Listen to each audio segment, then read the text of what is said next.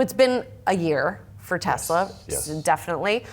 So let's go through it and talk about some of the highlights and lowlights. And I guess we start with something that was maybe a highlight that also was a lowlight, which is the relationship between President Trump and Elon Musk. Yeah, each of these different story points, like they have highs and lows individually, right? So let's talk about this. So the big bet on Trump, right? Musk, the bromance in the Beltway, right? So it all started out great, right? Musk, 100 million plus funding for Trump's campaign. Trump wins the election. Musk gets unprecedented access to the White House, West Wing access, meetings with high-level officials and even heads of state. He gets essentially to run DOGE, right? That all happened this year. We forget how things have changed, right? And really, they unraveled in multiple ways, but one of the biggest ways they unraveled was Trump's big budget bill. Musk was privately grousing about the fact that EV tax credit went away. There was the kerfuffle with the NASA administrator, right, that Musk wanted, Jared Isaacman, that Musk wanted installed. That sort of had a little hiccup there. And then there was a big falling out, right? A big verbal, out in the open falling out. We have a little bit of a detente now. The question is, how long does that last? But yeah, that was a big part of the year for Tesla. The stock sort of rode that wave up and down, and now we're seeing it back to the upswing, but not because of the fact that the bromance is sort of maybe over. No, although we definitely know that it also hurt the sales of the vehicles. So doesn't hurt that it's sort of quieter now than it was. Secondly, the $1 trillion pay package, a victory for Musk in that sense. Yeah, I mean, stop me if you heard this already, because he did the same thing last year where he had a pay package that he got approved, got challenged. I'm assuming we'll see this one get challenged again, but it'll be easier because they incorporate in the state of Texas, and it's a little bit easier to get these things through. But yeah, $1 trillion pay package approved by shareholders, not without some controversy. We had some big large funds upset about it, but it still passed. And some aggressive goals that Musk needs to hit next year over the next few years: EBITDA goals, robotaxis, like we mentioned.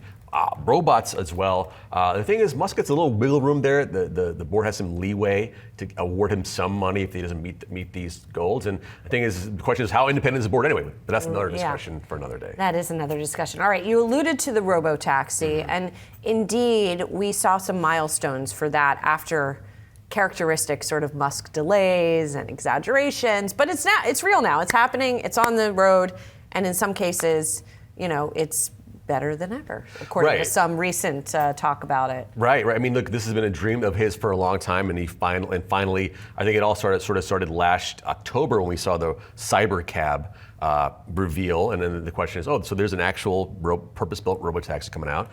Then they began the testing of the robotaxi service in Austin, and it's been expanding. And this new safety data came out that showed it was relatively safe, but not as safe as Waymo in terms of incidents, but still decent enough. And they're expanding that. And then we saw last night, apparently, this is Sunday night, apparently some taxis were out there without the safety driver. So the question is, did they get approval for that? How are they testing that? Is that next?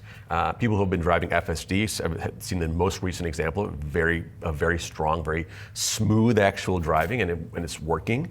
The question is, can they keep expanding robotaxis, right, to other areas? And then also, will people trust it? Will you want to drive in one? I think that's the big question. Remember Cruise, right? They were doing great. Then a high-profile accident in San Francisco with a pedestrian, and it was over. So the question is, can they survive this? This is going to happen. There's going to be a high-profile accident.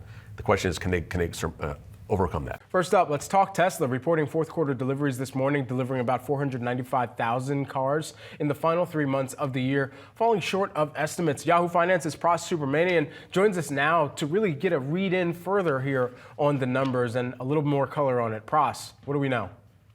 Hey, Brad. Yeah, so big whiff here for Q4, 495,000 deliveries, as you mentioned, missing estimates of 510,000.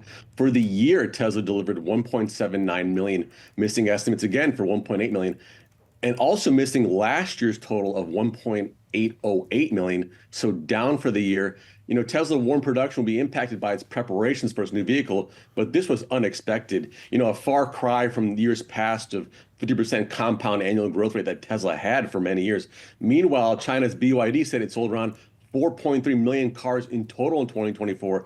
2.5 million of those are hybrids, meaning they sold around 1.76 million pure EVs, just knocking on Tesla's door. Praz, I am wondering if this is a sign of the post-election Tesla rally fading here a bit once the fundamentals come into play. We've seen a huge run-up post-election, but nothing really happened to change the Tesla story. Is this a sign that the fundamentals are coming back in and impacting the stock? I mean, it's hard to say if this is going to reverse that the massive Tesla rally that it experienced at the end of last year, but it certainly doesn't help when you miss pretty badly on Q4 numbers and then report a year-over-year delivery decline. That's not good. You don't want to see that for a company with a 4P PE that's out in the stratosphere. So this is definitely not a good sign. This is the fundamental story of this company is the auto business. But let's take a look at what people are really bullish on: robotaxis, autonomous technologies, even Optimus robot. These are the things that are going to drive the stock much higher than just your regular auto industry PE ratio, which is quite low in the low single digits. So I think, Maddie, you might be right about the fact that it's not going to help them in the near term, but it's all about those future bets that sort of drive the stock. Yeah, I think that's a really interesting point, Praz. The idea that story, again, of some other bullishness in the market about EVs could outweigh some of these individual fundamental pieces of data that we may be getting in the meantime. Praz, thanks so much for breaking down the numbers. We appreciate it. Tesla hit a milestone last year, but maybe not the kind it wanted to. The EV maker reported its first decline in annual deliveries in at least a decade, handing over fewer than expected vehicles in the fourth quarter. Joining us now, Jed Dorsheimer, William Blair Group head of the Energy and Sustainability Research Sector. Jed, it's good to see you. So Tesla, disappointing most of the estimates that I've seen out there here. To what do you attribute the miss here? And do you think we can extrapolate anything overall about fundamental demand from drivers for Teslas? Well, you were pretty much in line with the 3 and Y. Your miss came from the SX and Cybertruck. And so, that could be investor fatigue at the high. So SX and Cybertruck are all high priced. Cybertruck is going to come down in pricing. And so that may abate some of the fatigue, I guess, at that foundation model level. But it's also a very niche market. I mean, that's not going to be a mainstream pickup truck. And so, if you look back at Tesla's success, it's largely been the move or pivot from the S and X over to the 3 and Y, high volume, lower price.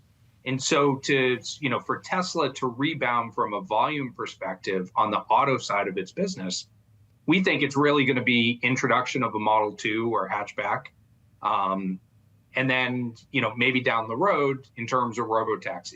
The silver lining, of course, is obviously the area we're focused on the most, which is the energy storage side, which actually is beating quite handily and also has the highest return on invested capital of the businesses.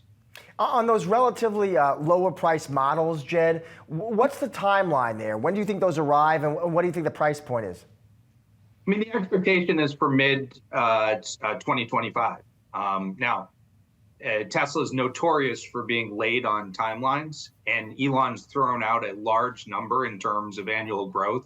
And so he's really going to need to have new models in order to achieve that. And so, whether we see that, in second quarter or third quarter of this year, that's going to be really important in terms of meeting the annual growth. Jed, do you think there's any possibility we don't get that model this year? There's always a possibility, but I don't think, again, if we look at the miss here, you're seeing, you're missing by 20,000 units or, at that high price. And if you look at the energy side of the business, you're going to make up for that profitability rate there. So, I think Tesla has a lot of different tools in its toolbox, and we'll see, how it plays out. I think longer term, they've clearly demonstrated the ability to show resilience. Welcome to Opening Bid. I'm Yahoo Finance Executive Editor Brian Sozzi. Be sure to share your thoughts in our comment sections, like Opening Bid on YouTube, and hit us with those 5 stars on Spotify and Apple Music. We greatly appreciate your support. And Happy New Year. We want to bring you our best conversations on that automaker slash robot maker slash Trump trade Wall Street has fallen back in love with, Tesla. First up, L&F Investor Services CEO Alexandra Merz. As a self-described Elon fangirl, she runs the account Tesla Boomer Mama on X, cultivating a community of other Tesla lovers. But she's also an investing pro with some very interesting calls on Tesla that we should all be watching going into 2025. Take a listen. Tesla investor Alexandra Merz, better known as Tesla Boomer Mama on X. Alexandra, I love that name. We have a lot to talk about, but how did you get that name? I need a cool name like that. It's just my name I have on X. It's not as cool as yours. I can make you a name. Brian. All right, we'll take that offline. Well, how did you get that? How'd you think of that name? I mean, that's hilarious. It is. We discovered Tesla. Discovered is not the right word, but we bought our first Tesla in 2020. And I was so amazed. I felt like I have to talk about it, and what better platform than Twitter. I had a Twitter account, but with a completely different name on it, because I was actually immigrating from Europe to United States. And that Twitter handle was dedicated to that. So I had to change it. And I was like, okay, I want to talk about Tesla. There's no doubt about it. And it's been the case for the last 4 years. But what else? And I'm a mama. I'm a mother of 5 now young adults. And I'm getting close to being a boomer. And I have a strategy that rather underselling myself and people thinking she's a cute boomer than a late Gen X. So there it was, Tesla Boomer Mama. That's impressive stuff. Out of all the guests we've had here on Opening Bid, I'm really looking forward to having a discussion with you, because in many respects you are the Yahoo finance community, a passionate retail investor that's just trying to better understand companies. In your case, it is Tesla. So before we go into some of I guess the aspects of Tesla, as a retail investor, what do you do? We're seeing the markets under severe pressure. As I came up to start taping this episode with you, I mean, Tesla shares were down 8% because some other tech stocks were down. Like, take us through your typical day when we see this type of volatility in these markets. Well, my typical day is actually my day job, right? So I'm not, as a retail investor, in front of the Yahoo screen all day. I'm going there from time to time, but not scotched to it. So the advantage we retail investors have, clearly, is that we have a completely different time horizon, right? So a daily mess like today doesn't really affect us. It's actually a buying opportunity. I constantly dollar cost average into Tesla. And so for me, this is just another good opportunity. So days I want to purchase, I'm actually very closely monitoring the market, seeing when I do that. But there are days I don't even look at the price anymore, because my horizon, I've very clearly decided my horizon is at least 5 to 10 years. And Tesla needs that. I really caution anybody trying to short-term trade Tesla and any other tech stock for that. So if you have the time horizon, if you have come clear with what you want with a stock, it's actually very easy to digest days like that. So on days like this, stock is down really on no apparent fundamental reason. You're a buyer. I mean, for you, I am. You just see a great opportunity looking out over the next decade, and this is just one moment in time. That is correct. Are you in the Cathie Wood camp? I think Cathie came out, friend of Yahoo Finance, frequent guest, always enjoy talking to her, but she came out recently, $2,600 price target on Tesla by 2029. What do you think about that one? It's a very reasonable price target. Mine is actually higher, not that I am doing as much extensive research as they do. When Cathie Wood and the ARC team came up with that price, they have not included Optimus. And we will actually see Optimus ready. Optimus, the humanoid bot that Tesla will start selling to third parties end of 2025. And for me, that is the biggest opportunity of all the Tesla opportunities out there. So if you consider, like Cathie, that just cars, full self-driving and energy bring you to 2,600 in 5 years, you should include the bot and you'll get to completely different numbers. So what's your price target then? Well, I'm very convinced that this goes in the 5,000s or 10,000s once people understand what Tesla is all about. Tesla currently is still looked as a car maker. Tesla is anything but. I mean, these are robots on wheels. Before I start, maybe I should actually ask you, Brian, do you own a Tesla? Have you ever driven a Tesla? I don't. And I love it. I love when guests ask me questions. No, I don't. But let me tell you what I do own. Not that I don't appreciate Tesla. Love the technology. I get it. So I'm still a car guy. Always been a car guy. I own a gas-guzzling Cadillac Blackwing, and I bought a Corvette 2019 for my 40th birthday because, look, I have no kids. I have no life. This is all I do. So why not? But I appreciate the Tesla community. Good. Well, you should. We're great. We're a great community. I have to say this community, especially on X, but there are also communities outside of X, reunites, in my view, the smartest of the smart. They're just great, and a great connection between all of us. I mean, some have very specific rabbit hole, deep down knowledge. Others are more in the more broader economy. It is amazing how these people come together on a subject like Tesla and how much enthusiasm there is. Now, to get back to your question, it is clear that when people have not used a Tesla and certainly not used FSD, it is very complicated to understand what a robot on wheel actually is.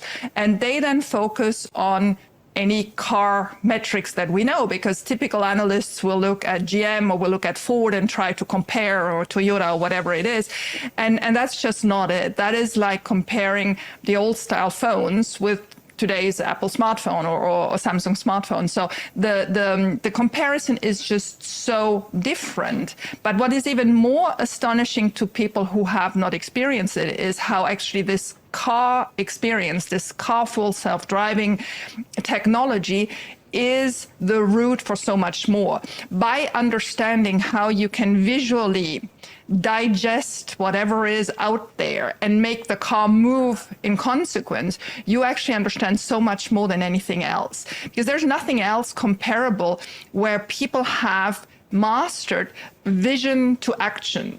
And so, you know, it is amazing to talk about. It's amazing to think about it on a day-to-day basis, what this is possible. But what people often ignore is how this is actually now just one puzzle piece to this bot that's going to come up, because there again you will have vision of the bot then acting on behalf of the bot, doing services, doing labor, doing services for people at home, for whatever else can be made.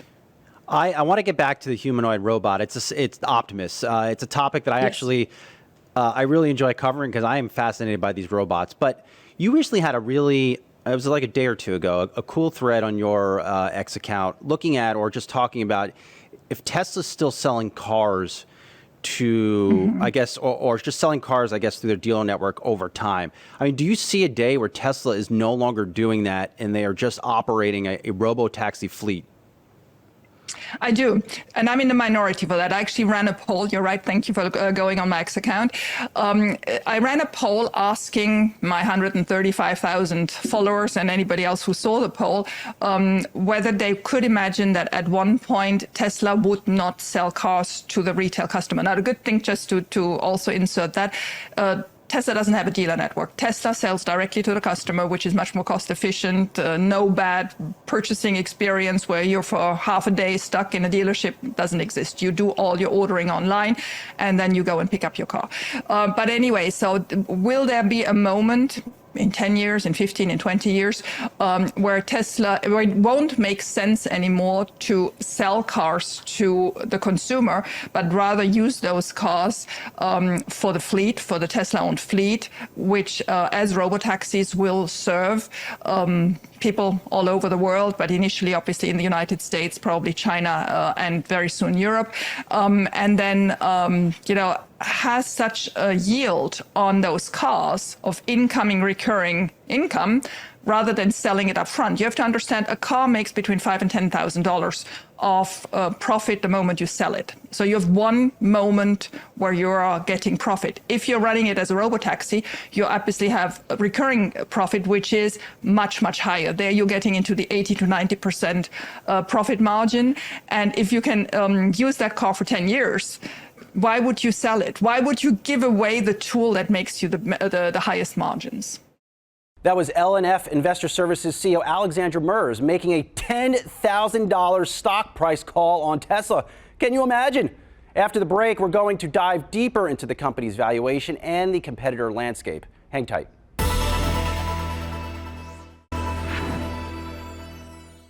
Welcome back to Opening Bid. Today we're looking at some of the key calls on Tesla. Up next, Gerber Kawasaki's very own Ross Gerber. When we filmed this episode before the election, Gerber was dumping his Tesla stock. Now that President-elect Trump is headed to the White House with Elon Musk in tow, listen to what Gerber says about how he doesn't see that as truly game-changing for Tesla. So I always follow your views on X, but you mentioned Trump before we went to break. What do you think the impact to Tesla's sales, its profits, just its overall business because of Elon being all in on the former president this election season? Well, the good news is, what was that guy's name? Radin Kozic, the Chechenian warlord who brutalized and murders people, got a new Cybertruck. So that's probably good advertising. So Donald Trump got a new Cybertruck. And what I think is, there's probably Republicans lined up by the dozen, to buy Teslas. But actually that's not happening. So this pivot away from the liberal, climate-loving, ocean, tree-loving people like me who bought tons of Teslas and want to save the environment to MAGA-loving, gun-toting, tariff-loving people, especially a guy who exports cars. Donald Trump would be the worst thing for Tesla that you could ask for. Not only does he not help sell cars, which hopefully you'd think maybe we'd sell a lot more cars in Louisiana, but I don't think that's happening. But you have this shift to oil, which is what Donald Trump is all about. And so, Donald Trump's supported by the oil industry. The oil industry are his biggest donors. Russia is obviously one of his biggest supporters. And so, the fundamental concept of what Tesla is diametrically opposed to Donald Trump's policies. Let's play hypotheticals here because, why the hell not? Let's say former President Trump does win 4 more years in the White House and Elon becomes some form of advisor. As a Tesla shareholder, what do you do? Well, I told you what I've been doing, which is I've been selling off my stock. And so I think Tesla is in a really tough position because they don't advertise. So there's no advertisements that are going to happen anytime soon that promotes the quality of their products, which is still, I think, the best on the road. It's really a quagmire where you have the best products in an industry, but a CEO who doesn't actually work there, who doesn't try to sell the cars, and the company itself doesn't advertise. And we've seen sales go down, and that's what's happening. Sales are going down. If you're expecting a great quarter, you're wrong. They're not selling any Teslas here other than basically discount. If you look at the used car market, it's just flooded with Teslas. I can't even sell the Teslas I have for anything close to what I think they're worth. So this is not good. So here's this great company with all this great potential, but it's basically languishing now because the CEO works at Twitter. And, I don't think there's any confusion what Elon cares about. And if he plays a role in the Trump cabinet, it would be because of Twitter. It's not going to be to benefit Teslas because Elon and Trump want to control the narrative on Twitter. And so, that's why they have a relationship. Elon's thinking maybe he'll sell some advertising this way, but it's actually worked the opposite. Maybe because this is something I'm really passionate about. I am fascinated by succession plans and boards, and I'm still covering what happened between Chipotle and Starbucks recently. Yeah, what a story that is. Huh? Just wow! Big time surprise. Is there someone else at Tesla that could run Tesla? Like, what does the succession pipeline look like? Well, no. When he rolled out Investor Day like I think it was almost 2 years ago when I went out there and we were all fighting and I was post running for the board. That was sort of like to mollify me, and like here are all these great executives. If you look at that list of, let's say, 12 or 15 people, most are gone now. And the people who really could run Tesla, who were running Tesla, were all fired, including Zach Kirkhorn and Martin Viace, who were crucially important to Tesla's operations, along with Jerome Guillion, who ran the factories. Anybody who gains any power at Tesla or other Elon companies is immediately dispatched, So, once again, I think if you invest in Tesla, it's Elon's boat and you get on that boat, and where he's going to take you is where it's going to be. But, I fear that Tesla's best days are behind it because of this lack of focus on Tesla. I've lowered the position substantially. I haven't gotten out of the stock because I still think the products are the best in the world. And I think that there's still this upside potential, whether it be in robotics or full self-driving, that may happen. But as the days go longer, my hope diminishes as I'm invested. I'm feeling the vibes between us right now, Ross. So I'm just going to roll with this. I'll tell you a quick little story. So I was an analyst. I went to a Starbucks investor day in New York City. And I've told a couple close friends about this. Never really made it public.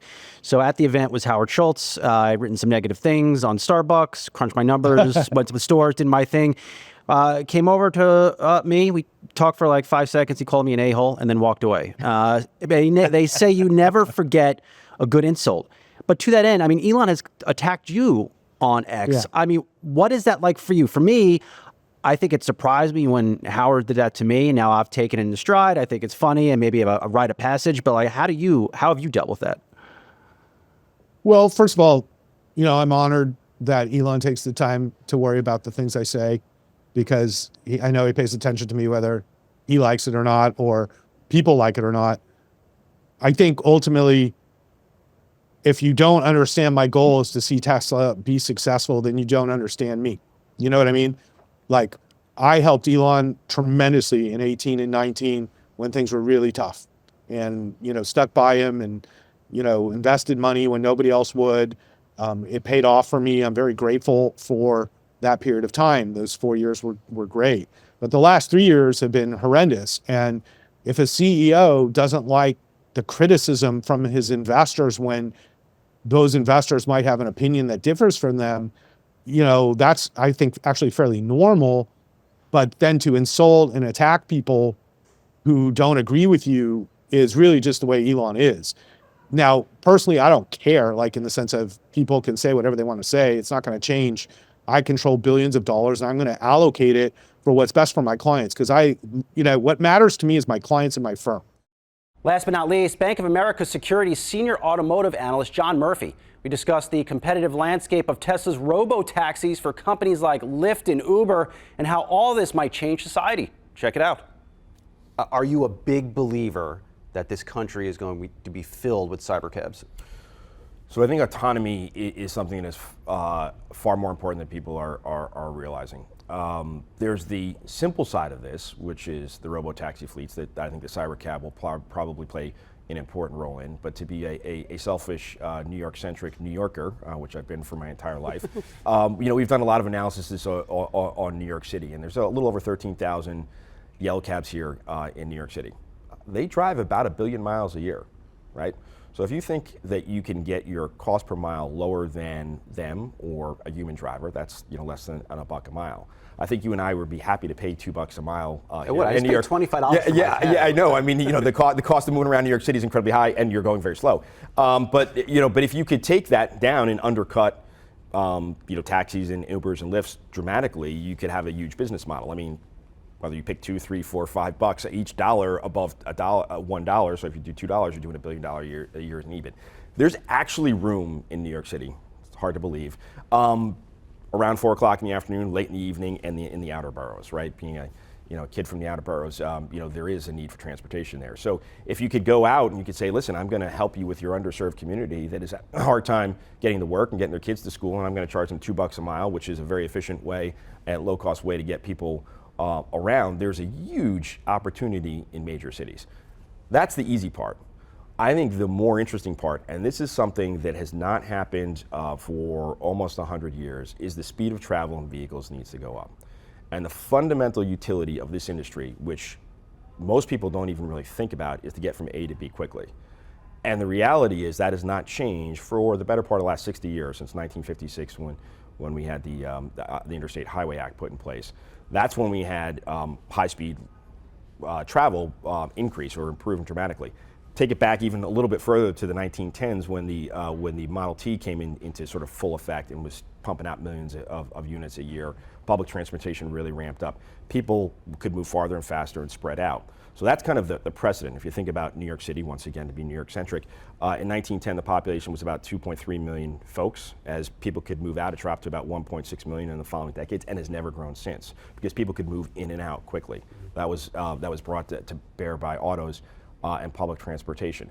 It hasn't increased since then. So the reality is autonomy, if it is successful and a vehicle can't hit something else, the safety level has gone up so dramatically that the speed of travel should be allowed to be increased. And there's kind of this sort of ongoing sort of governor from governments that limits your ability to create incremental value for the consumer. It's called the speed limit. I mean, getting in a Honda Accord and a Mercedes S-Class, you're getting to the same place at the same amount of time. Yeah, well, I've got a big gas guzzler with 500 horsepower. Why do I still have to go 55 miles an hour? There you go. Well, if you could drive, faster, safe. But the reality is, people start spreading out, and a lot of the real estate in the country that is underused could actually be utilized, and you could create this great economic growth. Think about what just happened in China over the last 10 to 15 years. Although the economy is slow at the moment, the reality is the growth in the auto industry and the increase of speed of travel for their society drove a significant part of the high single-digit GDP growth. We wonder why we're stuck at 2 to 4% GDP growth, hoping for 4% someday in the US. And the reality is people can't move around faster, farther. In fact, actually the speed of travel is coming down because traffic is going up. The reality is if somebody could travel 50% or 100% as fast or double the speed of travel, their capacity utilization on the road gets cut in half and it creates more space. I mean, there's all sorts of things you can do here. But autonomy, I think, beyond Robotaxi has to be something that is thought at sort of the federal and state level as to what you can do with it, and creating dedicated high-speed lanes for these high-speed vehicles. We have precedent for that on HOV. Really could change the dynamics of sort of the economy and society, right? The more people move around and see each other, they realize they're not different. That helps, from a social perspective as well. You're really blowing some minds. So there's some real opportunity from an economic growth structurally and societal benefits that we get off the internet and see each other. So if Tesla's coming out with a robo fleet, I mean, what does that mean to an Uber? What does it mean to a Lyft? But what does it mean to a General Motors and a Ford? It strikes me as a big structural change coming to how we live our lives. So I think it's a huge challenge to all the competitors, whether it be the fleet managers or the other manufacturers. I think to your point earlier, Mary Barra doing a great job. I think Cruise is going to be relatively competitive. Other than that one snafu, they've had other snafus, but that bad handling of that accident, I think they'll be in the race with them, with Tesla, Waymo, Cruise. There'll be a couple other players that come in. Ford's got to really catch up pretty dramatically. I think it means a lot in city centers, as I mentioned before. Those companies, at least the D2 or the D3, however you want to define Stellantis these days, don't play that big in city centers. So it's not an immediate threat to them. But if we get into that world that I just talked about increasing the speed of travel, it is going to be a real risk for them, and it's something they're going to really need to think about. People might need less vehicles. People might decide not to share their vehicles and have these personal vehicles. We could spend hours about the efficiency of the asset utilization, which is nowhere near as bad as the bears would think. It's actually reasonably efficiently used, the asset itself. But I think they're going to have to do a lot of work in catching up in tech. This is your latest episode of Opening Bid. Once again, be sure to hit us with those likes, follows, and subscribe wherever you get your vodcasts. We hope you have had a great holiday season. We're so excited to see you back again for our 100th episode on January 6th. We are churning these things out. Don't miss it. Thanks for joining us. Wendy, I want to end on someone who has not been elected by the American people, and that is Elon Musk. I just want to get your take. What are you thinking about his kind of being in the realm of political power, but not necessarily having the ability to actually do anything? How effective, air quotes there, do you think that he is going to be?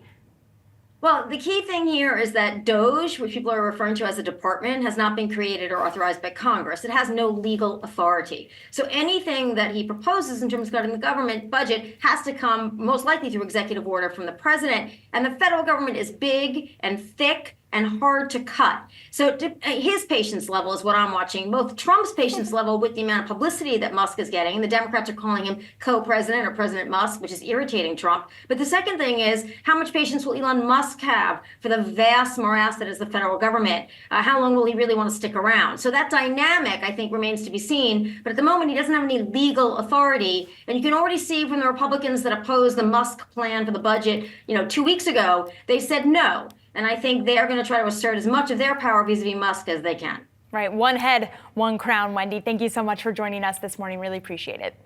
My pleasure. Tesla officially launching a new version of its Model Y, just in China, though, with an updated exterior and upgraded features inside. The new model costs about 5% more than the previous version in China. It cost roughly nearly $36,000. Deliveries are set to begin in March. Lots of talk on the internet here, the reaction that we're getting to this, comparisons being drawn to this new Model Y, and maybe Tesla trying to make it look a little bit more like a Cybertruck. I don't necessarily see that comparison. We do see a little bit of a revamp here when it comes to the lights, but some of the other things to note within this is that this refreshed Model Y has a longer driving range on a single charge and a faster acceleration speed. Obviously, Tesla doing all it can to better compete with some of those domestic players. Yeah, it's really interesting given that we already heard earlier this month from Tesla that they had that decline in overall deliveries for 2024, to see them rolling this out only in the Chinese market. They're not launching it globally, but certainly an incentive for buyers, that price point. Also, a 5-year zero interest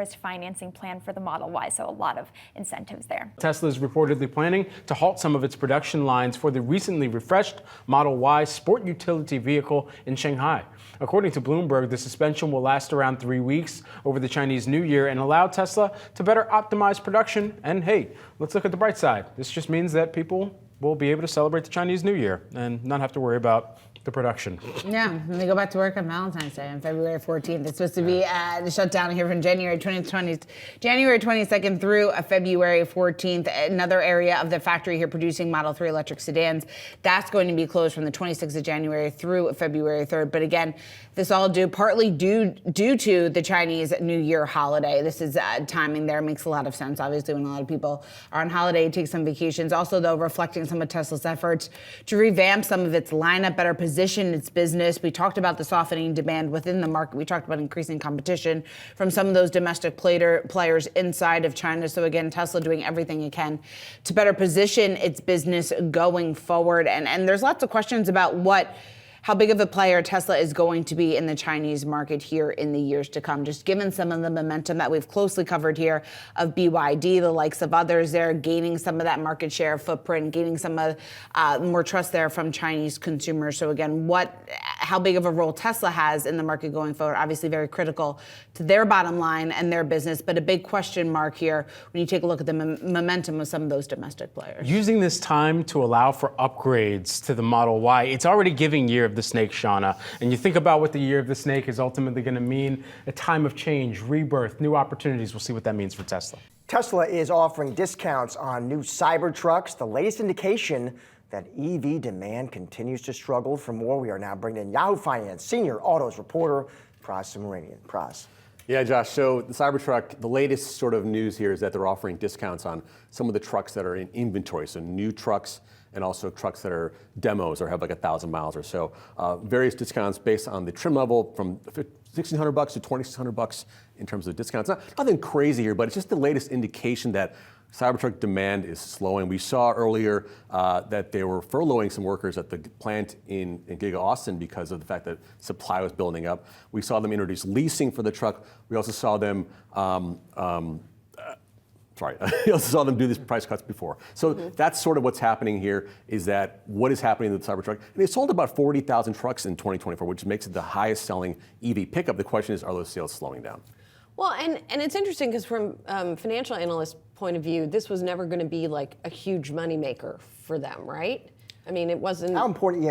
How important is it to the bottom line? I mean, Musk had said that the Giga Austin would put out about 250,000 vehicles a year, up to even 500,000 if needed. So it was considered something of a a volume seller for them, and that there was indication that they thought this would be a truck that a lot of people would buy, not just for recreational use, but also for work truck use, and that seems to not be the case. Yeah, I mean, it's a pickup truck, right? Is it a pickup truck? So I think can you put stuff in the back? You can. Is it open? Is it open in the back? Yeah. It has this retractable tonneau cover. Oh, okay. But yeah, I mean, so basically the use cases maybe they're more limited to the fanatics, the Tesla fanatics who want this kind of crazy looking, space looking. That was the thing, because it's a whole new aesthetic, right? It's a whole new look. I mean, it's got this sort of very unique angular style to it. Yeah, it's and different. I think maybe that Tesla themselves are thinking this may have been a design mistake. And you saw the Cybercab the Robotaxi has Cybertruck sort of looks, but it's a bit more accessible, but smoother body panels. It's not as angular and as polarizing as the Cybertruck looks. So I think what's happening here is that the demand story just isn't happening for Cybertruck as of right now. Maybe all the first movers have already bought the truck, and now added incentives are needed to move more of these vehicles, and that's what's happening here potentially with these inventory discounts. You ever ridden in a Cybertruck? I haven't, but I want to get Rick Newman and I in one of them, and I think we want to test drive it and then park it outside here and see what people think of it. Try and tow something with it. Yeah. Right? I mean, listen, if you're trying to market the thing to traditional pickup truck drivers who are using it as a working vehicle, it's got to have the power. Maybe that's the test, is actually using it as a work truck, not just driving it around. Okay. Yeah, Rick can tow you guys go to the farm somewhere. We'll move some soil. We'll go up to the Yonkers Bureau. Yeah. Rick can tow his iPad. I mean, who knows? We'll see what happens. Thank you, Praz.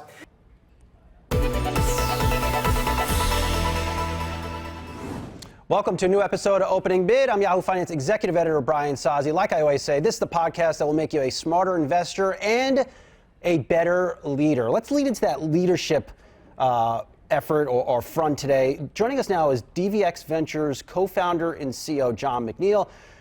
John, I have no clue. Well, first, welcome. I don't know how we have not spoken before. You're also on the board of General Motors, also on the board of Lululemon, spent a lot of time at Lyft. These are companies I cover all the time. Where have you been hiding? I've been working. It's fair. There's a lot of different places we could start this, but let's lean into what you're doing now at DVX Ventures. Talk to us about the funding environment. I think the vibe the past 4 years under the Biden administration has been tough to raise money, tough to exit companies. What's the state of play as we get ready to go into a new administration?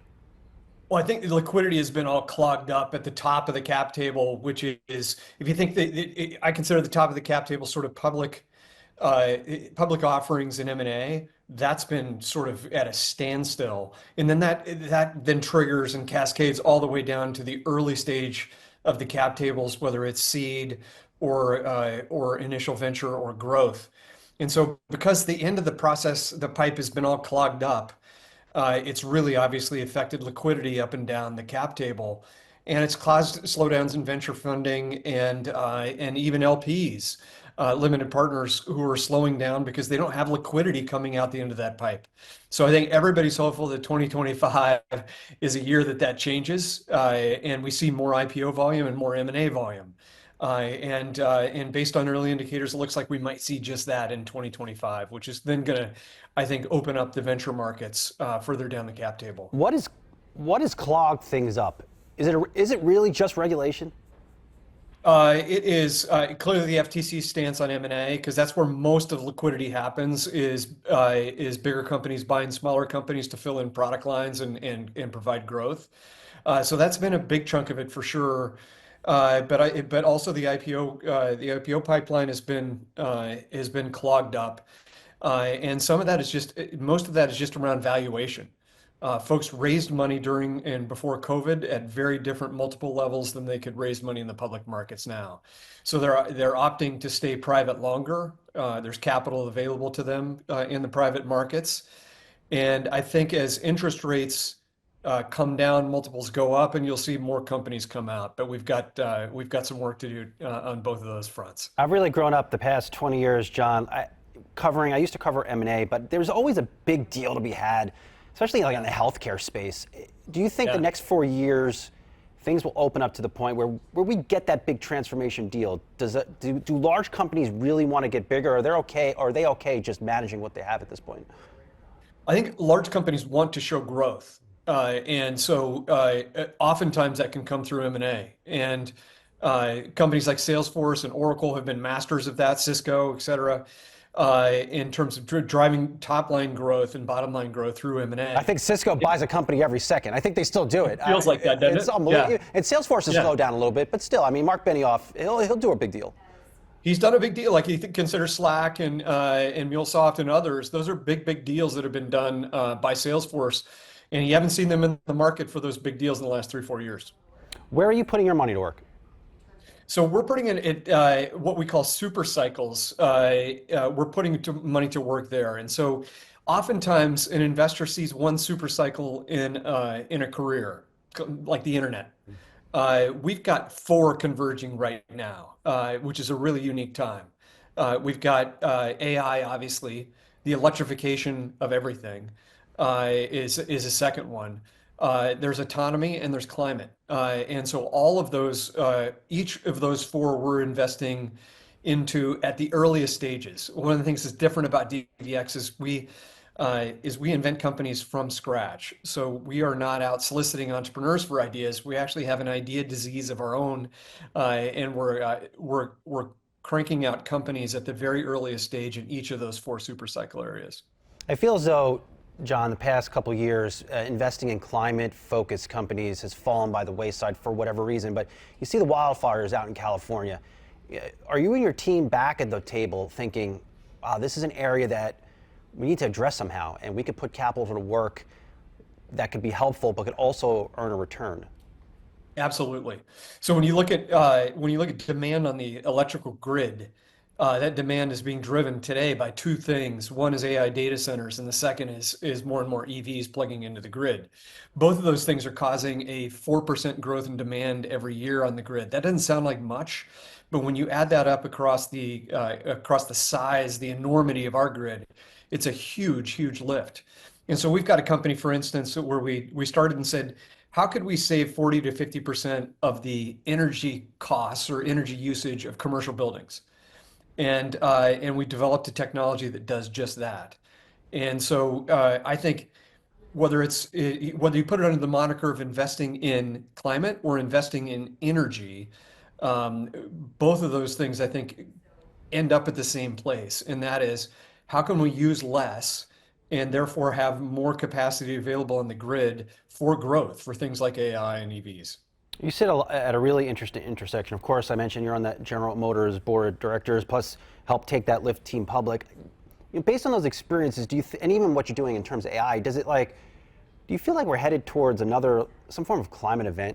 I can't believe what we're seeing out there in California here. Yeah, I think, when you combine like just natural weather, what's happening right now in California, but as you said, with some of the technologies that are available to us, we ought to be able to look at topography with AI and say, hey, like we've got a tinderbox here, and we need to address that tinderbox. And there are ways to do that before a fire comes through and does it for us. I think, but to your point, like I do think we're sitting on a precipice of a very interesting time when you think about the crossover of AI and autos. And I think we're going to, over the next several years, I don't know whether it's 3 years or 5 years or 10 years, but it's somewhere over the next several years, we're going to wake up and our cars are going to become chauffeurs almost overnight. And that means that each of us is going to get an average of 11 hours a week back in time that we're commuting behind a wheel.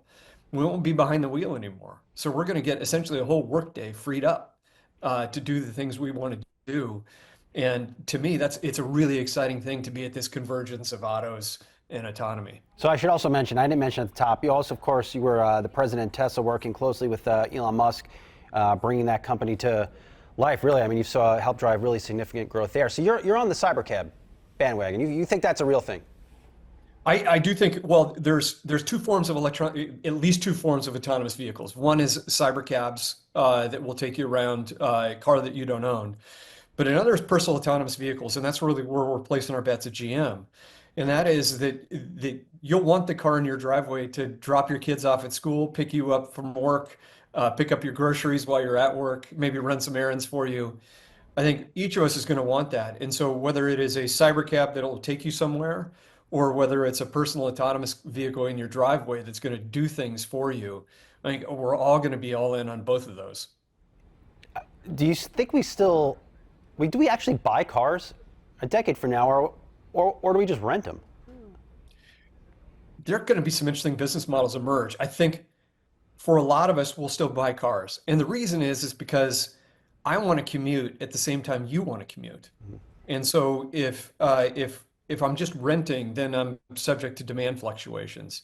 And if I'm putting my own car into that network, I don't have it available for me to commute. So I think there are going to be cars that we're going to want to own in our driveway for sure.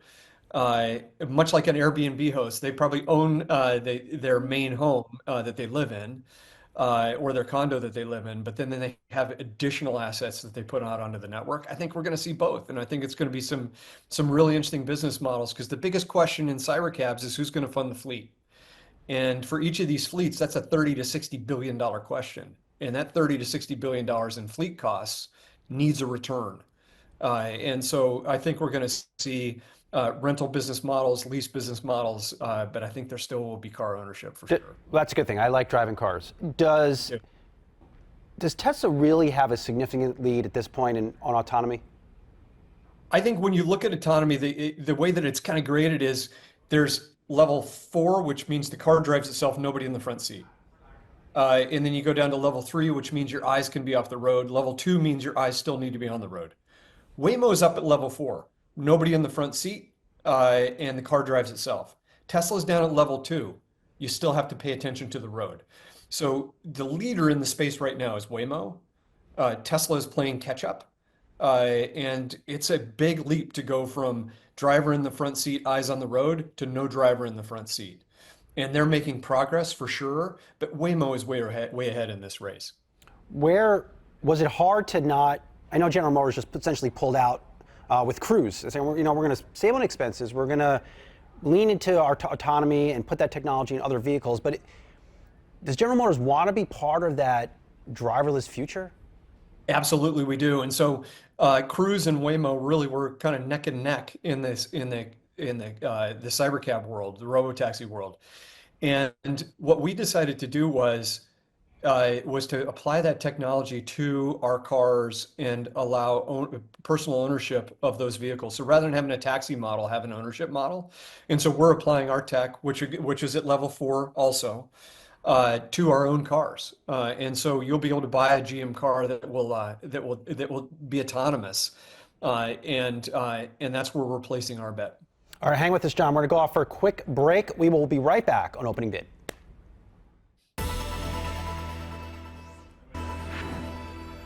All right, having a fun chat here, really on the future of mobility and technology with DVX Ventures co-founder and CEO John McNeil. John, you get asked this question a lot. What is it like trying to make a quarter for Elon? Well, there hadn't been a whole lot of quarters made before 2014, 2015, and then we started on a good long streak. I think Elon sets these hugely ambitious goals, and at the beginning of the year, he'd basically say, look, I want to double every 8 months. And we'd all look around at each other saying, we don't know how to do that, but we'll figure it out.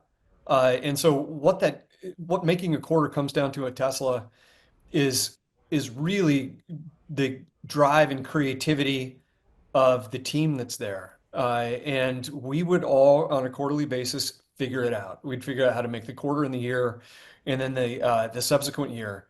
And we built muscle to do that in the company, but there's an incredible amount of talent there that is incredibly creative, that pulls a lot of levers to keep the growth rate of that company up over the years. Yeah, John, you were really a part of a key member there, and really at the ground floor of the company. You've seen Elon juggle so many things.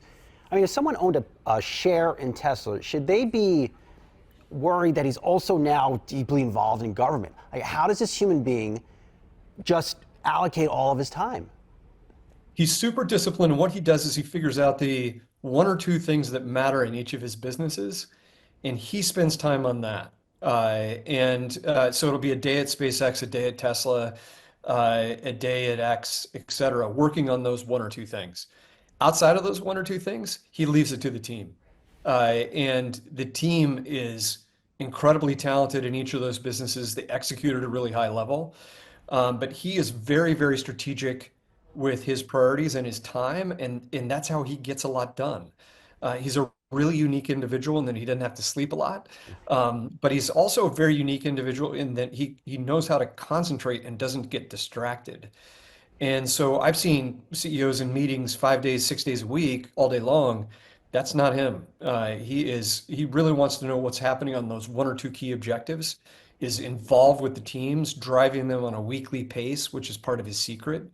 Those teams have to present to the CEO every week, and you can bet they're bringing their A game every week. And so it's quite a different pace at those companies because the CEO is directly involved in those strategic imperatives. Would you be a betting man that he can make significant progress in government in cutting spending? We recently had Wilbur Ross on, former Commerce Secretary, and he had a bullish take. He's like, I think he's going to cut off billions in dollars from the budget. Can Elon apply what he has done at SpaceX and Tesla to the government, given it's just a bureaucratic beast? I think it's the best chance we've had in years. I don't remember in my lifetime an accomplished, practicing business leader getting this involved in government. I'm with you. I can't think of it. Yeah. I mean, we've had politicians try, we've had Al Gore try, et cetera, but we have not had practitioners try. And this isn't just Elon. This is a whole team of super talented executives from across the economy, really, not just technology, who've raised their hand and said, we want to help. Because I do think this is a once in a generation, maybe once in a lifetime opportunity for us to make government more efficient. And we all know, we've all seen it in our own experience, how wasteful some of the spending is and how inefficient some of the spending is. I mean, just go spend an hour at your local DMV. I'd rather not, John. I'd really rather not do that at all. So I'm really hopeful that they can make a big, big dent here, because I think this is the best shot we've had in a long, long time. You also, of course, as I mentioned, on the Lululemon board. I mean, I cover retail. I've covered it for a long time. To the extent you could, take us inside of those meetings at a Lulu. How do they? This is a company. They're in China, right? I mean, they do business overseas. How are they preparing for potential trade war and tariffs? What are they working on in the supply chain? And how do you have these conversations with your fellow team members there? I think for us, we first want to get a handle on exposure. 3% of Lulu's product comes from China, 0.3% from Mexico, and 0% from Canada. So the first question we ask ourselves is, what's our exposure? And the answer is it's very, very low. But to your question of what do we spend time on, the best companies that I've been around, whether it's Tesla or Apple or Lulu or GM, spend the majority of their time on product. Because if you have great product, a lot of things take care of themselves. And so as a board, we're hands-on with what product is moving, where are we innovating? Where's in Lulu's case, where's our freshness and newness coming from? Because we've got to continue to innovate to stay ahead, both in fabrics in terms of the kind of shirts that are stretchy and comfortable to wear, but also new lines for us, like outerwear for men. And in that process of concentrating on the product, then once you've got best product, the go-to-market gets easier, the supply chain gets easier, et cetera. But we start and end our sessions there. One of the interesting things about the Lulu board that I love, it's the only board I've ever been on, where we work out together every morning. So we're actually using the product as it's intended to be used. That's a cool board. That's a cool board meeting. That's cool. It is a cool board. It breaks down a lot of barriers. You're sweating together. You're seeing what everybody looks like in the morning. There's no pretension, but we're firsthand users of the product ourselves. So we can turn to a designer who's working out next to us and say, hey, the fit of this arm isn't quite right, or the breathability of this fabric isn't quite right. And they're getting a direct feedback loop from us, which is powerful. I gotta be honest, I'd probably pay 25% more for the Lululemon men's boxer briefs. That's a secret weapon product, John. That stuff works good. But look, I mean, the stuff's not cheap. Do you think you're gonna have to raise prices? We get tariffs. I mean, maybe my Lulu underwear goes up an extra 25%, and I'm gonna have to deal with it, or just get something else. Because again, our supply chain isn't exposed to at least the current countries that are on the tariff list, your boxer briefs probably won't go up. All right, good. But it is we're working on the cost effectiveness of the product all the time, as we are at GM. Like, we're taking costs out of all the new EVs to get that price point down to where we've got, in the Equinox, a $34,000 EV. It's a crazy good EV with 300 miles of range. And we're taking a lot of cost out of that to make sure that we can compete not only in the US, but potentially in the future compete with the Chinese manufacturers. You got to get Mary Barra, CEO of GM, to get your board meetings out on some types of test tracks and Corvettes or something. We do. So it's again a great example of how a board is engaged at the product level. We meet at the test track and we drive the product. Oh wow, I didn't know that. Sometimes 18 months before the product hits. And then we get the product before it's released to the general public at times, and can give the engineers direct feedback there too. So it's a similar type of product feedback loop that we've got at GM and Lulu. Maybe I'll touch the third rail here. Are you blown away by some of the technology in autos we're seeing out of China? I mean, I saw CES, and I think it was maybe Xpeng, drop a van, and outside of the back of it came like a flying helicopter that you can go around it. Like, holy cow, that's crazy stuff. I think for years people have said, hey, China are great at copying, but not great at innovating. I think that's dead wrong. I think China are proving they're great at innovating. And in the auto side, they're not only great at innovating on product, they're great at innovating on manufacturing. They've got maybe some of the most advanced manufacturing facilities in the world in the auto space. And so we are taking them seriously, and I think a lot of people are waking up to the fact that we've got to take the Chinese seriously, because they're not copycatting; they're actually innovating, and they're a chief competitor of ours, and we've got to stay in the race and stay ahead. Yeah, I've been amazed by some of the technology, especially in the infotainment systems. But you mentioned the profitability of EVs. When are U.S. automakers consistently churning out profits from EVs? I mean, is it this year, is it next year, or is it over a series of years?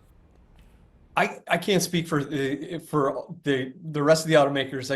I can speak for GM, and we've talked about this. We got profitable on a gross margin basis in Q4, and so that was a big step for us. Now the next step is to get operating margin positive. We're recovering marketing costs and the capex for the factories, et cetera. And we're on track to do that. And Paul Jacobson, the CFO, and the rest of the team has done a fantastic job there. And so GM is now rocketed up to number 2 behind Tesla in the EV market share. Clearly, scale helps to get profitability. But I think in GM's case, you're seeing a path to profitability that's as fast, or maybe even faster than Tesla's path to profitability was in EVs. Interesting. John, the last few minutes of these podcasts, we like to ask our guests for hot takes. You've had a hell of a career, done a lot of different things. And I imagine working with early entrepreneurs is something special for you. What do you look for in an amazing entrepreneur? And who are some of the people we need to be watching out for at Yahoo Finance? I think what I look for is somebody who's got not only incredible drive, but they've got a capability to be a talent magnet, because you can't just do this on your own. You need a super strong team, and when you point to some of the the Mag 7 today, those early founders attracted incredible teams around them. Larry Page and Sergey Brin had the insight to hire Sheryl Sandberg to help them build an ad business, and the rest is history with Google. And so one of the things I look for is who is a talent attractor and what do they look like. And I think especially in this era, we at DVX, that's the first thing we look for as a talent magnet founder who can take one of our ideas and businesses and scale them. And so I think whether it's in AI or even more boring businesses, like services or auto repair, I've seen the same traits in those founders, and that's who we look to back. John, we've seen a real about face. You mentioned the Mag 7, and one of those components, of course, is Meta. We've seen a real about face by Mark Zuckerberg. DEI initiatives, putting UFC Dana White on that board. What's the risk to the next generation of entrepreneurs if they follow what Zuckerberg is doing here? Doesn't DEI matter? I got to say, when DEI started to emerge, one of the things that hacks I was taught by a fellow entrepreneur and leader was to insist to my recruiters that at least half of my panel of candidates for a job be diverse. I hadn't done that before. That completely changed the talent I was seeing, and it made it easy, quite frankly, to hire not only best talent but diverse talent. And I remember one day I pushed back from the table. My leadership team at Tesla, I pushed back from the table, and realized I was the only native English speaker in the room. And what happened with that team was they were so creative in driving 100x growth in that company. And it's because we all came from a different spot, and we were able to come together with a lot of creativity and innovation to solve problems. And so I do believe this matters. And I believe I'm a better leader because I was taught to hire more diverse candidates with diverse backgrounds, diverse way of thinking. It just makes you stronger. And I'm not saying you don't hire the best athletes, you do, but you get them from a much broader pool than you may have gotten them from before. Well said. We're going to have to leave it there for now. John McNeil, co-founder and CEO of DVX Ventures, also, of course, on those boards of General Motors and Lululemon. Looking forward to staying in touch. We really appreciate it. Same. Enjoyed it. Thanks. All right, and that's it for the latest episode of Opening Bid. Be sure to hit us with those thumbs up on all podcast platforms. We appreciate the love and support. We'll talk to you soon. One of President Donald Trump's first policies on day one was to officially establish the new Department of Government Efficiency, known as DOGE, saying in his inauguration address, the department will, quote, restore competence and effectiveness to our federal government, end quote. Joining us now on this, we've got Doug Holtz-Eakin, who is the American Action Forum president and former director of the Congressional Budget Office from 2003 to 2005. Doug, thanks so much for taking the time here with us this morning. Pleasure. What can DOGE realistically get done from your assessment? Well, I think this is a very interesting development. For months now, we've been hearing about DOGE, and it was really just a couple of outsiders opining on what the federal government should look like. Didn't really have any authority. With this executive order, the president has essentially renamed the United States Digital Service and given it a task. The narrow task appears to be to modernize technologies in the federal government. Seems like a sensible task for an Elon Musk. And there is language in there that says it will not have any budgetary authority. It will not step on the turf of the Office of Management and Budget, which will be the regulatory domain. So DOGE seems to have a fairly narrow mission in this executive order, and it's nothing like the sort of grand schemes that we've been hearing. So when it comes to, I guess, the effect of DOGE, has that then very much, it's safe to say, been overstated? And I guess going back to what Brad just said, just in terms of how to be a little bit more realistic maybe about what might come out from that, what should investors then have on their radar? I have been for quite some time a DOGE skeptic because they don't really have any authority. And what they have is the bully pulpit. Elon Musk and previously Vivek Ramaswamy talking about what would be a good idea for OMB to do, what would be a good idea for the Congress to do, but nothing that they could actually do. This now looks to be a much smaller bully pulpit. So I don't expect to see DOGE deliver anything dramatic in terms of the scale of government spending. The claims of losing $2 trillion from the federal budget don't seem realistic to me. And quite frankly, the Office of Management and Budget has a great track record from the president's first time in office on controlling regulatory costs. I expect to see that again, but that won't depend on DOGE. So, look for a pro-business environment that is driven by a light regulatory touch and, some control over budgetary outlooks, but not from DOGE. What does light regulatory touch and perhaps the baseline expectations for regulatory instances or regulatory reform even in the way of thinking under the Trump administration 2.0 look like from your seat?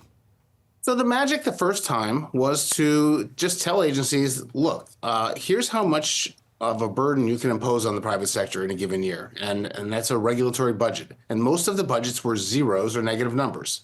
And I was quite skeptical they could do that, but they were very successful in hitting those targets. I expect them to do the same thing again, give the Department of Interior, the Department of Energy, the Department of Health and Human Services a budget that says you can do regulations as needed, but the total cost can't be bigger than X.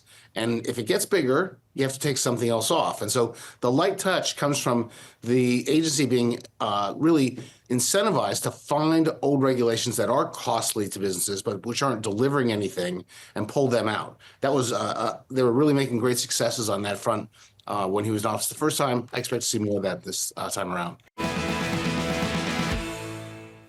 Tesla will report fourth quarter earnings results after the bell on Wednesday. The stock is a beneficiary of the post-election rally, rising over 60% since November 5th, but it's taken a little bit of a breather in recent weeks amid worries over slowing demand and a rollback of pro-EV policies. Apart from the actual results, this will be the first earnings call since President Trump was reelected and sworn in, and his buddy you see there on screen, Elon Musk. Those two, they certainly have been chatty as of recent. Yeah, they certainly have been chatty. I think the big question is how much of that AI story, the AI narrative, the robotic story, whether or not that's really once again going to be able to overshadow some of those challenging and concerning trends that we have seen within Tesla. When you take a look at the sales miss, when you take a look at those projections that we are getting from the street, clearly it points to the fact that Tesla is under pressure when it comes to the EV business. We've seen that reflected in the stock over during President Trump's first week back in office. You saw the stock drop just about 4%.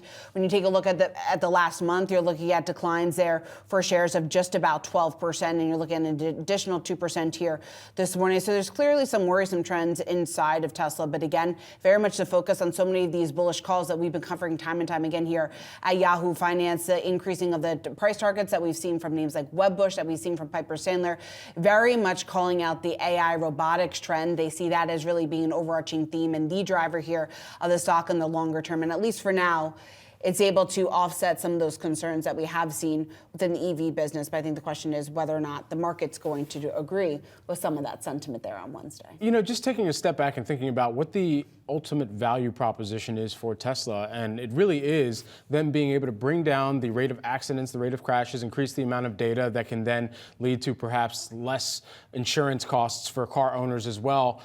That points back to full self-driving. And if they don't get full self-driving on the desk of the president and ultimately are able to move the dial on making it more of a federal case rather than a state by state, because, oh yeah, they continue to talk about every earnings call that is really only 2 states that are doing pilot programs with full self-driving and working with Tesla on that right now. And so as we were speaking with Wedbush's Dan Ives last week, he too was reminding that that's where we could see more of this relationship between Musk and Trump prioritize what full self-driving looks like on a grander scale from a federal level versus just state-by-state basis. Yeah, and also just offsetting some of the concerning potential rollback here of EV era policies and ultimately what that means on a larger landscape. Many have made the argument that Tesla is actually going to be okay.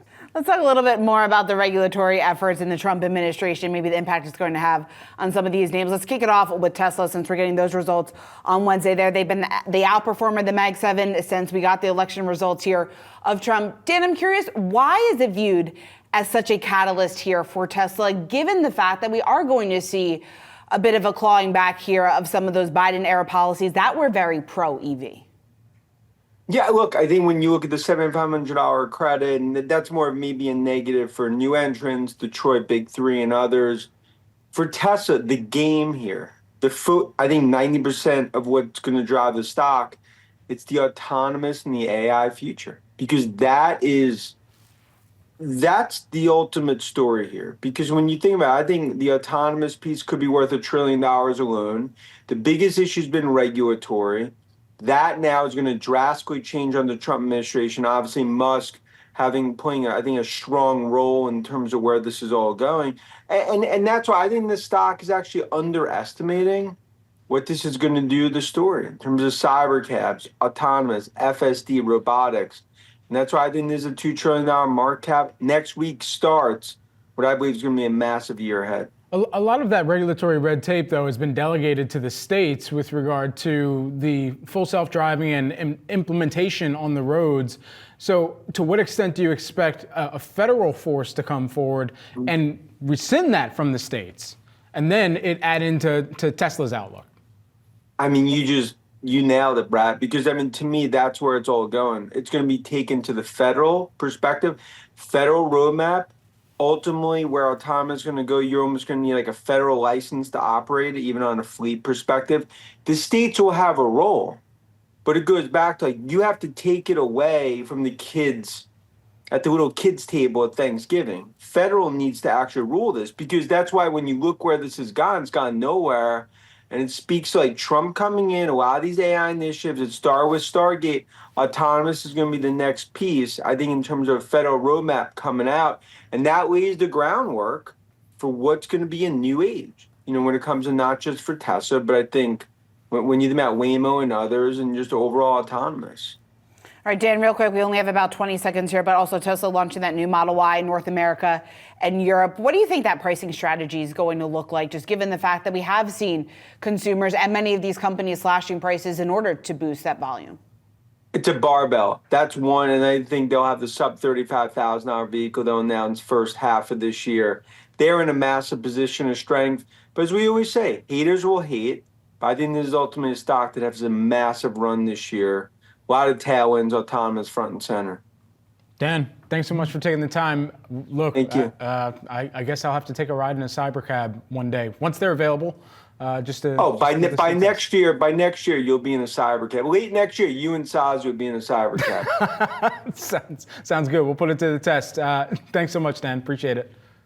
Tesla shares are actually lower right now, reversing some of those earlier gains that we saw with the stock off just about 0.6%. This coming after the company came up a bit short in its earnings call last night and earnings results last night. They missed the street's expectations of both earnings and sales for the fourth quarter. Its automotive revenue falling 8% from a year ago. Tesla blaming lower selling prices across its lineup for that drop. Joining us now to break it all down, we want to bring in George Generikis. He is Canaccord Genuity's managing director. George, it's great to have you here. So my first question, what I wanted to ask you was why we weren't seeing more of a trade here in terms of the fundamental story when it comes to Tesla. Because after we got these results last night and very much this morning here in earlier action ahead of the bell, we actually saw the stock rising. Now we're seeing a bit of a pullback. How much do fundamentals matter to that stock price reaction that we're getting? Well, look, on the call, and we agree with him, you know, Elon Musk was incredibly optimistic about the future of autonomy and the future of robotics. All very good generational growth opportunities. However, objectively, you know, we weren't that excited about the results, and some of the near-term commentary left us, you know, less than nourished. I mean, they basically didn't commit to their 20 to 30% growth guidance for 2025. They did say they would grow, but that was a number that Elon Musk gave on the previous call. They missed their 2024 delivery guidance, which we knew about a month ago. Their margins were pretty weak. And if we're reading this correctly, the FSD rollout, full self-driving rollout in Europe and China is not going to happen in the first quarter. So there are a lot of little things that happened during the quarter that weren't great. So, you know, obviously a very good outlook for 26, 27, 28. But 25 and the results were kind of squishy. So, George, what do I make of that if I'm a Tesla investor? I mean, how do I understand at what point the margin story is going to matter again, right? I feel like we've teetered over the last 18 months between, margins are a big problem. Tesla needs to figure out margins. Where's the trough in margins? Felt like we maybe moved past that story last night, maybe not. I mean, how much does it matter over the next couple months? Is it going to matter if this comes up again next quarter in earnings? Look, we have a couple of catalysts this year that are still out there. Number one, we should get some additional vehicles. The new Model Y, apparently orders are very, very good, and it's a beautiful car. And we also have a fleet of unsupervised full self-driving vehicles coming in Austin in June and potentially other cities in the United States. So there are things to look forward to. But at the end of the day, you need earnings, right? And the earnings growth and the earnings power of Tesla will be dictated by its growth in deliveries in the near term and the margins. And so, look, the margins have been under pressure for a while now because of financing incentives that they've given, price cuts that they've had to put in place because of the increase in interest rates. So we should see that. We believe we'll start to see that really take hold in 26, 27, 28, based on increased scale and increased adoption of full self-driving. But we have to see it, right? This is our expectation, our hope, our estimate. But ultimately, we have to see proof of that. So, you know, we'll have to wait and see how things trend this year. Craig, it is great to see you. So Tesla reports the initial reaction here, at least immediately, Craig seems to be disappointment in the after hours. But what do you make of the report? Yeah, so you guys hit the nail on the head. This is all about adjusted gross margins, and we do not have the FSD revenue released in the quarter yet. But if you adjust for credits, it looks something like 13.6. So they had been talking down margins in the quarter. The quote unquote buy side consensus was 15. So this would be a miss versus that. But recall last quarter we said that, hey, there was a big drop in battery prices during the September quarter that boosted the margins by a couple hundred basis points. The CFO was very clear on the last call. It was not going to repeat. So this is more or less as we expected. And we did say when we upgraded the stock that this should be the last quarter of a negative delta like this. They're looking at share gains. They're looking at significant progress in their most exciting businesses, and they got a nice refresh on the why right here. So, we would actually look at this as a buying opportunity. Craig, maybe the less exciting parts of the business, I want to linger there for a moment, because on that subject of regulatory credit, in the third quarter they made $739 million from selling regulatory credits to other car manufacturers who were trying to comply with pollution regulations. Does that business still exist under, I don't mean like today, but I mean going forward under the Trump administration? I mean, it's going to be around. A lot of that is actually state driven. So California credits are a very large chunk of the regulatory credits. It's not exclusively U.S. It's global in nature. So, growth driven by federal mandates in Washington? No, I don't see that. But this is a very important line item that I think is here to stay for a while, at least a number of years. I don't see that as something that is particularly at risk right here, right now. So, hi. My question would be how much of the revaluation that we've seen in just the last 3 months is really related to their underlying business vis-a-vis Musk's proximity to the president, and because that it's very hard for at least for me to separate the political from the from the operational. And so it doesn't seem as though the operational got 80% better since last earnings time. So how much of it? Exactly. How much does you attribute it? So what's going on here is there is intense enthusiasm for the cyber taxi, robotaxi business, and similar enthusiasm for both Optimus and AI. So the cyber taxi, robotaxi business, the rollout wasn't really that exciting. But the fact that we're going to see an accommodative environment for that business over the next couple of years, with Trump and Musk being bros, right? I mean, you can imagine fairly achievable regulatory hurdles to get those trials out and to get these vehicles vetted and to develop a business here because of the potential transformational nature for the economy. And safety, with the success here. Optimus, I think, is a little bit further out, but it's nice to dream about humanoid robots. AI, the big spook in the market. So yeah, I mean, listen, it's a bit of a dream right here, but there are a lot of investors that love that dream. The one that clearly is not as big a piece of the valuation that it is for others. You saw the move in Nvidia the other day versus the move in Tesla. Proportionately, people are saying that the use of AI for autonomous is not really at risk the way AI is in other areas of the economy.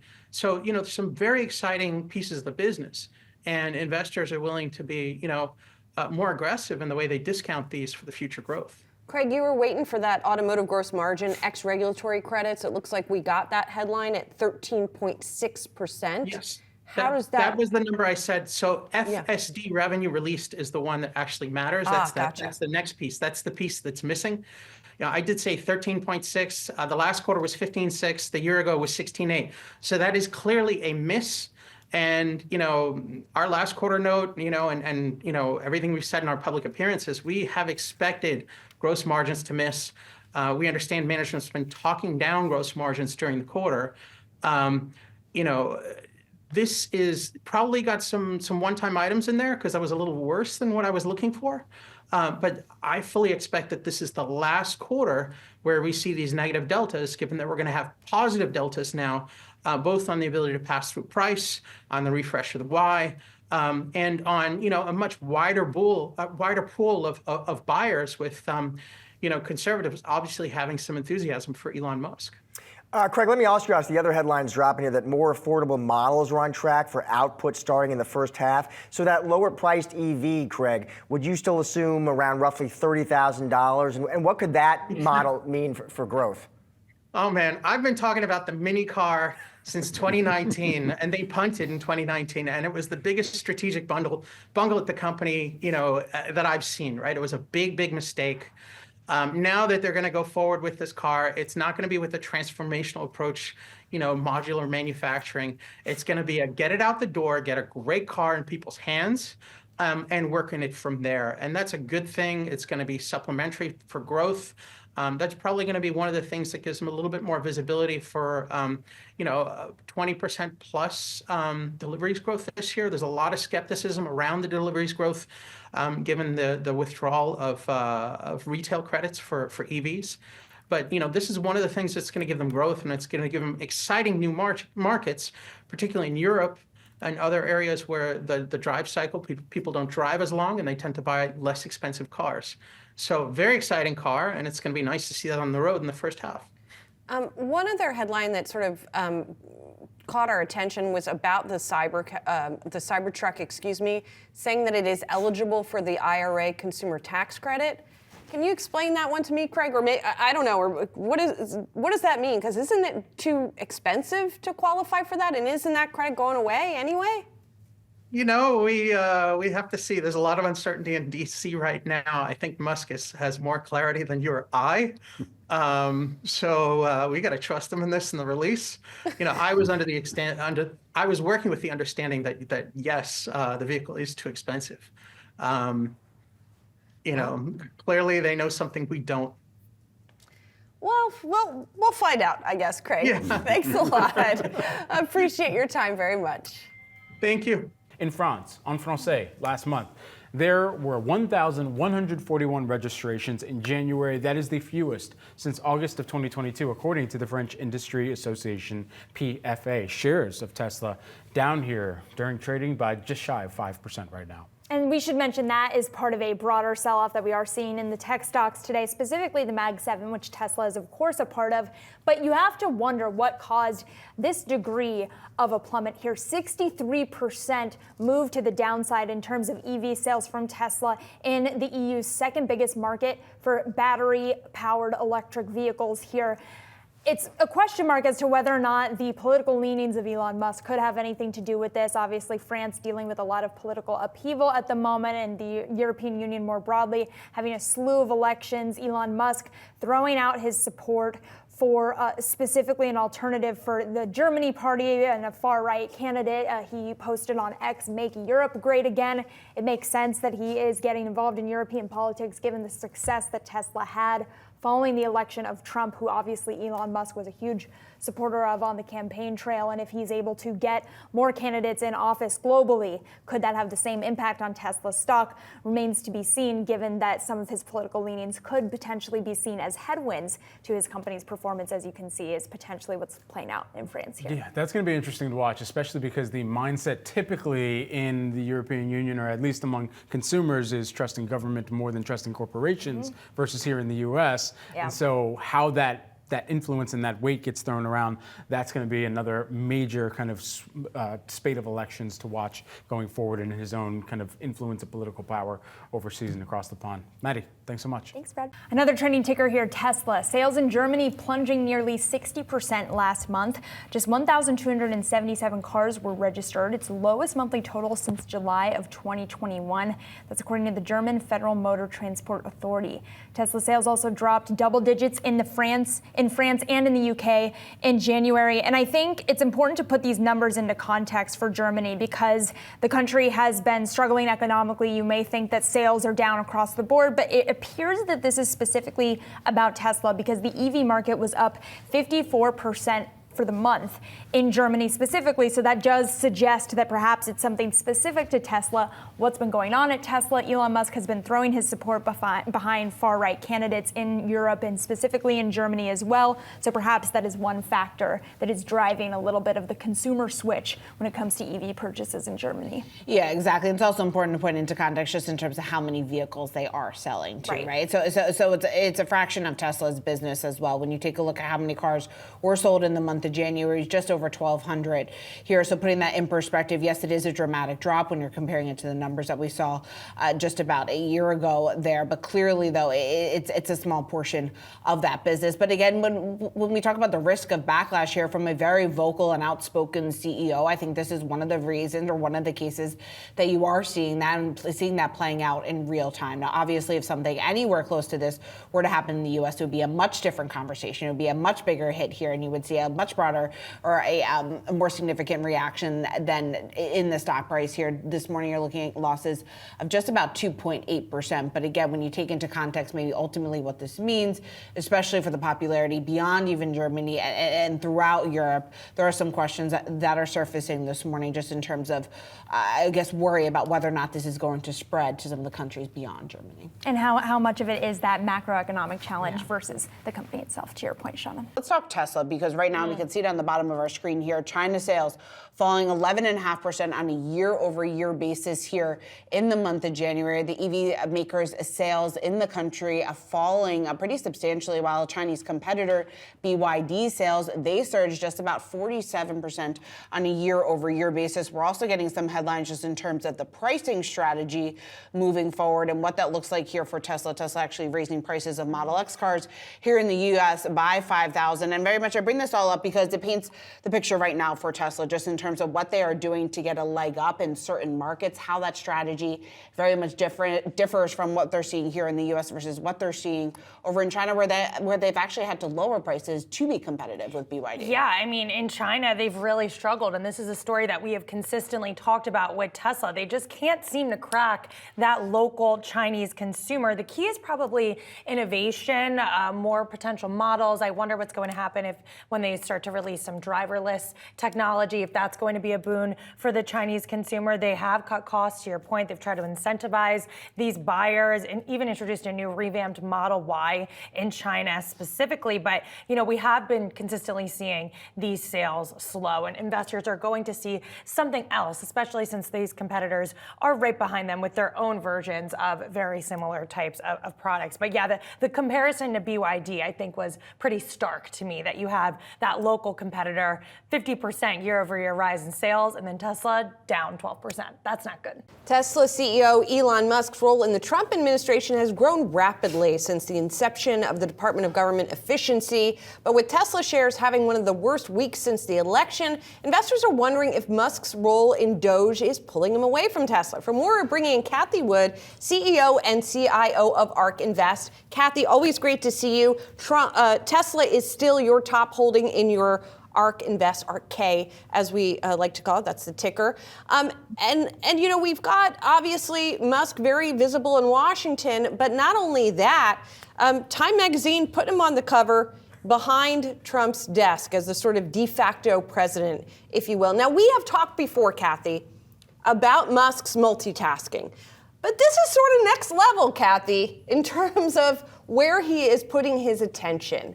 Is it a concern for you as an investor? Well, it's interesting. We were on his earnings call last week, and I don't think I've ever heard him more engaged or more into the details, answering in detail analyst questions. So as I've said before, I think he's an amazing CEO in that he is a troubleshooter.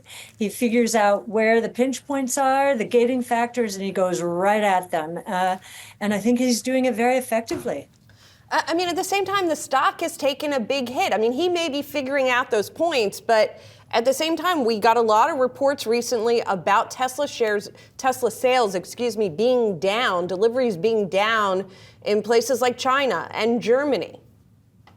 Yeah, what's happening is the Model Y, which is the largest selling car in the world, is going through a refresh cycle. And I can tell you personally, I went to buy a Model Y, and at the showroom, they said, no, wait, the whole thing's going to be refreshed. This was several months ago, and lo and behold, this is where we are. So I'm happy they told me that, and I think I understand why we're seeing sales lag here a bit.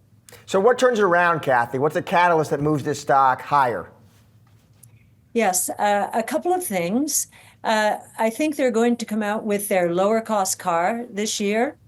And so that will increase access to Tesla's cars. Elon's always talking about affordability, certainly working on that one. And then, of course, autonomous. We do think that Tesla is getting ready to launch its autonomous service. We know they will launch. They announced the launch in June in Austin. And the question then is, how quickly will they roll out to other cities? And we think it will be more quickly than many think.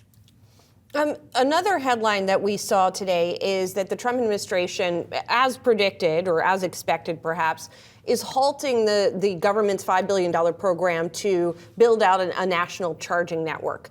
Is that a wash for Tesla? Is that a negative for Tesla if people don't have as many places to charge? Does it benefit Tesla because they're building their own network? How do you view that? Yeah, I think, well, a lot of auto companies have already signed on to Tesla's standard. And so why not use the the Tesla charging network instead of duplicating expenses with government subsidies on top of that? So I think it will benefit Tesla. I think it will be good for the entire ecosystem. Kathy, we're making our way through earnings season, that mega AI trade and trend, Kathy. Some names reporting perhaps some disappointment. I'm curious what you've learned this earnings season, looking at those reports, listening to conference calls. Has it changed at all how you want to invest, where you want to put money to work in that AI trade? Well, as we know, Palantir has been a huge beneficiary of this earnings season. I think many people are beginning to understand that hardware, of course, is important. Cloud is important. But in order to deserve the valuations they're getting, there have to be beneficiaries beyond that. And we think platform as a service is going to take increasing share of the tech stack. And so that does benefit companies like Palantir, GitLab, and others that developers are signing on to. I'm curious, though, Kathy, why, yes, those companies will benefit. I'm curious why you're not in the hyperscalers. So, we've talked before about you not being in NVIDIA. I'm curious why you all have made the choice to go the route that you have with Palantir and the other names you mentioned versus some of the other Magnificent Seven, for example. I think we are in all of them in various of our portfolios. You're asking about ARKK, the flagship. We do own Amazon. And we do think, after listening to the call last night especially, the cloud is a central part of this story. So love what they're doing there. We were concerned for some time that maybe agentic personal agents we're going to disintermediate Amazon on the retail front as our personal agents go shopping around the web for us. But, I do believe that Amazon's got, they said last night, a 14% advantage in terms of lower prices vis-a-vis other online shopping sites on average. So we're less worried about that. And as you know, we post our holdings and trades at the end of every day. So we have been building that one. NVIDIA, we do own in other portfolios. We think there is huge demand going forward. But again, just listening to Amazon's call last night and to others, there's more competition brewing on the chip side of the equation. Amazon has two, Graviton and Inferentia. Trainium and Inferentia. So on the supply side, there is more competition brewing, and we are also seeing with DeepSeek, for example, there is a possibility that more of the large language models are going to be built on high-end workstations, maybe not so much dependent on the cloud. High-end workstations depend on fewer GPUs. All of that said, this is all at the margin. The whole space, we think, is going to be vibrant for years. We are so early in the journey here, and we're pretty excited about it. On Amazon, though, Kathy, the stock did come under pressure today because AWS sales showed no acceleration. So as a believer, as a shareholder, as a bull, is your bet there, listen, those capacity constraints, they're going to ease and the AI rollout is simply, we're early days still? Yes. We do believe that the capacity constraints will ease. Amazon said second half of this year. So yes, we do. How close do you think we are to that agentic AI future that you were just talking about where, I have an agent and I tell it to go buy me something and it just goes and searches the web for that thing? We think it's going to be here sooner rather than later. In terms of agentic right now, we're seeing coders, for example. Well, AI, large language models, you can give them a coding project and we're seeing that they can accomplish 85% of the task with no human intervention. That's the beginning of agentic, and we think it's going to push into every sector very quickly. AI training costs are dropping 75% per year. AI inference costs, which is what would be used for this personal shopping agent, they're dropping 85 to 95% per year. So the cost of innovation is collapsing, and we think more innovation is going to happen, especially around this agentic AI opportunity. Kathy, as I always do ahead of us talking, I go and I look at how the various ETFs have been doing, not just ARKK, but the others as well. And I know you like to be judged on a longer time horizon. So I'm looking at 3 years, I'm looking at 5 years, I even looked at 10 years. On all of those metrics, especially the benchmark ETF is lagging the S&P 500. We've talked about this before. What do you tell investors, clients, when they come to you and they say, Kathy, what's going on here? When am I going to be getting these big returns that should be coming from these big innovation plays?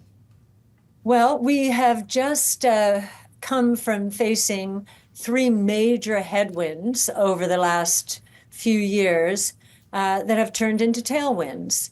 But before I mention those, I should say over the last 10 years, Morningstar has, who ranks all ETFs, we are in the top, I think we're in the top 7.5% of their rankings in terms of where they classify us, which is in mid-cap growth, because we do tend to be smaller cap than the broad-based benchmarks.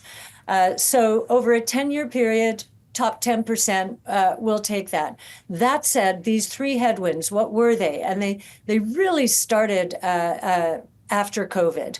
First was the concentration in the markets towards the Mag 6. I think after the fallout from COVID and the sorting out of the market, people have been scared and saying, they value cash very highly as interest rates went up, and they like to dabble in the larger cap. That's the safer part of the market. So that the broadening out of the market that we are expecting now should really benefit us. So the first headwind was concentration in the markets. The market is beginning to broaden out. We see that since the election. The second headwind, I mentioned it, was interest rates. We went through a shocking increase in interest rates, up 24-fold in little more than a year's time. All long duration assets were plastered by that, including bonds that are supposed to be the safest asset class. They had some of their worst years in history. So concentration, interest rates, and then the last headwind we faced, especially in early 21, as the COVID had bid up our kind of stock to, incredible heights from a valuation point of view. We had to work or grow into that valuation. And in the yen carry trade period last year, so last July, August, what we saw our portfolios based on an adjusted enterprise value to EBITDA ratio drop towards a market multiple. We've worked with S&P to develop this index. So the valuation headwind is gone as well. So concentration, interest rates, valuation have turned from headwinds into tailwinds. Kathy, always good to see you. We covered a lot of ground in a short amount of time. Appreciate it. Thank you so much. Shares of Tesla, they are sliding today. They are now down over 19% year to date. For more on the EV maker, let's welcome in Colin Rush, Oppenheimer Managing Director and Senior Research Analyst. Colin, it is good to see you. Let's start right there with the action we've seen in the stock. Down almost 20% now year to date. What explains that slide, Colin? Yeah, there was a big rally in shares after the election, and there was a bit of a disconnect in our view between what's happening fundamentally and what was happening from a sentiment perspective. Certainly, the company has done a nice job of pivoting from just being a durable goods manufacturer and a vehicle manufacturer into physical AI, and that's something that we see as having long-term growth trends. The challenge, though, from our perspective, is what's happening with its legacy business. And we've seen cost reduction happen before in other industries like solar, LEDs, and batteries. And we're cautious on what's happening for the EV makers in China from a margin perspective. And so this morning, we're trimming numbers a little bit here on price pressure in China, as well as some potential backlash around some of Elon's extracurricular activities outside of Tesla. And boy, his extracurricular activities are climbing every single day, Colin. Now, as you know, he has long been a multitasker. He heads a number of different businesses. He's involved now with DOGE. Yesterday, we learned that he was leading a group bidding for the nonprofit entity that controls OpenAI. That seemed to be a tipping point for you, perhaps, that last item. After he's done all this other stuff, what is it about that particular headline? It actually wasn't. We had the trim on the numbers ready to go, and so I actually had to adjust some of our writing after that news hit yesterday. We were ready to go prior to that, and for me that's just endemic of his interests. Like, he's got a wide mind and a deep skill set and a deep curiosity around the world and how it works. And I think there's an awful lot at stake with who owns and manages a lot of this AI IP, and so. From my perspective, we were really just worried on the fundamental basis, and in the OpenAI considerations, really, I don't think are really relevant to the stock just here. I think the bigger news today was more about BYD, a Chinese automaker, introducing some of its own self-driving technology, and that's something that Tesla has not gotten approved for in China at this point. And so it looks to us like the competitive environment is intensifying in China, and I think that's a bigger driver of what's going on with the stock today. Let me ask you, Colin, I've also seen some make the case that they think Tesla is in some sense getting penalized here for Musk's allegiance to President Trump. Do you think that's also another variable at play? It's he's gotten a lot of credit for being aligned with the regulatory authorities at this point over the last number of months. I think as we look at valuation and the company trading north of $1 trillion of market cap, there's a lot of anticipation around the potential value creation for the platform. And, over the next couple of years, we see it being a little bit challenged. We think numbers are too high in the street. We're near street low for both this year and next year on vehicle deliveries. And I think that's a bigger issue for the stock here to really work. Should Tesla not deliver on a number of promises that they're making around both autonomous vehicles and the humanoid robots.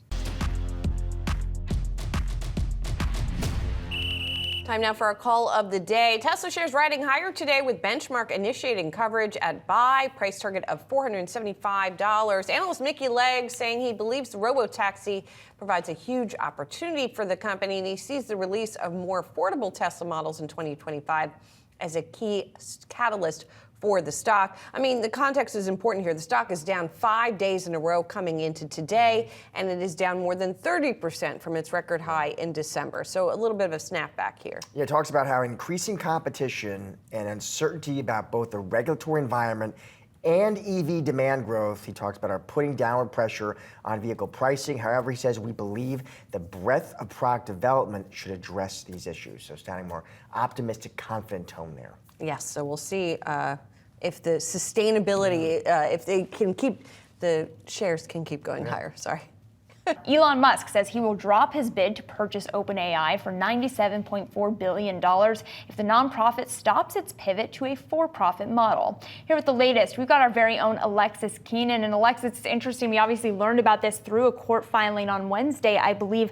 Talk to me about what we know about this and Musk's kind of goals for OpenAI right now. Yeah, so it was back on Monday when we first learned about this $97.4 and change billion offer. It's Musk and a group of investors that he put together to make this offer, put it on the table to buy the assets of the nonprofit OpenAI. Now, this ultimatum, though, it comes in a legal filing yesterday where Musk is saying, well, I will drop this offer if OpenAI and its board agree to go back to the nonprofit mission, which essentially is to develop ethical AI, if you try to kind of put it simply. Now, on X, though, Altman said no thank you that same day. And Musk claims, though, that Altman, by going it alone and unilaterally rejecting that offer, that he went against his fiduciary duty to the nonprofit, that he needed to go to the board to get approval to accept or reject this offer. So Altman, for his part, responded also in another court filing, and he and the defendant say that really that Musk's bid, going with a group of investors that are for-profit folks, that it cuts against the underlying arguments in his case, trying to keep OpenAI a nonprofit. So if you look, though, at that $97 billion offer, it is significantly lower than what we've been hearing.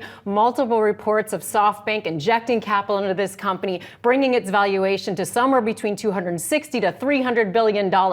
But legal experts who I talked to say, well, that may set a price floor, which is important here because OpenAI, the nonprofit, it is required by law to get fair market value for the assets that it owns. And of course, if you're OpenAI, if you are its investors, if you are Microsoft, your incentive right is to keep that number low and buy low. So this kind of complicates the deal, and it's just a $97 billion offer at this point. In a hearing last week, too, in Musk's case, the judge said no matter what, that this case is going to trial on at least some of the claims, because at the heart of Musk's claims are that there was a deal in the beginning. Musk is a co-founder of OpenAI, put $45 million into the nonprofit, and he said the deal was that it remain a nonprofit, and the judge says we don't know the answer to that question, and we're going to have evidence, we're going to find out, so at a minimum, a jury is going to hear what these parties have to say. I'm really curious, based on your experience in this sector, how likely is it that we get a definitive answer to that question of whether or not there was a deal at the beginning that OpenAI stay a nonprofit forever? So we might, right? The parties are still in a discovery stage. They're exchanging documents. We have to see what transpired. What can Musk and Altman prove as to what they said about Musk's $45 million going into it? Even regardless of the $45 million, did they have some agreement at all that this was going to remain a nonprofit? And by the way, the agreement does not have to necessarily be in writing. The judge was skeptical. She said, well, $45 million, that's a lot of money to put on the table without some sort of a memorialization of that agreement. But she said, look, oral agreements are enforceable too, so we need to find out what really transpired between these two parties. Elon Musk's startup xAI is debuting an updated AI chatbot tech. It's called Grok 3. According to Musk, the model has more than 10 times the compute power of its predecessor. And xAI claims it beats out OpenAI's ChatGPT, Alphabet's Gemini, and DeepSeek's V3 model on benchmarks measuring math, science, and coding problems here.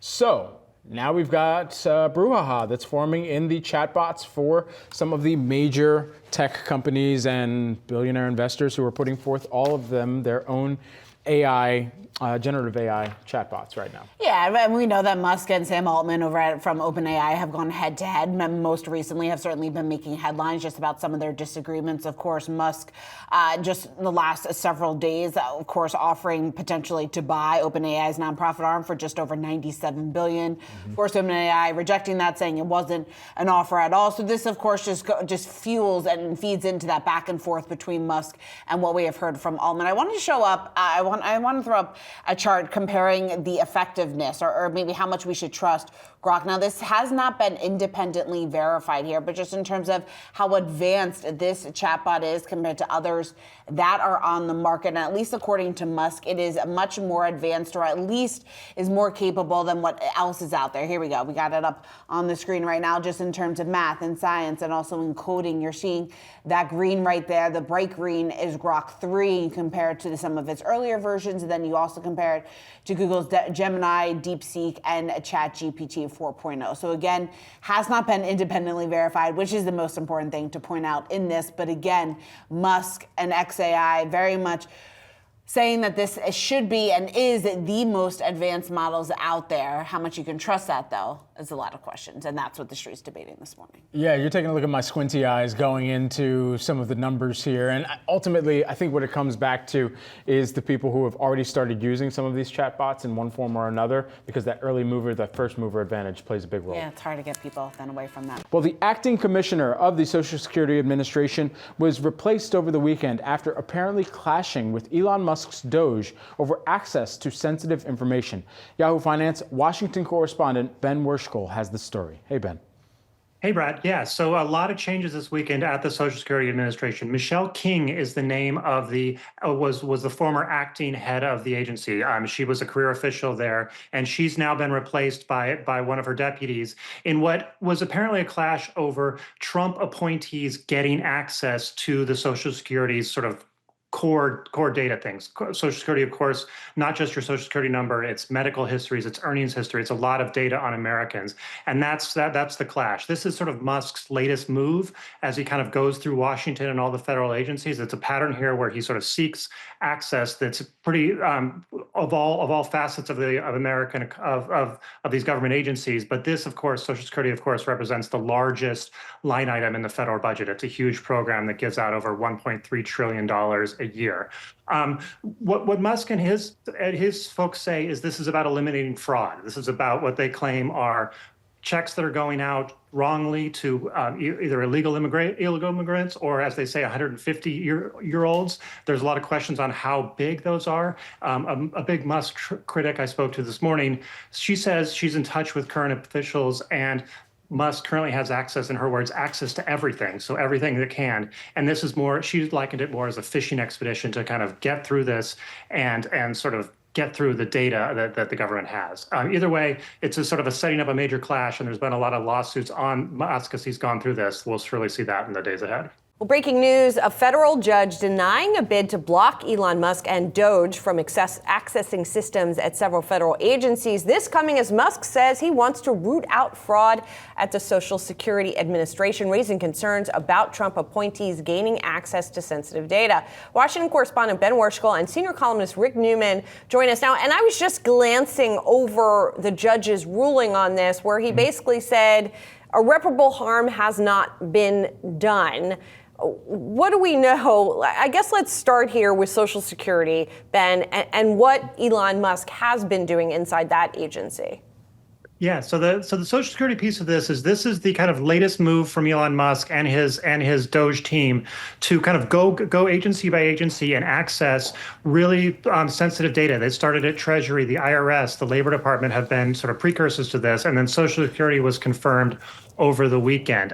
What it led to was the acting head of Social Security to leave the agency and be replaced by another career official while Trump's pick kind of works his way through the Senate confirmation process.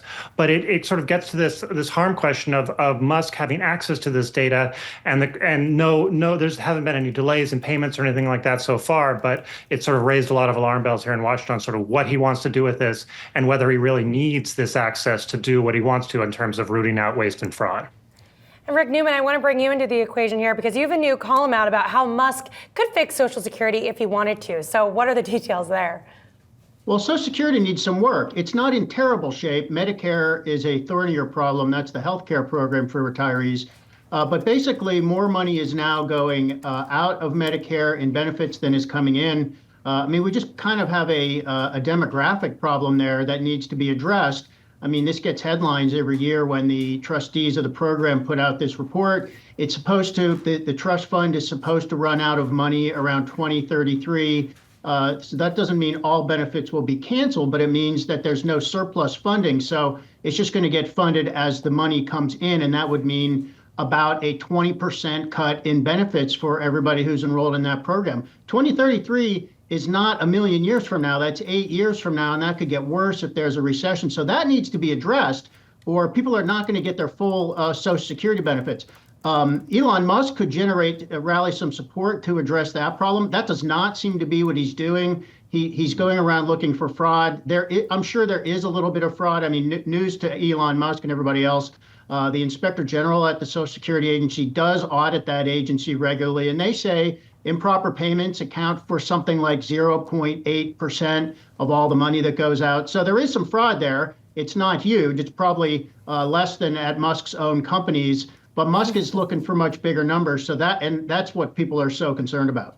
Let's continue with the latest out of D.C. DOGE claiming $55 billion in government savings so far. Elon Musk's Government Efficiency Commission uploading a list of everything that is cut from the federal budget to its website. Our very own Rick Newman has, of course, been combing through this, analyzing these records. What can you tell us? Where are we saving? Well, the records that are there don't add up to $55 billion. And I mean, I'm not slagging the DOGE Commission on that. I mean, they only started putting these records up this week. I guess it's good they're putting some records up. But for anybody who hasn't yet had the time to go through all these records yet on their own, so what they're doing is most of the savings that they're putting on this website are contracts at various federal agencies that they say they have either renegotiated or just canceled outright. So when I looked yesterday, I downloaded everything from the site. There were about 1,100 records there under contracts. There's another category called real estate. That's a lot smaller. There are far fewer entries there. So if you just add up all the savings they are claiming from everything they've posted on that site so far, it's about $8.5 billion, not $55 billion. So I can't prove that there aren't $55 billion in savings. Maybe there are, and they just haven't posted it yet. But there's this huge gap. And there are also some irregularities, like the New York Times found one example. I found some others where you look at the amount of savings they're claiming, and then you click on the document that they're directing you to, and the total contract value is less than the amount that they say they're saving. So they're not explaining any of this. That, this is completely unaudited. So I have no idea if any of this is valid or legitimate. I'm just saying what they are showing on their website. So we don't have the data to back up that $55 billion claim. Well, data doesn't paint that picture. So there's data for 8.5 billion of the 55 billion. So is the paperwork coming for the other, whatever the number is, 47 billion? I don't know. Maybe, maybe not. I mean, another oddity of this is they're not telling us a time frame.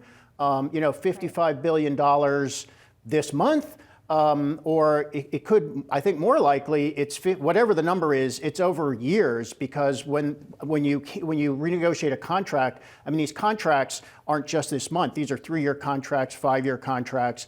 So it seems like they are renegotiating payments that haven't even happened yet, and they could be counting that as savings. I mean, I don't want to just dismiss the whole effort. I mean, there is, without a doubt, there's bloat in the federal government, and they're going after it. But the method to the madness is not yet apparent. Put it that way. And Rick, there's also the legal side of it too, the challenges that are also playing out for some of the cost-cutting measures and spending cuts that they do want to enact. So of course that also then begs the question about how realistic some of these plans even are. Nobody knows. Yeah. I mean, this is a gigantic experiment in how we run the country. So everything I was just talking about, all these things that are listed on the DOGE website, none of that includes personnel. And we know from the headlines, they're trying to get rid of thousands, literally, probably hundreds of thousands of federal workers. There are, I think, 3 million. I think the federal workforce is about 3 million people, not including the military. And they so far seem to be going after a couple 100,000. Just to put this in context, I'm sure there's a lot of waste, fraud, and abuse here, but this is not where the big money is.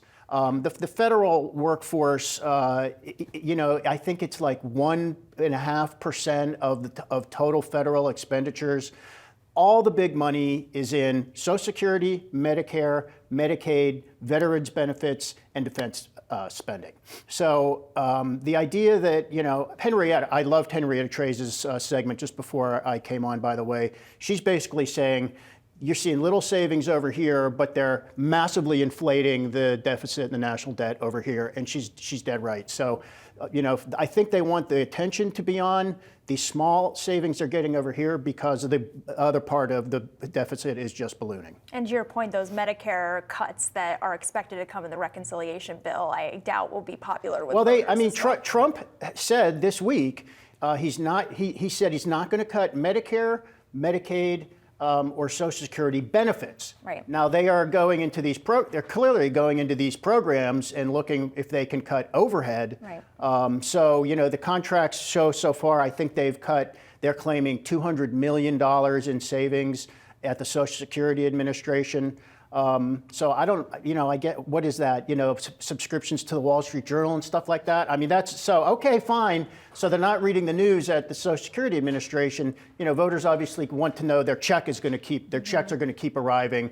And Trump obviously has to be careful that he doesn't interfere with the functioning of that part of the government. All right, Rick, we got to leave it there. Thank you so much for You don't want to do DOGE Always all day? appreciate it. We're going to do it in our show later. Tease ahead, capital gains. DOGE We're going to find all out a day. lot more about it. We will be talking about DOGE and more later today. Rick, thank you as always. Let's take a look at Tesla. Tesla's market cap falling just below the $1 trillion market. Shares do face some pressure, which comes as its European sales hit a 2-year low. You're looking at today's drop of just about 7%. So talk about the significance of this. We certainly have seen this risk-off sentiment. Many of these Mag 7 companies have been caught up in some of that selling pressure here. You're looking at Tesla here lead to the downside. It's actually the biggest laggard in the index during the drawdown that we have seen from the December high level. So again, we have seen this continuation of selling here right now, falling below that $1 trillion market cap. Lots of questions about what it's going to take in order to reverse some of that momentum, obviously beyond just Tesla, beyond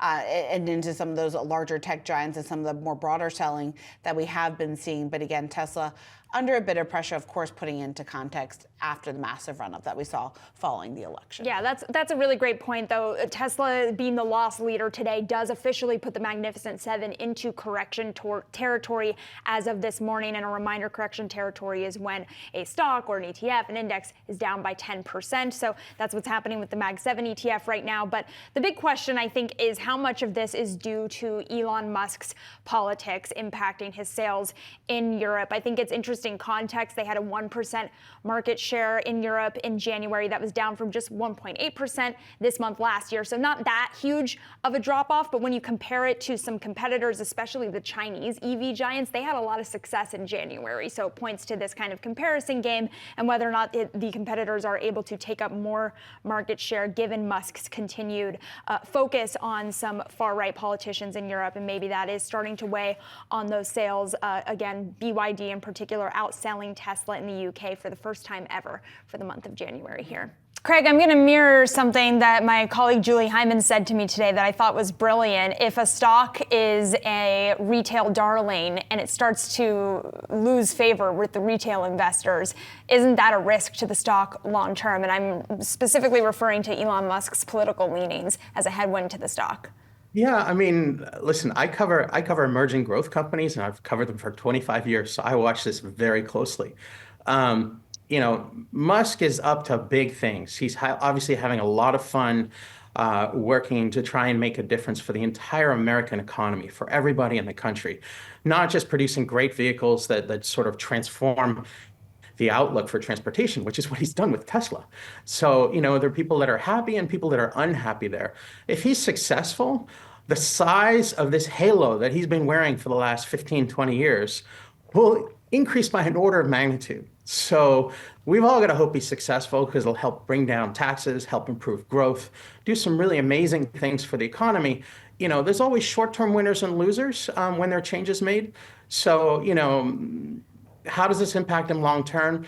I'm gonna bet in the crowd that, you know what, this is actually something that does improve his status and improve his overall affection from the public and the retail investors. And let's hope, because it'll benefit all of us. That's interesting in the context, too, of some news this week. The American Federation of Teachers is pressuring asset managers to divest from Tesla. That's about 2 million investors with $4 trillion in assets. If they are successful and if that becomes a trend, how would that not put pressure on the stock? Well, think about it. I mean, there's a big conversation in D.C. about shutting down the Department of Education.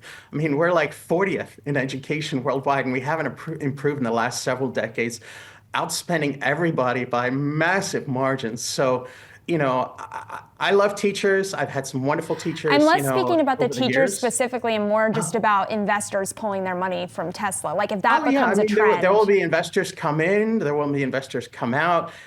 People will try and exert their political muscle.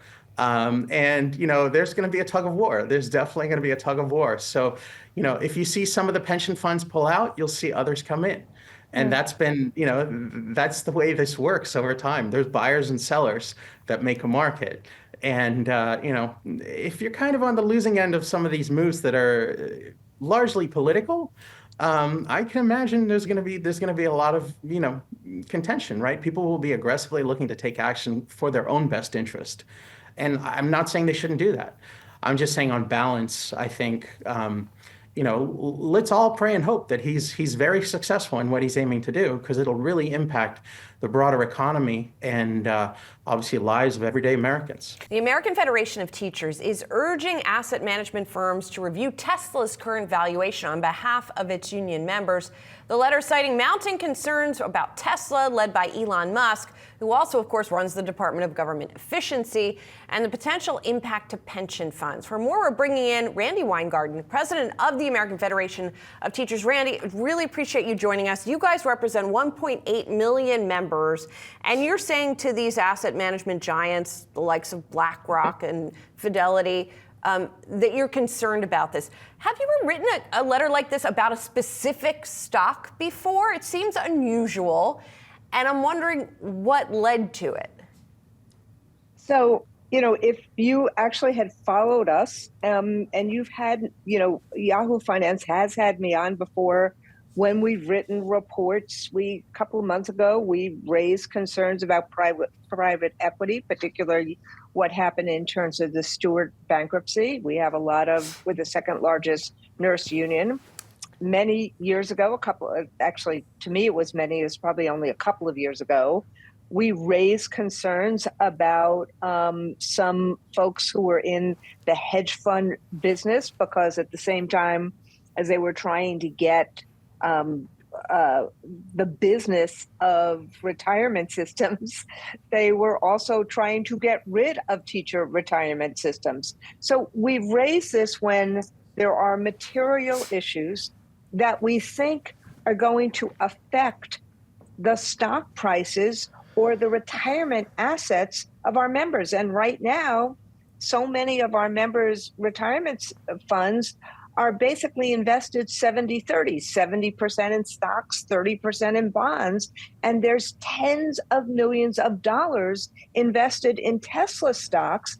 And so what we're concerned about is that these asset managers are saying nothing because they're scared to say something about it. And, because they're scared of Elon Musk. So we're just basically saying to them, JP Morgan says, ooh, there's a real disconnect between the stock price and the value of the company, even though the stock price has now just gone down 20 some odd %. Tens of millions of dollars are invested in Tesla by retirement systems. So we basically said, do your job, investment banks. Tell us what you think about these stock prices. Don't get cowed by the fact that Musk has a lot of power in this administration. Do your job, because we're really concerned about teacher retirement benefits and their assets. Randy, I read your letter to BlackRock, and I just heard your pitch there. I'll be blunt, Randy. I'm still not clear what you're asking these asset managers to do. If you were talking to Larry Fink at BlackRock, and maybe you are talking to Larry, and you say do your job. What does Meaning, what does that mean? Should we be divesting or not? Should we keep the stock or should we not keep the stock? I'm not an investment manager, and certainly I don't want to deal with this through a political lens. So I'm asking the experts, because frankly, if the stock all of a sudden goes down even more precipitously than it has, and tens of billions of dollars are invested in it, then how do you create the replacement income in terms of these retirement But Randy, systems? surely you knew. I mean, listen, stocks are investments. They carry higher risk and potentially higher returns than other assets. I mean, you could have put your money to work in plain vanilla, right? Savings, I know, right? You I did it, know. you chose. And now it seems to be, is the message you're surprised that stocks go up, but they also sometimes go down? Oh, come on, give me a break about that. We know that stocks go up and stocks go down, but when retirement proceeds are invested to the tune of 70% in equities, and tens of billions of dollars are invested in Tesla stock, and there's at least one analyst who says, hold on, there's a real disconnect here. I don't want to see a rerun of what happened in 2008 when all of a sudden those banks went under. Well, Randy, and that's what we're saying. To be fair, I don't. Let's cut through it for a minute here, because no, I don't think anybody thinks that Tesla is systemic in the way that the financial crisis that the banks are. I don't know. On their, Randy, there's an FT article today that said that that Rana Fahor wrote that said that my letter was justified. I don't know what the answer is. It's not that the valuation. I mean, there are lots of companies in the S&P 500 whose valuation is probably over. Randy, this is the only one run by the guy who is cutting stuff at the Department of Education. Let's get to it here. Is that what this is about? Is that this guy has a lot of power? Here's a way to hit him where it hurts, because you all believe he's doing damage to the American education system? No. I mean, frankly, I think it's the opposite is true. I think that these asset managers are not doing their jobs because, just like the other tech companies, just like most corporate, most corporations, they're taking a step back. I want them to do their jobs. And so frankly, whether it's, Tesla, whether it's Elon Musk, whether it's another big company, the issue for us is actually the opposite of what you're saying. You can't look at this work through a political lens. You have to look at it financially, and that's what we're doing. The latest shipment data out of China, not good. Just the latest piece of bad news for the EV maker. Joining us now with more, Yahoo Finance's Pras Subramanian. Now, we had seen sort of the numbers spreading across the globe showing that Tesla's sales have been going down. What did we learn today? New data out of China showed shipments are down by half compared to last year, and then also another half compared to January. So not really good there for Tesla. It's kind of indicating again demand issues for the company. China is a little bit different kind of territory. You have very high competition with EVs that are just as good, cheaper, have better tech, because Tesla's struggling with getting their autopilot software there. So it's just another sort of warning flag here, as we've seen sales in Europe tumbling, concern here in the United States with protests and people saying kind of a buyer strike we're hearing about. So we've seen a lot of negative headlines for Tesla. It seems to be happening in basically all their major regions right now. One little wrinkle is the fact that there was a Model Y changeover where they were changing over the factory for the new Model Y. There could have, maybe some buyers held back on buying a new Model Y, but at the very least, the headline numbers do not look good, and it's not just China, it's kind of everywhere. Let me ask you, so not good for Tesla in China. I'm just curious, how's the home team doing in China, the domestic players? Well, conversely, I believe sales were up 80% for new energy vehicles in that month, meaning hybrids and pure EVs. So it's not the market. The market's doing quite well, and even then it was during the kind of the spring lunar holiday season where typically sales are a little bit lower. They're showing sales are actually jumping. So this is not necessarily good news for Tesla, even with potentially the Model Y changeover. Do we know if there is a political element at all? Has the Chinese government been encouraging people to not buy Tesla amidst this burgeoning trade war? I don't think so. I don't think there's Elon Musk is perceived as so negatively as potentially here. But there was an FT report about how the Chinese government would use, let's say, FSD approval as a sort of a cudgel against Tesla and the U.S. for tariff sort of reciprocity. So there is some struggle there. The Chinese, they're aware of this and may try to play that to their advantage. Interesting. All right, Ross, thank you. Appreciate it. Want to dive into this note, John, specifically Tesla, because you made some moves there, John. You told your clients you were cutting your target. I believe it was to 380. How come, John? Just walk us through that decision. Sure, Josh, thanks for having me. There are a number of reasons. I mean, first is we've seen sales really fall pretty significantly in international markets for Tesla, both in Europe and in China, January and February. So there's some extreme pressure there on volumes. The U.S. you're actually doing fairly well. Second, we haven't seen any real significant news or prototypes on the low-cost model that's supposed to launch in the first half of this year. So it's getting a little bit long in the tooth, and we're expecting there might be some real delays there, and I think that'll be a bit of a disappointment. Third, Elon's polarization out there with some of his comments has certainly made some people fearful of the stock, but also of the brand itself. We think that's probably a bit overblown, but certainly out there. Fourth, I think as you look at this, these new model launches are really the kinds of catalysts that you need to get sort of the software side of this going on the Robotaxi side, or FSD and Robotaxi. So you need to get the hardware out there to really implement the software. And I think that's something that people are concerned about is the hardware's not out there. And actually, you might even see some delays on the FSD side. So I think there's those four things. The reality is the Model Y is going through a major changeover. All of its global plants will be down in the first quarter of this year for 3 to 5 weeks. So there might be a conflation of these model delays as well as some of the souring of sentiment towards Elon as pressure on the brand. So we think we got to keep an eye on this. There might be a recovery as we get through first quarter. The first quarter is going to be pretty tough. Tesla sales in Germany falling 76% in February. This in response to CEO Elon Musk weighing in on the country's closely contested federal election. Now, Musk did endorse a fall rate alternative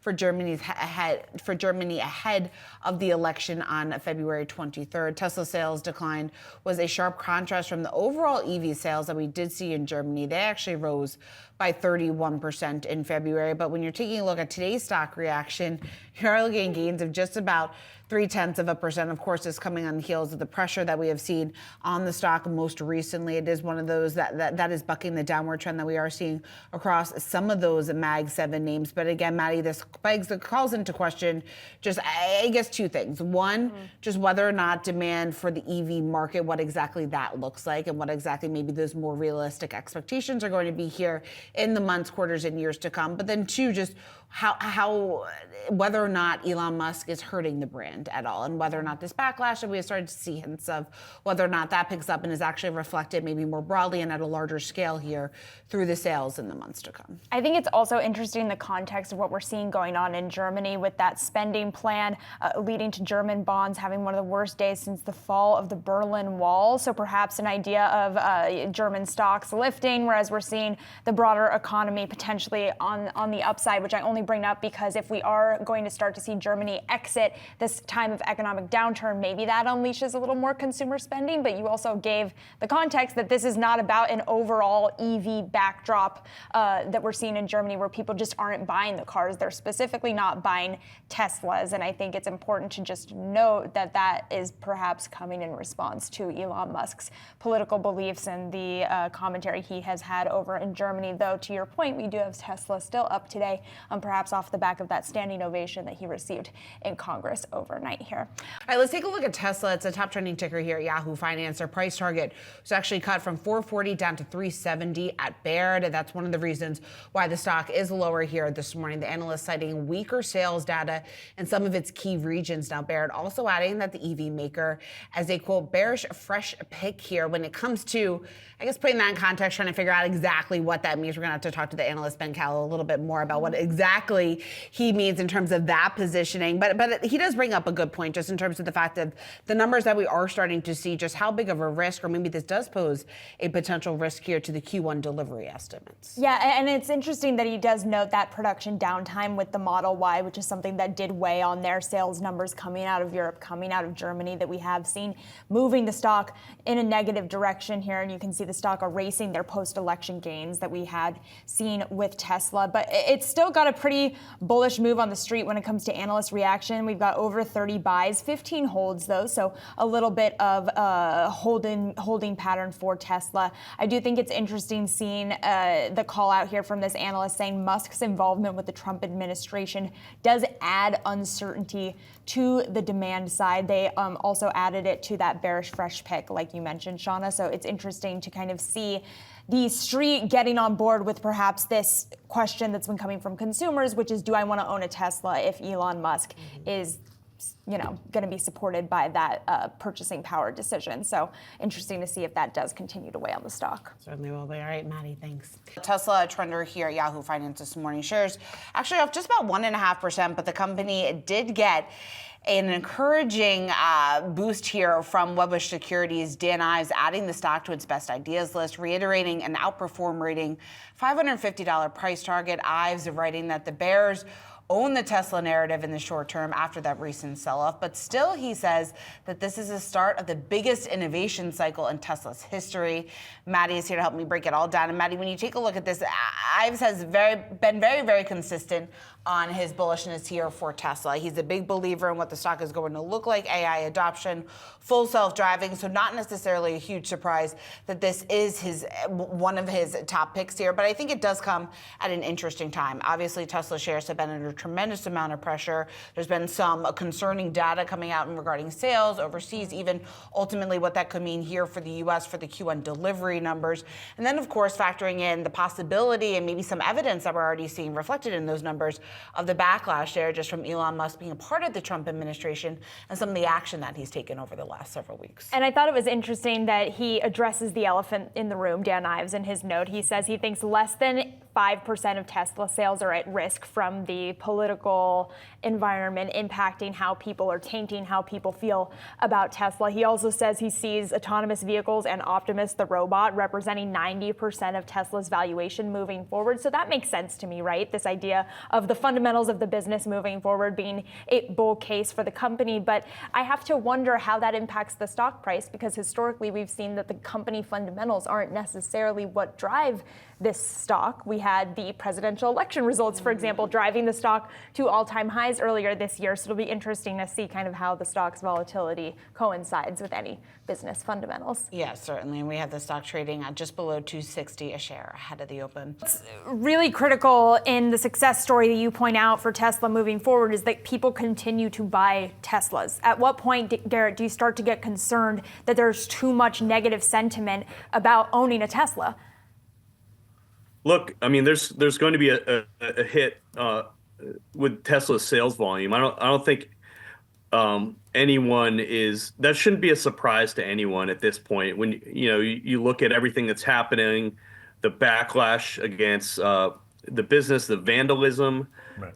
I don't think that's really a surprise. So the question is, bad what is for the stock? investors? Exactly. Go ahead. What is the stock discounting at this point? And we think, we just given the volatility we've seen over the shares over the years, 8 declines of 40% or more, peak to trough. We think this is another one of these scenarios, and we'd be buyers, at these levels because we still believe the long-term story is intact. And Garrett, I wonder too, moving forward, what you think about the risks of Elon continuing to run the business, especially given his own admission on Fox News that it has been challenging to run the business while working in the government. At what point does that start to be a risk? Yeah, so by his own admission, he's running his businesses with great difficulty right now. I don't think that should be a surprise. He's spending most of his time in Washington, D.C. these days. So, one thing that we do think might make sense is for Tesla to elevate another senior level of management to kind of make sure that the company is on track with their near and intermediate term goals. Musk's DOGE commitment won't end until the middle of next year. So he still has, if he continues, well over a year still in that role. And so that's going to take up a lot of his time. It's going to continue to consume a huge amount of his time. So I think, one thing that has been clear over the years is Tesla has a very deep bench. There's a lot of talent at the company. And so we think it might make sense for the company to elevate someone to make sure that they're staying on track in terms of their goals. It's such a critical point in the company's history right now that the company just can't afford to fumble the ball right now. Right. So Garrett, let me ask you, is there one or two names that come to mind for you in terms of who that person might be and how the market might receive that person? I wouldn't suggest any specific names, but I think, if you go back to their investor events over the last few years, I think, some of the people who have spoken, who have presented, regarding Tesla's full self-driving innovations, some of the research and development that they've been doing, you'll find a pretty short list of talent there. I think the investor perception is very much that Tesla is a one-man show, but I think the investor events over the last several years show that there's a very deep bench of talent there, and so I think there's a number of highly capable individuals who could fill that role. All right, Garrett, thanks so much for joining us, and a huge thanks to our own Kenny Polcari for joining me on set as well. And for folks listening, if you want to see more of Kenny, you can find him on Trader Talk every Wednesday at 12 p.m. Eastern on Yahoo Finance or wherever you get your podcasts. Let's get a quick check on another beaten down Magnificent Seven stock, and that would be Tesla. That stock is jumping late in the session here, now trading near the highs of the day. Tesla CEO Elon Musk appearing outside the White House with President Trump as the president took a look at some Tesla vehicles, and he says he's planning to buy one. The president saying he hopes that if he buys a Tesla, it will help boost sales for the brand, which have come, we know, under pressure since Musk started leading the administration's cost-cutting efforts, Julie. Yeah, the stock may be bouncing a little bit today, but as we know, as of yesterday, it had wiped out all of its gains since the election. Since the stock reached a record high back on December 17th, it has fallen by more than 50%. So, you can see on that chart, the rebound today is just a blip there because of some of the concerns. So, will Trump buying a Tesla help Tesla sales? Dan Ives over at Redbush, bull of bulls. Is he bullish on Tesla? Very bullish. And here was his note today, a word of caution from Mr. Ives. He says, we believe this is a moment of truth for Musk and Tesla. If Musk continues to head down the DOGE path 110% and showing no attention to Tesla during this turbulent time, then brand damage will become more pervasive. But it sounds like Musk is saying here, today, he will stay as a Trump advisor, he's saying, as long as he's useful. Right. It's interesting because we talked to folks like Ross Gerber, who says Tesla's actually better off without Musk running it day to day. And Craig Irwin has said something similar, that, because of the leadership that's in place at Tesla, it can run itself. But then there is that brand damage piece of it. We'll continue to watch. We will. Before we get to our featured interview for today, have to do our stock of the day. Let's throw up that 1 minute timer clock. My stock of the day is, in fact, Tesla. Every day this company is in the news. Shares are down 45% year to date. Investors awake today to see photos floating around X/Twitter, whatever you want to call it, of President Trump getting inside of various, I think it was a red Model 3. I guess he was playing the Republican red vibe there in front of the White House with Elon Musk yesterday. There's a lot of concerns on Tesla's business. That's why ultimately the stock continues to go down. Sales overseas under pressure, sales in the U.S. under pressure. Morgan Stanley, longtime Tesla bull Adam Jonas out with a new note saying that there could be some catalysts coming up for Tesla stock, notably a potential Robotaxi day in a few weeks, a potential day where the company also talks about its Optimus robot. That's all fine and good, but I'm here to say what will get Tesla stock rocking again, or at least not going down in the tank anymore, is sales. It is that next earnings report when Tesla reports in late April. This company needs to get on that earnings call. Elon must say that sales are not going down anymore. There is stabilization. Things are getting better, especially at discounts are starting to hit on these Tesla products. Until he does that, it is very likely that Tesla shares will continue to be under pressure. And I'm out of time. That's why we have the 1 minute countdown clock.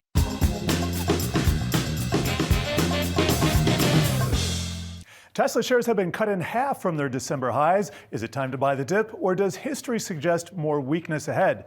I'm Jared Blickery, host of Stocks in Translation. First, let's get to some definitions. One of the tools in technical analysis I like to help find the little dips here is RSI, or Relative Strength Index. This is a momentum indicator that measures how fast and how much a stock's price is changing, and it's scaled from 0 to 100. So at the 30 level and the 70 level, those are important thresholds. When it gets all the way up to 70 or above, that's when prices are rising too quickly, which sets up the potential for a stock to drop. When it's oversold, that's an RSI below 30. When price drops too quickly, that sets up the potential for stocks to rise. So having said that, let's look at a few charts here.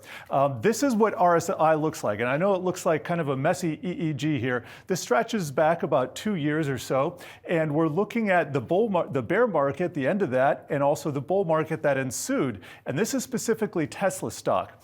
And you'll notice there, whenever it dips under this green line, which is 30, and rises back above, I put a vertical line here to signal that it has gone down, and now it has crossed out of oversold territory.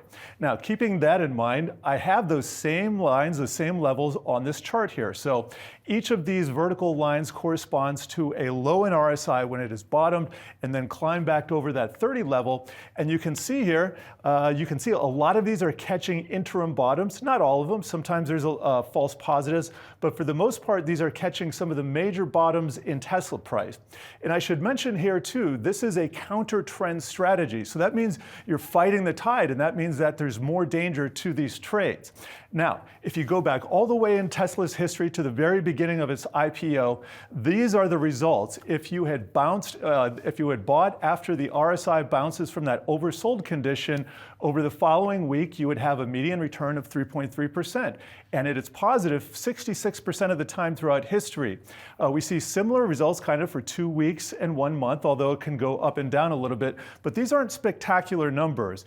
For stocks which tend to go up, I want to see solidly above 70, ideally 80% in terms of the percent positive. We don't really get there until 1 year. Now, in setting up these trading systems, it's also very tempting to introduce more rules. And one of the rules that I attempted to incorporate was a filtering with the 5-day moving average. And that is, I wanted price to actually climb above that 5-day moving average in order to get one of these buy signals. There's always a trade-off here. And so we ended up with fewer trades and fewer false positives, but we also lowered some of the returns across some of these spectrums. So bottom line, it's probably a good time to buy Tesla right now, but you have to be nimble here. And this is more of a contrarian trade, so this is a trader's call as opposed to a long-term investment strategy. So tune in to Stocks in Translation for more market decoding deep dives, new episodes on Tuesdays and Thursdays on Yahoo Finance website or wherever you find your podcasts. Tom, I know you call it noise, and I get that, but you're looking at a situation now where Elon Musk, if you look at the latest poll numbers, people hate the guy. I don't think it's an exaggeration to say many Americans do. It is affecting sales. You got people setting Teslas on fire in France, for example. So at what point does it become more than noise? I would argue, if you look at the sales, it probably already is a little more than noise. But at what point would that actually affect how you view the stock? What would have to happen, I guess, for you to say, maybe this is a risk? Well, this is a question I get asked a lot. What I would say is, let's say this was another car company that had the numbers they posted in January and February, and were doing the things they were doing in those months, right? So you had an intentional shutdown for the Model Y changeover that was articulated to the market in the Q4 call. We knew that was happening. January and February are really weak months anyway. And sure, you have some models that are very long in the tooth, right? Model 3, Model Y. You also have this Osborne effect, people seeing that there's going to be a Model Y changeover and a new affordable car. So folks could have been potentially waiting on that.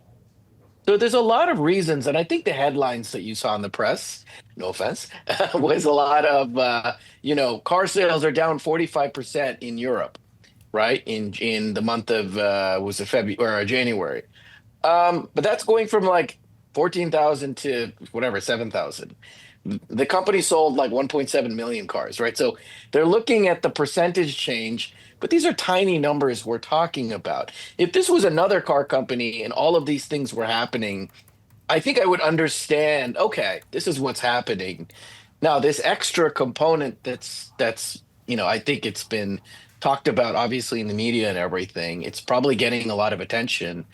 I don't know, honestly, if that's what's driving the weaker sales. I think a lot of folks look at a car purchase as, I need to buy this for my family. What is the best EV in the market today for the range and the price? Maybe if I was making a purchase of soda in the grocery store, that's a discretionary item that I can maybe boycott more easily. But a car purchase, I don't know. I tend to think people are going to buy the best product, what's best for them. And looking at the data that we have, I don't know there's enough to say that, all of this is because of, some of these considerations we're hearing about. Tesla, it's back in the red today. It's down pre-market by about 1.75% after attempting to snap its losing streak here. Gains of 3.9% Friday, not enough to push Tesla into positive territory last week, making for the stock's first ever, get this, 8 weeks straight decline, and Tesla shares are down 38% year to date here. We know that Elon Musk has certainly been trying to garner even more fanfare despite his annexation to the White House and President Trump right now, and that has backfired in recent weeks. And so we've seen some of the gains that had been in place since the election essentially evaporate at this point in time. And it's a larger question of, okay, what will the demand profile look like, not just here in the US, but in other parts of the world too, where Musk is, where buyers of vehicles are increasingly critical of Musk. And this comes, to your point, Brad, amid buyers around the world switching to homegrown brands. We saw on Friday Tesla announcing that they're going to have a 6-seater Model Y available later this year in China, as we have seen their sales under pressure in China, in part due to a lack of availability of more models. So perhaps that is a catalyst moving them to the upside. But again, Tesla continuing to be the biggest laggard of the Mag 7 year to date. Tesla, those shares falling after Chinese automaker BYD unveiled a lineup of electric vehicles that it said can charge almost as fast as it takes to refuel a regular standard combustion engine vehicle car. Now, separately, RBC analyst Tom Narayan slashed his price target on Tesla to $320 from $440, citing lower estimates for the pricing of its full self-driving technology, FSD, and Robotaxi penetration here. There you're seeing shares of Tesla down by about 4%. Notably, he is one of the bulls on the street on Tesla here, bringing down his price target, but still implies upside even from the marker that we are at right now, $228 a share pre-market. It's interesting. There's a lot to unpack here. I think one of the things is, of course, that we are seeing this continued sort of disclaimer that we could be seeing buyers kind of delaying their purchases of Teslas amid new models expected to come out, like the Model 2 and the refreshed Model Y, which Narayan did mention could positively impact Tesla in the second and third quarters of this year. But I think, and you'll tell me what you think, Brad, but I think the sticking point here is how much money he anticipates Tesla being able to make on a monthly basis for their full self-driving technology. They previously thought that the company would be able to ramp back up to the $100 a month by 2030, given some of the options that Tesla had put forward in the past. Now he's anticipating a decline to $50 a month for that full self-driving technology, and also anticipates lower market share for their FSD tech as well. I will tell you what I think about this because you asked. So spot on with what they were anticipating, and it comes back to the demand profile right now. And you have a few things that are happening. One, in China, where Tesla is banking a lot of being able to deliver directly into that region, you're seeing even more of the homegrown competition maintain mind share, maintain market share, and actually grow out on both of those metrics. So all of those things considered, it's actually going to take us into a story that we're about to talk about in a hot second, so stay tuned for that, BYD, hint, hint. But all those things considered, it's not just what's taking place in China within the mind share and the market share, it's also the rolling back of some of the credits in some of the larger trade partner tit-for-tat tariff wars and spats that are continuing to be in negotiation right now. Looking at you, our neighbor to the north, Canada, and Toronto specifically, where they're going to be rolling back some of those credits. That could be a near-term hit and bearish signal right now for Tesla shares. On a day when we are focused on self-driving and some of the innovations within the driving space, we also have to talk about another big innovation that was announced by a competitor of Tesla. We're talking about BYD in China, introducing what it says is super fast charging. Right. So they hit this amazing milestone of 1,000 kilowatts into a battery, which would charge your battery in 5 minutes from like 0 to full, which is quite amazing, which is basically almost the amount of time it takes to pump a gas tank full of gas. So that's a big milestone. Tesla's at 250 kilowatts, so about a quarter of that. So that's a jump we're seeing. I mean, kind of remarkable that we're seeing that now in this day and age with BYD. And you mentioned BYD also. Just going back to self-driving, they actually have their God's Eye system that came out a few weeks ago. They're rolling out to customers in their cheapest cars. So that's a big sort of hit for Tesla. But just a couple other things I want to note in China here that might impact Tesla's businesses. You have Xiaomi, the device maker, with that really popular sleek SU7 sedan. They're upping production from 300,000 to 350,000 this year, EVs this year, which is big because they can't actually meet demand right now in China. Finally, and also Zeekr. They're also in the self-driving space, releasing a free program, a pilot program for their buyers to use their self-driving software. Tesla just yesterday announced that 1 month trial. This one might be a little bit longer, we're not sure, but just sort of on the heels of what Tesla's doing. All these competitors, cheaper cars, better technology perhaps, interesting designs, all happening right now in China.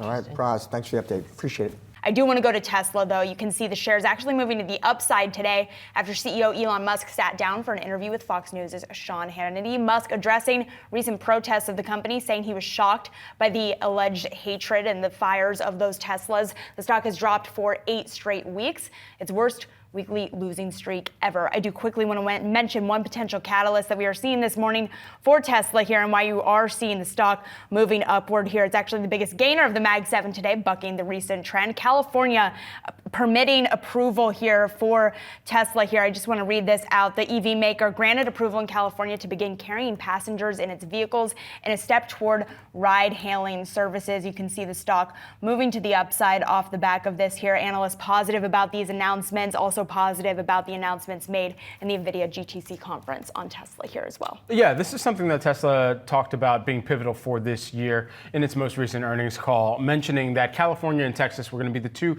major areas where they needed to see regulations move in their favor, not just for full self-driving, but for the cyber cabs to really be a thing, like Fetch is trying to be made a thing by Gretchen. All of these things and Mean Girls references aside, the major moving point from this juncture is how Tesla is able to sell these vehicles at a time where they're seeing brand pushback from consumers, as well as reduction of some of the EV tax credits as well. So those two things acting as major headwinds at this juncture. Let's hit that timer clock on my stock of the day.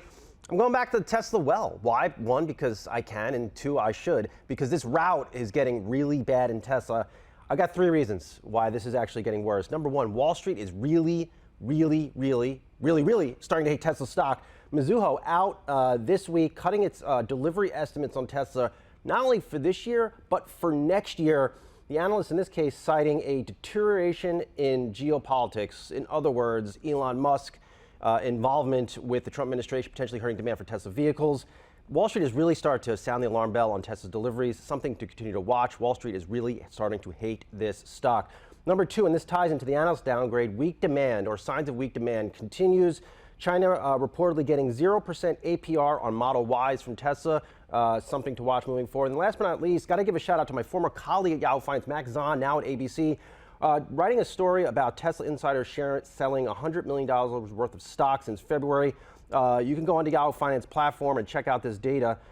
Most of those insider sales are coming from Kimball Musk, Elon's brother, James Murdoch, and Robin Denholm. So insider selling hurting Tesla stock, and I am way out of time, but I had to get these 3 things in. Tesla share is under pressure again today. Analysts continuing to sour on the stock. Piper Sandler lowering its price target in a new note today. And even longtime Tesla bull Dan Ives is wavering, saying the company is in a, quote, brand tornado crisis moment. Yahoo Finance senior autos reporter Praz Subramanian is plugged into all of this.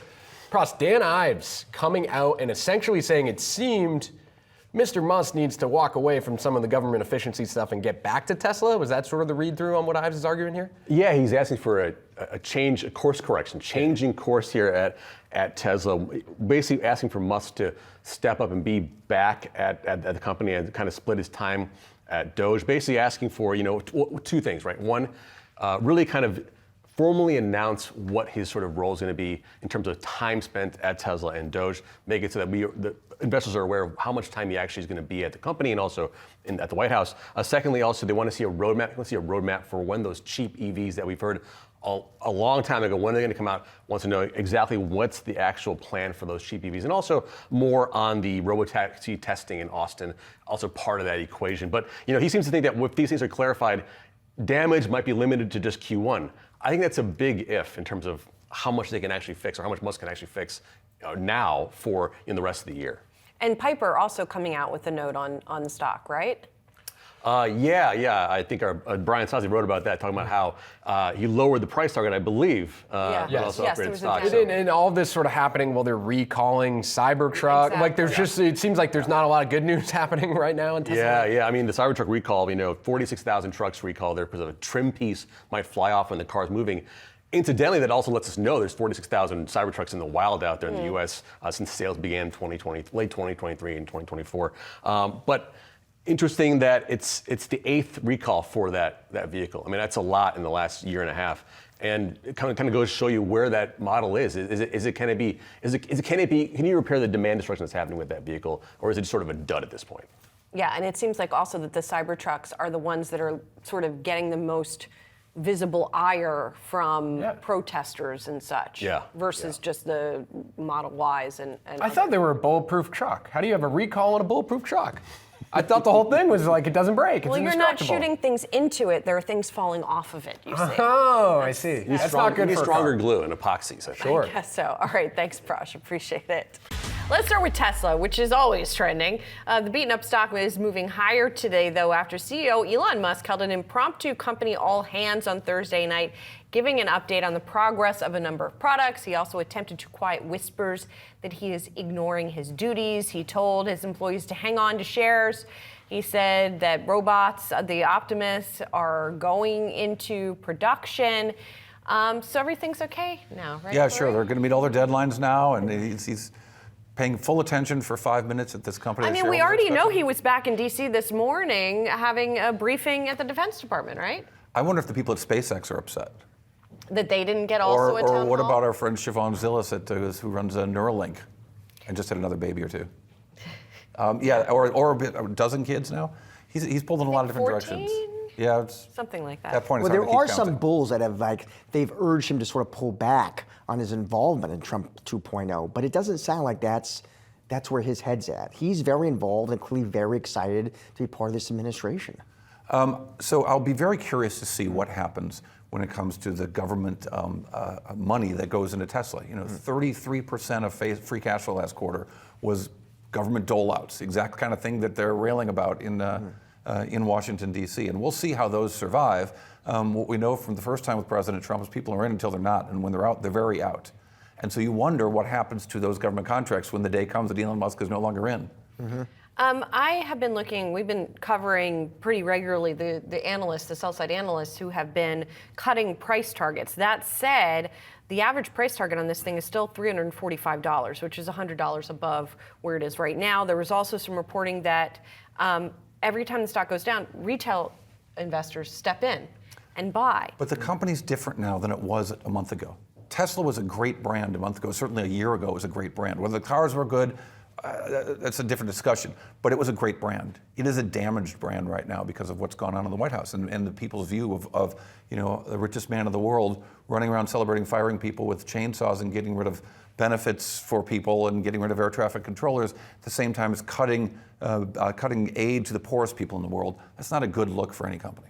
Yeah, well, we'll see if he can repair that damage at some point, if he even tries. Elon Musk holding that all-hands meeting on X last night. Musk hoping to reassure investors after what's been a tumultuous start to the year for Tesla.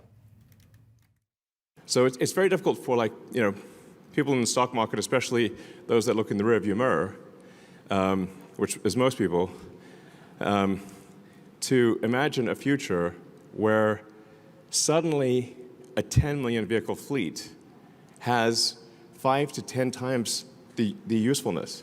So what I'm saying is hang on to your stock. All right, for more now, we're bringing in Dan Ives, Managing Director and Global Head of Technology Research at Wedbush Securities. Dan, it is always good to see you. So Musk does have this all-hands meeting. You tell your clients, Dan, in this new note, you say this was Musk taking a big step forward with this meeting. How come, Dan? Why do you think of this as a big step forward? Yeah, and John, I mean, we talked about yesterday, you know, obviously in the morning, it was time for him to step up. In other words, you got leaders lead. And during this period, he needs to lead as CEO of Tesla. And, you know, I think that's been part of the frustration. But I thought last night was a huge step forward in terms of this quickly put together all hands meeting, because it's showing, look, it's showing employees, shareholders, what's the vision, medium and long term. That continues to really be the golden goose. And I think it was an important first step into ultimately more of a balancing act for Musk. I don't know, Dan. And then he got right back on a plane and went back to D.C. You know, I don't know why him talking in front of his employees is such an important step. And I mean, is it going to keep people from not buying Teslas? Yeah, I mean, like, Julie, my view is it's a first step. In other words, the whole goal here is, I'm not saying, and the many shareholders, for him to end DOGE. It's about a balancing act. So what else It's about, now? So what if that's the first step? What are the other steps? What now needs to happen? Is that he needs to be more engaged at Tesla.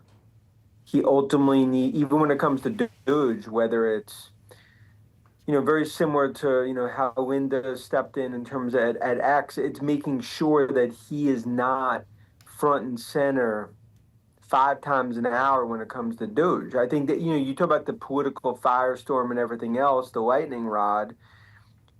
I think part of navigating that, it's that balancing act. He's going to get criticism, okay? And we understand that.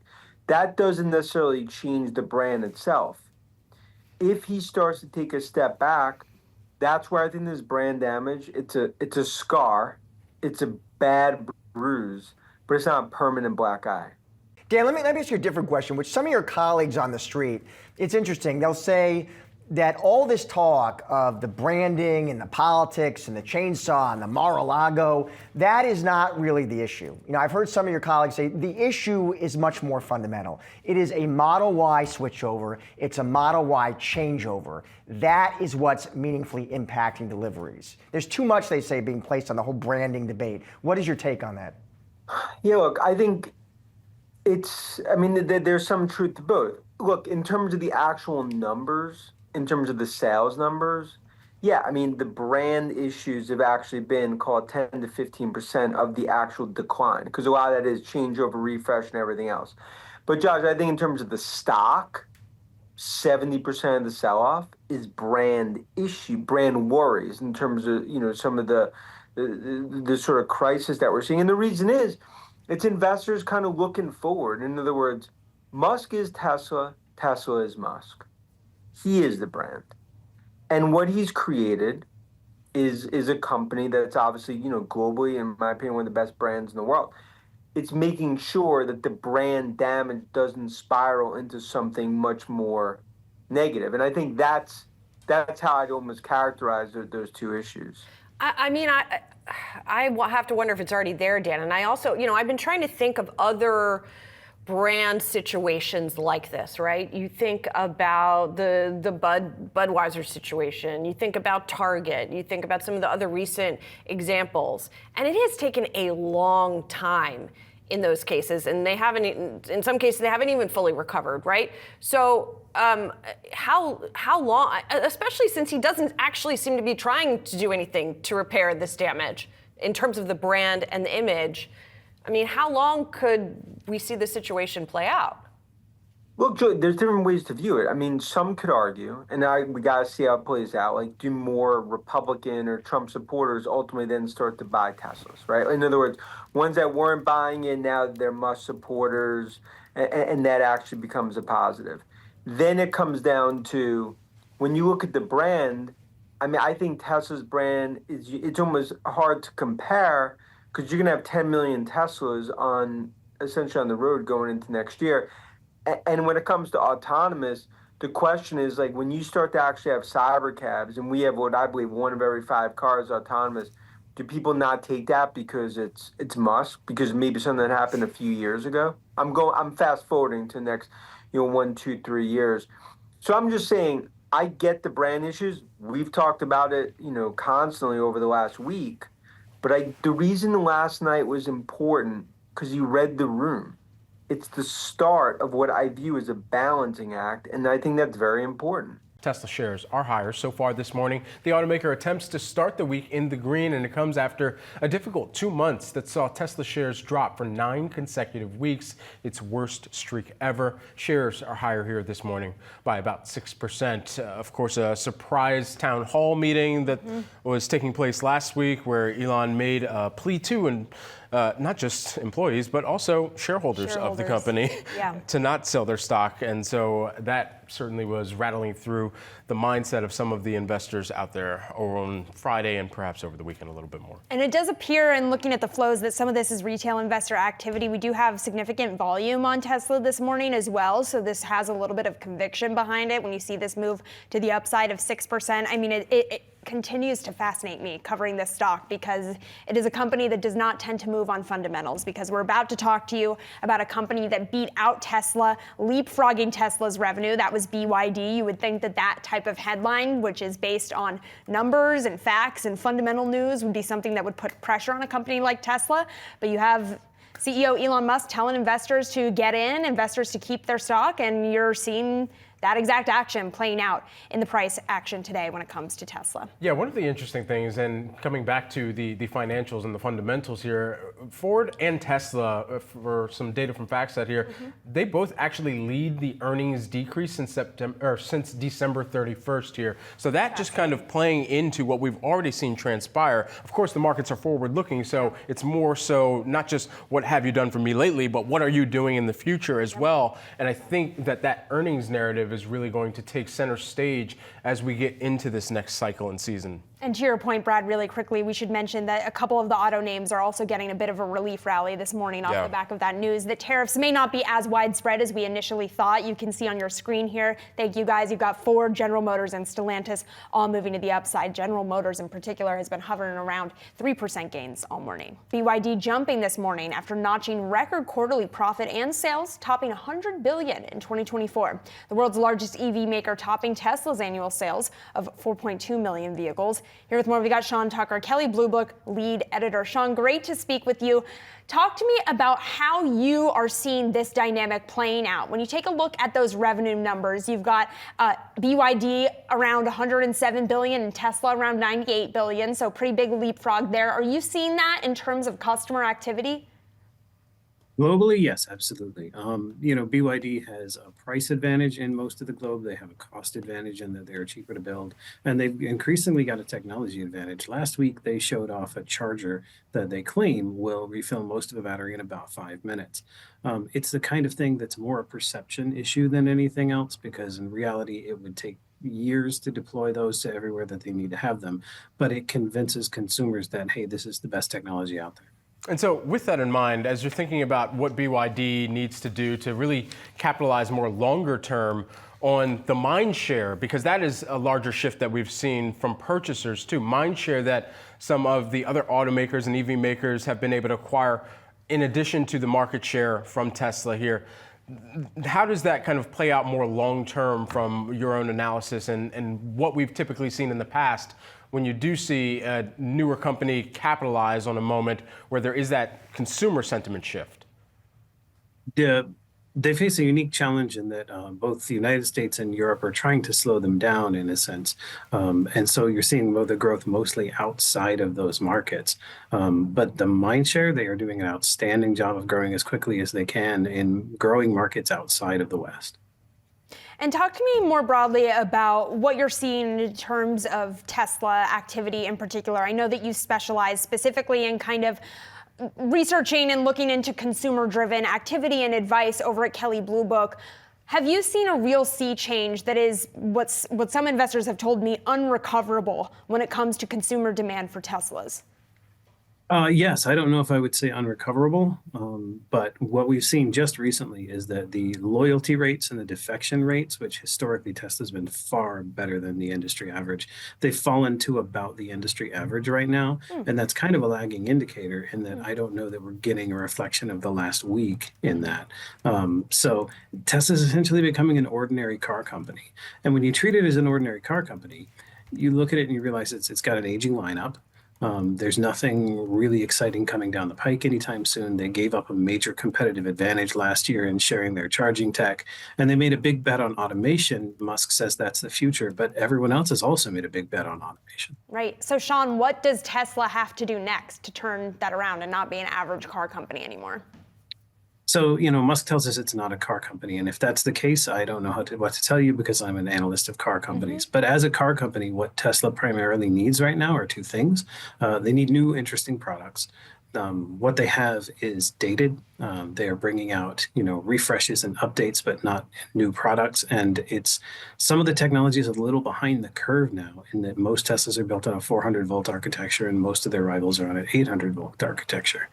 And then, frankly, they've got a public relations problem in that I don't know what you do about Musk. We look at the numbers and we find that Tesla sales peaked all the way back in February of 2023. Just no one quite knew that at the time. So it's quite possible that with a politically quiet CEO, they would still be facing a lot of this, but they don't have that. The FBI has launched a task force to investigate the attacks targeting Tesla. This coming after multiple incendiary devices were found at a Tesla showroom in Austin, Texas. The incident was the latest in a series of attacks and vandalism on Tesla properties. FBI spokesman Ben Williamson confirmed the task force via X, and according to the New York Post, the Bureau has received reports of 48 instances so far this month related to Tesla vehicles, dealerships, and charging stations, and is investigating at least 7 of them in conjunction with local law enforcement. So, Josh, this is something that Pam Bondi, the Attorney General, has talked about, and so now the FBI taking action in this area. Yeah, I see a post here by FBI Director Kash Patel as well on X. He says FBI has been investigating the increase in violent activity toward Tesla over the last few days. Says they've taken additional steps to crack down, coordinate our response. Says this is domestic terrorism. Those responsible will be pursued, caught, and brought to justice, he says.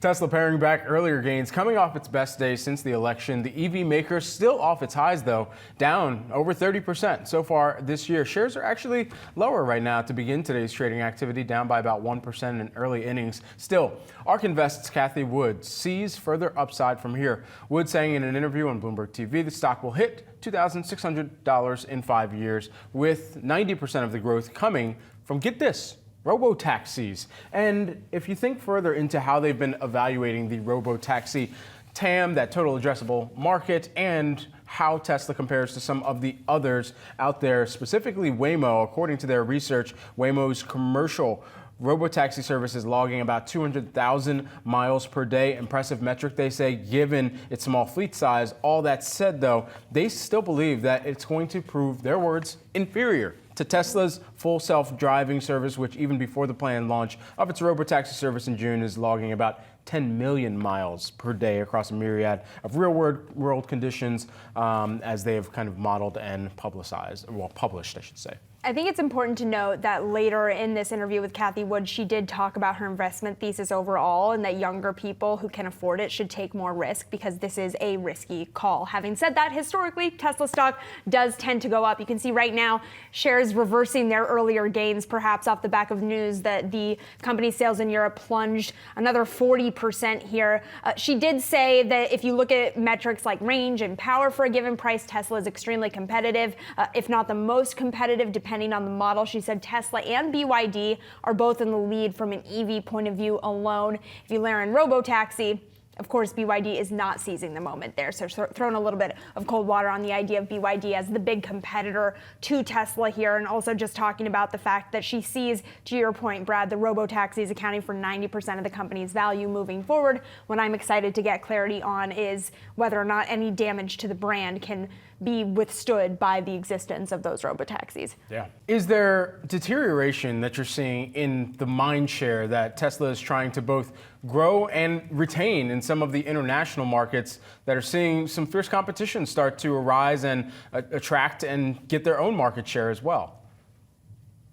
Yeah, but I do think this was somewhat expected. There's more competition, obviously, in China, obviously, with domestics there, especially in that middle market segment. And then Europe, there was always going to be increasing competition there. So, let's not forget Tesla is half of the entire US EV market today.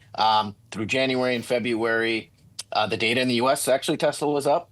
They do have two new models, the Model Y refresh, the new affordable car coming, which could potentially help stem some of these losses. But you're absolutely right. There's increasing competition in Europe and China. But remember, EVs is still relatively underpenetrated globally. So it could be a rising tide lifts all boats when it comes to car sales. But I guess the thing that makes Tesla different is that all of those other car companies, correct me if I'm wrong, don't have as polarizing a figure that sits at the top and essentially is the face of a brand.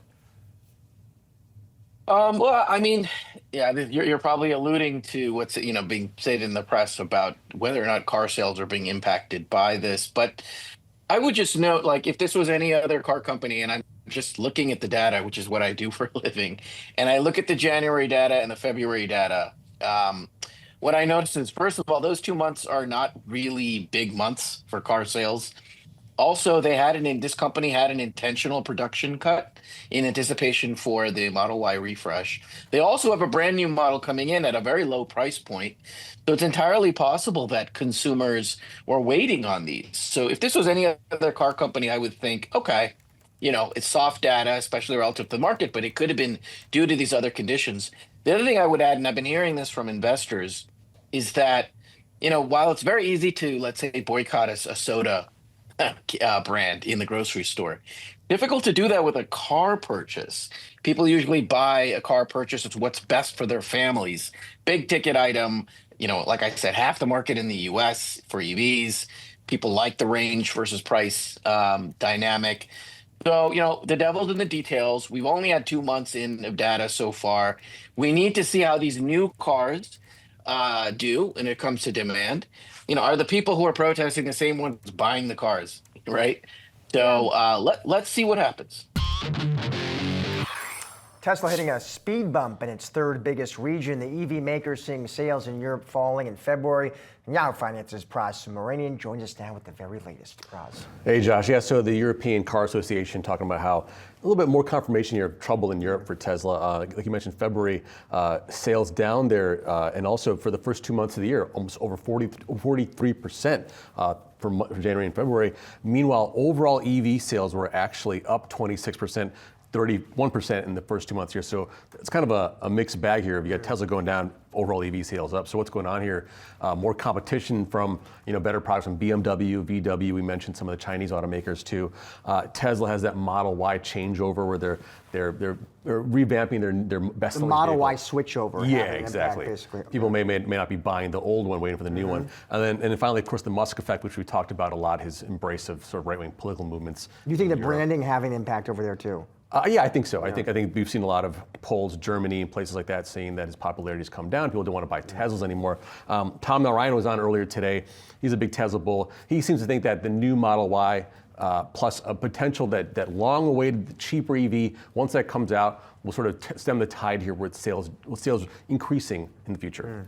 Interesting. And we talk about Germany in particular because Musk has supported the right-wing party there, AfD. So maybe even there versus other countries in Europe, there's an especially acute effect. Yeah, definitely. I think there's a poll that 70% of Germans don't want to buy a Tesla, something like that. But even in the UK, too, he embraced a right-wing movement there. And the sales effect is a bit lower, not as bad as Germany and other parts of Europe, but it's still nonetheless over 10%, right? So there's a concern there, but I think March will be the big key. That's when the Model Y, the new Model Y, will be fully on sale. We'll see if those sales rebound just a little bit.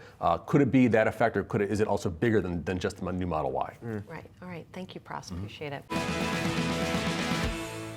Tesla CEO Elon Musk's closeness to President Trump and embrace of right-wing politicians in Europe are taking a toll on Tesla. The FBI launched a task force this week to investigate an uptick in violence and vandalism against Tesla owners and showrooms, calling the attacks domestic terrorism. Tesla's brand is in the midst of a PR crisis, but can it be fixed? That's the big question. Here with more, we've got senior reporter Pras Subramanian. Pras. Hey, Brad. So, yeah, we've been seeing Tesla's sort of image here in free fall. Musk's standing sort of in free fall. Recent polling has shown that. So I spoke to a PR expert named Eric Dezenal. He's a crisis management expert from various other companies. And I asked him, what can Tesla do here to sort of right the situation? Can anything be done? And he kind of said Tesla's like a badge product, right? And it reminded him of the Bud Light fiasco, where that sort of people drank Bud Light as a badge of sort of who they were, and when they sort of lost that image, it was a big problem, and they've only been recently getting out of that. So I asked him, what can Tesla do and Elon do here at this point? He said, two things, right? If Elon stays at DOGE, which has been a kind of controversial, the company needs to come out with really innovative products, like beyond what they have now. And that remains to be seen if that's possible in the short term. Secondly, he said he needs to get out of politics altogether, but that's something that's hard for Musk to do because he gets so much action from that, right? He said to me, the aim of crisis management is to stop an attack, not improve an image, get back to business, leave politics to somebody else. But that advice doesn't matter because he's the center of the global discourse. That's the main thing that has value in 2025. And for Musk, that's where he wants to be. This was such a smart story, Pras, so thank you for doing this and bringing it to us. One of the other things I thought was really interesting is you straight up asked, what's up with Tesla's board? Like, why are they not stepping in here? And it sounds like he said, well, if your CEO is Elon Musk, there's not a ton for everybody else to do on reputation management. Right, we just saw Chair Robin Denholm at a financial conference in Australia ignoring any questions on Musk and whether he was ignoring his own duties. She didn't respond to any of those questions. Eric told me that the board is actually not asleep at the wheel. They're just tiptoeing around this issue. Their main job with the charismatic CEO, he said, is that they just support the king. Musk would never listen to them anyway. So the big question is, so that they are aware of these things, but they're not really doing anything, right? And we've seen charismatic CEOs like Steve Jobs get fired many years ago, only to come back. I'm not saying Musk is going to get fired here, but the question is, where is the corporate governance? And it seems like they're actually aware of the problems. Yeah. Well, they also, some of the board, have been known to have sold positions at the start of this year as well, whether that be for options expirations or whatnot. Yeah. And making sure that you're covering some of those purchases that you're going to make for future options as well. They still have their own kind of embroiled conversation around themselves as well and how they're governing. That's a great point, Brad. Yeah, it's something that you can look at on our Yahoo Finance platform, by the way. Insider selling of shares. You can pull that up on Tesla. Pras, thank you so much for joining us. Appreciate it. To more Tesla news. Tesla is going to be participating in a robotics symposium this week on Capitol Hill. We will have its Optimus humanoid robot on display, according to reporting from Axios. The event is scheduled for today in the Cannon House office building, according to the invite to congressional offices obtained by that outlet. The event coming at a politically charged moment for the EV company, whose founder Elon Musk has become one of the most controversial members of President Trump's inner circle. You can see some of those humanoid robots right now, again, set to be displayed on Capitol Hill today. It's time for Yahoo Finance's Market Minute. Stocks pairing earlier losses, turning positive as investors navigate those changing tariff policies. European automakers still under pressure after President Trump announced 25% tariffs on all foreign cars that should go into effect April 3rd. Porsche and Mercedes-Benz Group facing a potential $3.7 billion blow off those tariffs. And shares of American automakers falling sharply. GM, Ford, Stellantis all build a portion of their vehicles in Canada, Mexico, and China. Investors anticipating higher production costs for those car makers. Meantime, Tesla and Rivian moving to the upside, the EV makers potentially better positioned as they assemble their vehicles in the United States.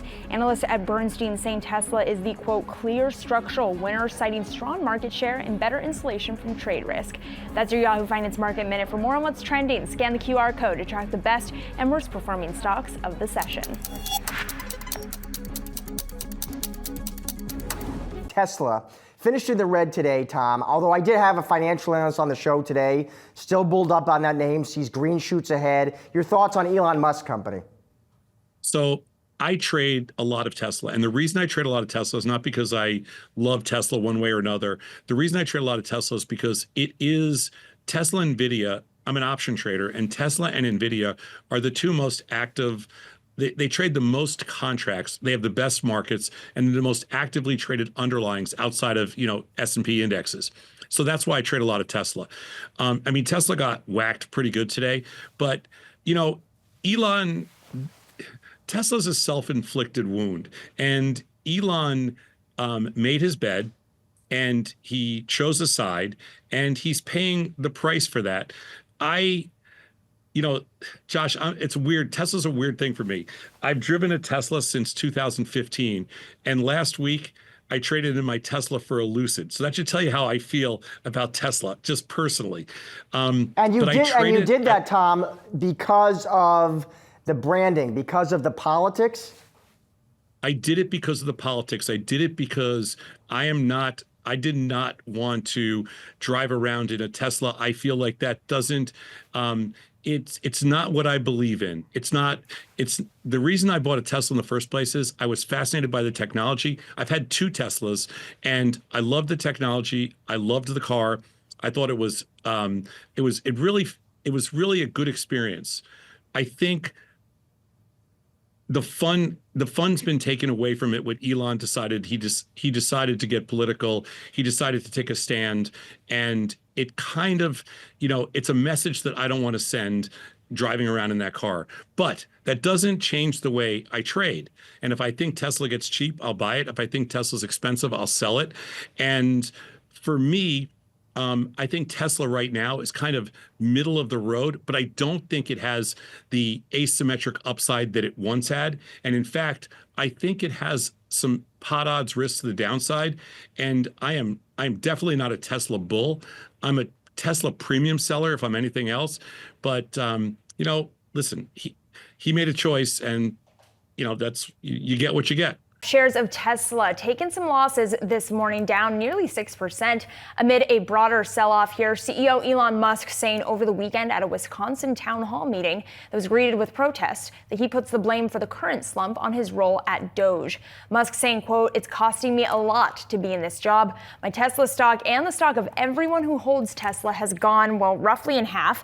I mean, it's a big deal." So we have a lot of that commentary coming in from Elon Musk here, admitting to the fact that it is costing him a lot. He also reiterated this call that he put out previously that a magic 8-ball could do a better job than the Federal Reserve, something that he has said before. But I think what's also obviously moving the stock this morning is this call from Stifel amid the broader sell-off as well, talking about reducing their near-term delivery forecasts to reflect the rollout of the new Model Y Juniper, as well as those headwinds from the anti-Elon Musk crowd. So pointing to both the political and also some of the product challenges. Yeah, I mean, there are some analysts out there who say it is because of that Model Y changeover that's the real reason behind a lot of the slump in the deliveries in the last couple of months. But here it is Musk himself acknowledging that, yes, people hate him right now and are protesting at Tesla dealerships all over the country because they are upset about what's going on at DOGE, and that is likely having an effect on the sales.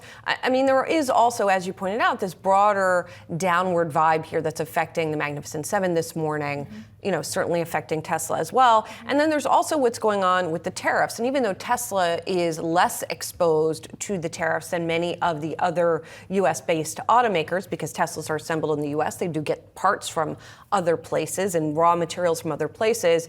And this weekend, we had President Trump saying in a phone interview with NBC, he couldn't care less if automakers do raise prices because of tariffs. That was contradicting an earlier report that the Journal had that said he had threatened automakers and told them not to raise prices in the face of tariffs. So, we've got some of the automakers under pressure as well ahead of the actual imposition of the tariffs, right? Yeah, and where do you land when it comes to the president's thinking when it keeps continuing to change? You're kind of chasing the ball there. I thought it was interesting to your point on whether or not tariffs will be a huge headwind for Tesla. Elon Musk broke, I think, a 3-year streak of not posting about tariffs specifically. Last week, he finally did post about them and said that they would be potentially negative for the stock. So something that we will continue to talk about. Yes, we will, indeed. Lastly, got to ask you about Tesla, which, as your research showed, what we showed earlier, doesn't really have a large tariff exposure, even though, yes, it imports some parts, but its cars that it sells in the U.S. are made in the U.S. but it's got other issues, shall we say. So I'm curious what your current thinking is on that, especially ahead of getting some delivery numbers from Tesla, and how long you think maybe some of the sales issues there are going to persist. So it's a great question. This is a company where sentiment matters almost as much as the fundamentals, but fundamentals always matter. And I think what you look at with Tesla is they're going through a massive changeover. Their Model Y, both here in the U.S., Europe, and China. So there's some real disruption that's going on as they're going through a major product changeover. That's about 2/3 of their volumes globally, roughly. So that's been very disruptive to their ability to get vehicles to consumers and sell them. So you have to remember that that's going on. At the same time as an entry-level model, which is supposed to be launched in the first half of the year, we have no specifics or details on yet, so it's unlikely to be launched by June. That product cycle, changeover in the product cycle of new products coming is all important to driving new vehicle sales. And I think if you think about this company as a software and AI company over time, you still need to get the hardware out there to put that software and AI on in the real world. So these product cycles are going to be very important. So I think that's a fundamental challenge for the company here in the short run. The sentiment side is sentiment's pretty bad towards the brands. And obviously there's a lot of political cross currents that are going on here that people I think are conflating a little bit too much with damage to the brand or pressure on the brand. But there's a lot going on here. Sentiment is incredibly negative, and that's often when the stock bottoms out. So we're going to have to keep a close eye on it. We're currently neutral. But it's going to be a messy first quarter for them because of that changeover and some of the sentiment going on. But there's going to be opportunity over time for this to be, probably a pretty solid company over time. Elon Musk is reportedly preparing to step back from his current role in the Trump administration. That's according to Politico. And we should mention, after the report, Tesla shares, that's coincided with them turning positive along with broader markets. They reversed earlier losses that were fueled by their miss in first quarter sales. We saw first quarter Tesla deliveries down 13%. The president, according to Politico, is pleased with Musk's DOGE initiative, but the two have decided that Musk was ready to step back so he could focus more on his business.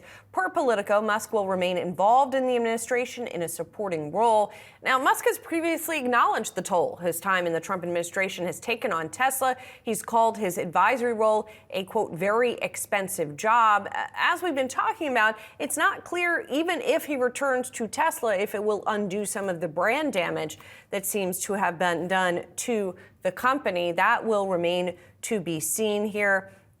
It sounds like, according to Politico, the timing of Musk going back to Tesla in a more full-time capacity would happen in the coming weeks. So we will see if and when that does indeed happen.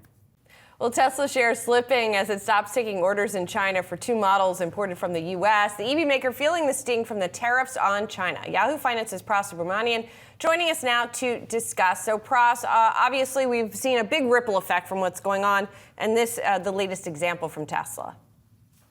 Yeah, you saw these retaliatory tariffs in China, 125% tariffs for U.S.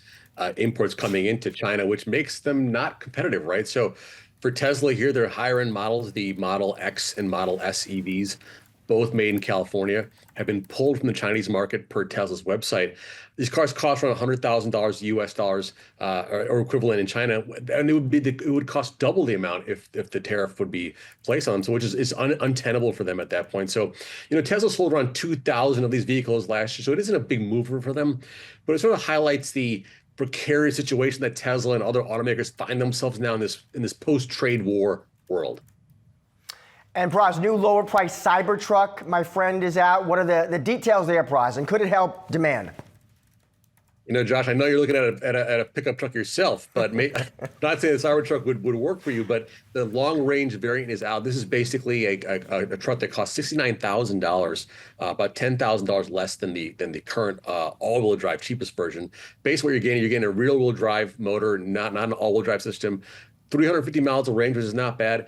But you get less towing capacity, you get cloth seats, and no retractable tonneau cover, they call it, that goes over the back, and no useful the outlets in the bed are gone. So that's not happening either. So is it enough to move the needle? With the tax credit, you're down to around $62,000, which is fairly competitive. But you're up against the Rivian R1T and F-150 Lightning, which are very capable trucks that don't have the Musk and Tesla brand baggage, if you will. So hard to say if this cheaper truck will help them, which according to Cox Automotive, sales were halved of the Cybertruck in Q1 compared to Q4. So a long way to go there for them.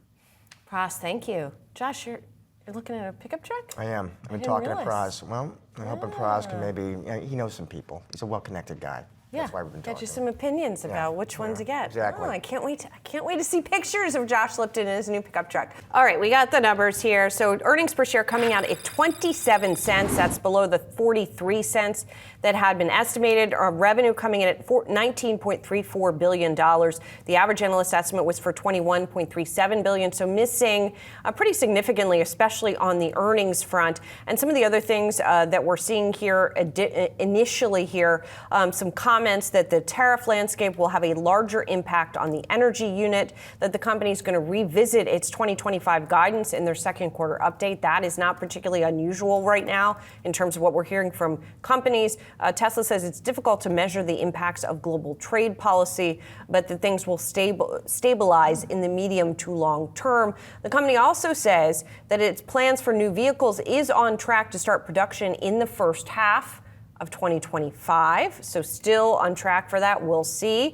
And that there is sufficient liquidity to fund the product roadmap, but the uncertainty could affect demand in the near term here. And it looks like there is not a return to growth forecast in this earnings report.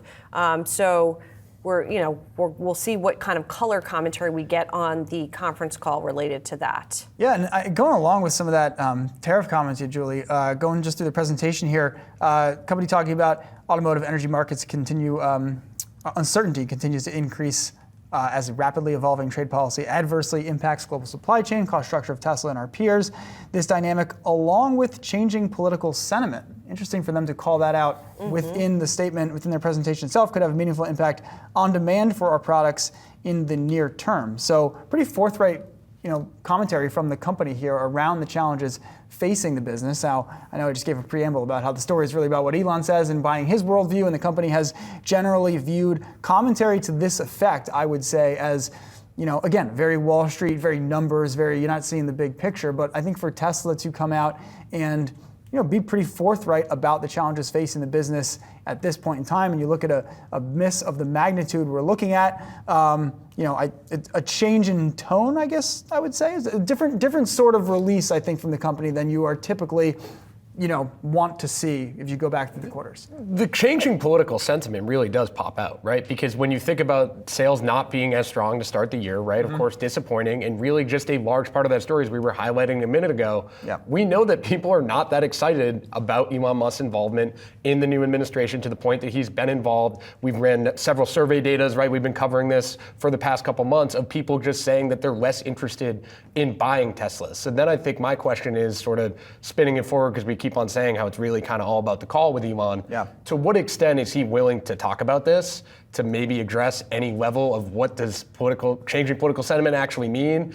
Are they aware of sort of how consumers are now changing their views on the company, and is that part of their actual calculus moving forward and something he's sort of considering amid all of this? Yeah, and it also highlights, once again, the bizarre position of the world's richest man and head of one of the world's biggest companies being in this position in an administration with which he is at odds regarding trade policy. Clearly, everything that is in this report indicates that trade policy is not good for a company like Tesla, even though Elon has talked in the past, yes, they assemble or build their cars in the United States, but he is, he's at loggerheads with Peter Navarro, the trade advisor to the president on this issue. And again, it highlights the perils of being in the private sector and yet being so close to the political realm, not just for the actual political ramifications, but if what the administration is doing is against your shareholders' interests. It's a challenging position because what Tesla said in the release is materially the same as what most companies are going to say versions of in their release. But to your point, Julie, most companies do not have their chief executive, in the Oval Office many days. Yeah, So exactly. That's a big difference there. Also, the stock's doing nothing, which is fascinating to me. I'm sitting here looking at the stock like, what are we doing? I guess we're going to wait for the call. Down 1%. Maybe people are waiting for the call? I suppose is fine. It seemed like coming into the market report, pricing though. an 8% move, something like this? Yeah, but didn't most people coming into the report think that the Stock's report down was 40% this year. Yeah, no one really thought the report was going to be that good That's fair. anyway, That's right? fair. So you get a not good report, and kind of what do you do with these numbers again until you hear, I think, some larger questions that people want to know from us in the call. There was a lot of commentary going into this that this would be a sort of reset year for Tesla. That it's not that the first quarter doesn't matter, in the words of Adam Jonas of Morgan Stanley, but it is more that you now have to sort of reset and look past this and see what happens next. So what do you make of this? Yes, it is worse than expected, but everybody expected it to be worse than expected, if that makes sense. I wholeheartedly agree, right? I mean, we all knew this was going to be a terrible quarter. We knew they were probably going to mark their lowest margins in a few years. I mean, in the scheme of things, GAAP gross margins was 16.2 versus 16.5, given the size of the revenue miss. Pretty solid, actually. And margins are where they've had problems over the last several quarters, actually a couple years. And then you look at adjusted auto margins, 12.5 versus 13.1. Again, size of this miss was huge. So on the margin side, I would say that's strength, that's execution, and that's probably favorable mix. And then, I hear what you were saying in the previous segment. They were saying in their release, the Model Y lost production was a large part of the revenue dip in the quarter. So that means this is kind of sort of an operational transition and maybe less of the political volatility, even though politics have had a huge impact on the stock. There are some operating changes that have to happen at the company. So, I mean, there are some silver linings in here maybe, and we can look for the company update. This is going to be the first time they give us something they officially call a company update. We got mini car on the mat. We got Robotaxi. We got Optimus. We got, AI. I mean, gosh, they got so many things going on, and it's a story stock. It's not just a political story. It's a company that's executing and leading in some of these really exciting technologies. Stay tuned. I think we're gonna have a very exciting conference call. And Craig, of those technologies that you called out, is there one? I mean, I know Tesla calls out AI in the second paragraph, of their summary here in the deck. Is there one in your view that is maybe not even the needle mover on the stock, but just as you mentioned, around the story of Tesla, the thing that maybe we're talking about in a year if we can move past, kind of Musk's government era, let's say? I think the most excitement among investors, among retail investors, which are very important for the stock, and then institutional investors as well, is autonomous and obviously the Robotaxi and how the Robotaxi adopts that. I don't know how transparent they're going to be about the use of teleoperation engineers. Waymo is not transparent. Waymo does not tell people what that ratio is. I've heard that it's actually well above 1, which means more than 1 driver per car. I understand the tolerance for 0 accidents. But Tesla could easily put out comparable data, and I think they're going to do a lot better than 1 per car or 2 per car, which is what I've been hearing about Waymo. And I think their car is going to be pretty slick and cool. So stay tuned. We may actually see the mock-ups of this vehicle that we got to see the stampings of the frame rails outside in Texas with some aerial photographs earlier this week. I guess, Dan, just help me understand. You said something fascinating, that you're keeping yourselves equal weight, but you acknowledge that this is probably net positive. I can't imagine someone telling me they're net positive on a stock after some of the numbers that we have seen on this print. Walk me through, what is it about this print that makes those abysmal numbers easy to look through? What am I missing? Well, I think this gets to the fundamental question of how do you evaluate stock between fundamentals and narrative, right? And the pendulum is constantly swinging back and forth. At some point, weak fundamentals should play a role. And, just to give you a sense, our EPS estimate for 2025 is now roughly $1.68. This is into the year. Consensus was north of $3. We thought that this could be a growth year. And in fact, with the tariffs, with weaker top line, it's a challenge. But I think we all know that Tesla is not a stock that you pick your 1 or 2 year out EPS number and apply a regular multiple. This is much more about narrative. This is much more about excitement. It's a comp to Bitcoin, right? That Bitcoin is something we always say is the closest comp. And as far as the narrative goes, what we got last night was it held in okay. And that's why net on this result in the very immediate term, it's probably net positive. As we're seeing some of, as well, the kind of net positive price targets that are out there from some of the largest bulls in Tesla, from what you were mentioning a moment ago, even the thought process around how Tesla could even be in the same neighborhood as an investment, perhaps, I don't want to say thesis, but the investment mindset that would even permeate around Bitcoin, that would say that Tesla is only able to get back to some of those most bullish price targets if there is a purely risk-on narrative that re-enters into the market. And maybe that's the wrong evaluation, but I'd love to know your thought process around what Tesla needs in order to actually reach some of those targets that are starting to be set forth by the largest bulls out there on the street. Yeah, it's a couple of things. And I think you raise a good point. Definitely a risk-on environment, an environment that's more engaging of speculative assets helps. This is what we saw with the stock rally late last year, where it was completely disconnected from fundamentals. And in fact, anything fundamentals deteriorated on the margins, right? So a risk-on environment certainly helps. Look, I think over time, these growth opportunities do need to be judged. So we have to see where we are in terms of, okay, are they actually scaling on Robotaxi and autonomous? Is Optimus actually materializing into something that's helping them? These are the areas where we have to see how this all plays out over time, and maybe that can help. But I think it's that plus, as you mentioned, returning to more of a risk-on environment. Ross, as you look at the stock slide over the last few months now, 40% drop, we've had multiple periods like this in Tesla's history. How do you think this period, is it analogous in any way, I suppose, to prior drops? And how have you thought about the story as we get towards what feels like a pivot point in where it's been over the last 6 months?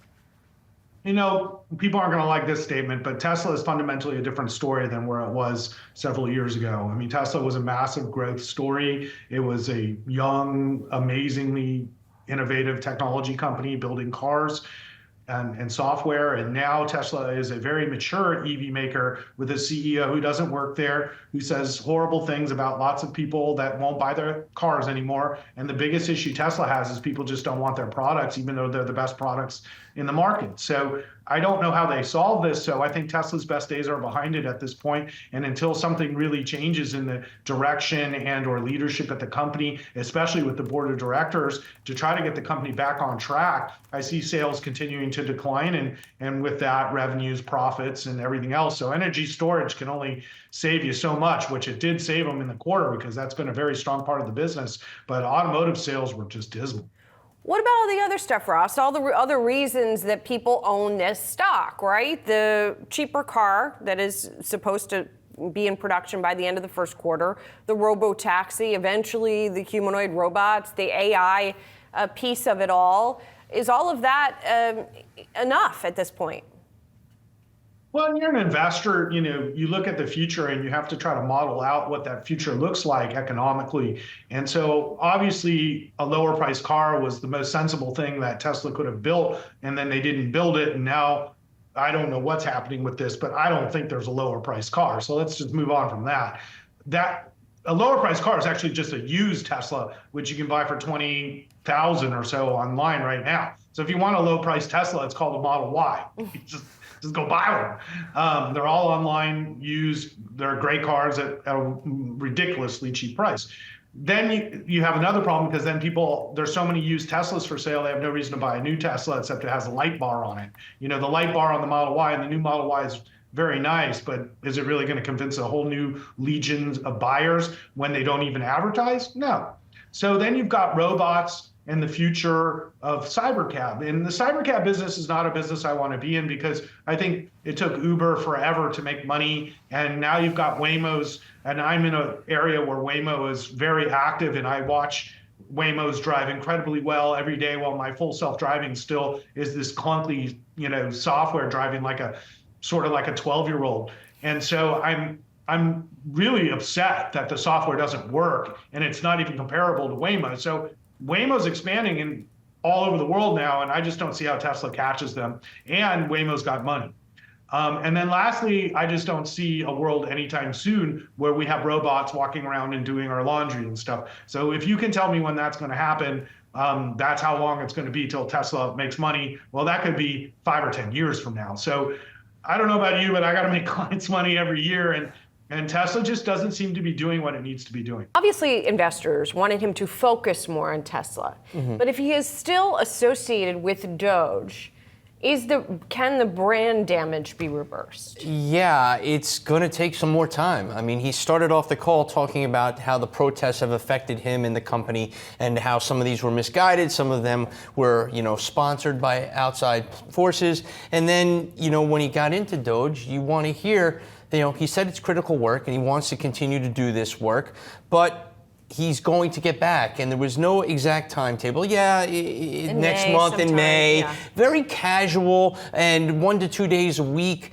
We want to hear a little more confidence as shareholders, as investors, that no, my time here is being well served, and now I need to focus back on what I'm doing with Tesla. And there was no real enthusiasm. He's not overly enthusiastic all the time, but he sounded tired, he sounded beaten down, and there was nothing timetable-wise that was concrete enough to watch the stock trade. I was watching the price after every comment. It peaked at 251. It slowly faded back. The stock is up more after hours because of that Jerome Powell news than what he had to say on this call. That's a really interesting observation. Gautam, I want to focus in on something that Jay just mentioned, and that is Musk's comments at the top of the call, his allegations that he has presented without proof, that he has said before, that some of these protests against Tesla around the country are either people who are directly receive government largesse, who are upset that it's now going away, or who are directly paid by some dark forces. And I guess this is why most CEOs aren't out there tweeting, especially not, putting up conspiracy theories and whatnot, because it's not necessarily good for your business. So I'm curious what you make of. I mean, he led with that. I think we can dismiss the accusations about them being paid if for no other reason than the protests are of such a scale that even Elon Musk could not afford to pay these protesters, right? So we could just toss that one aside.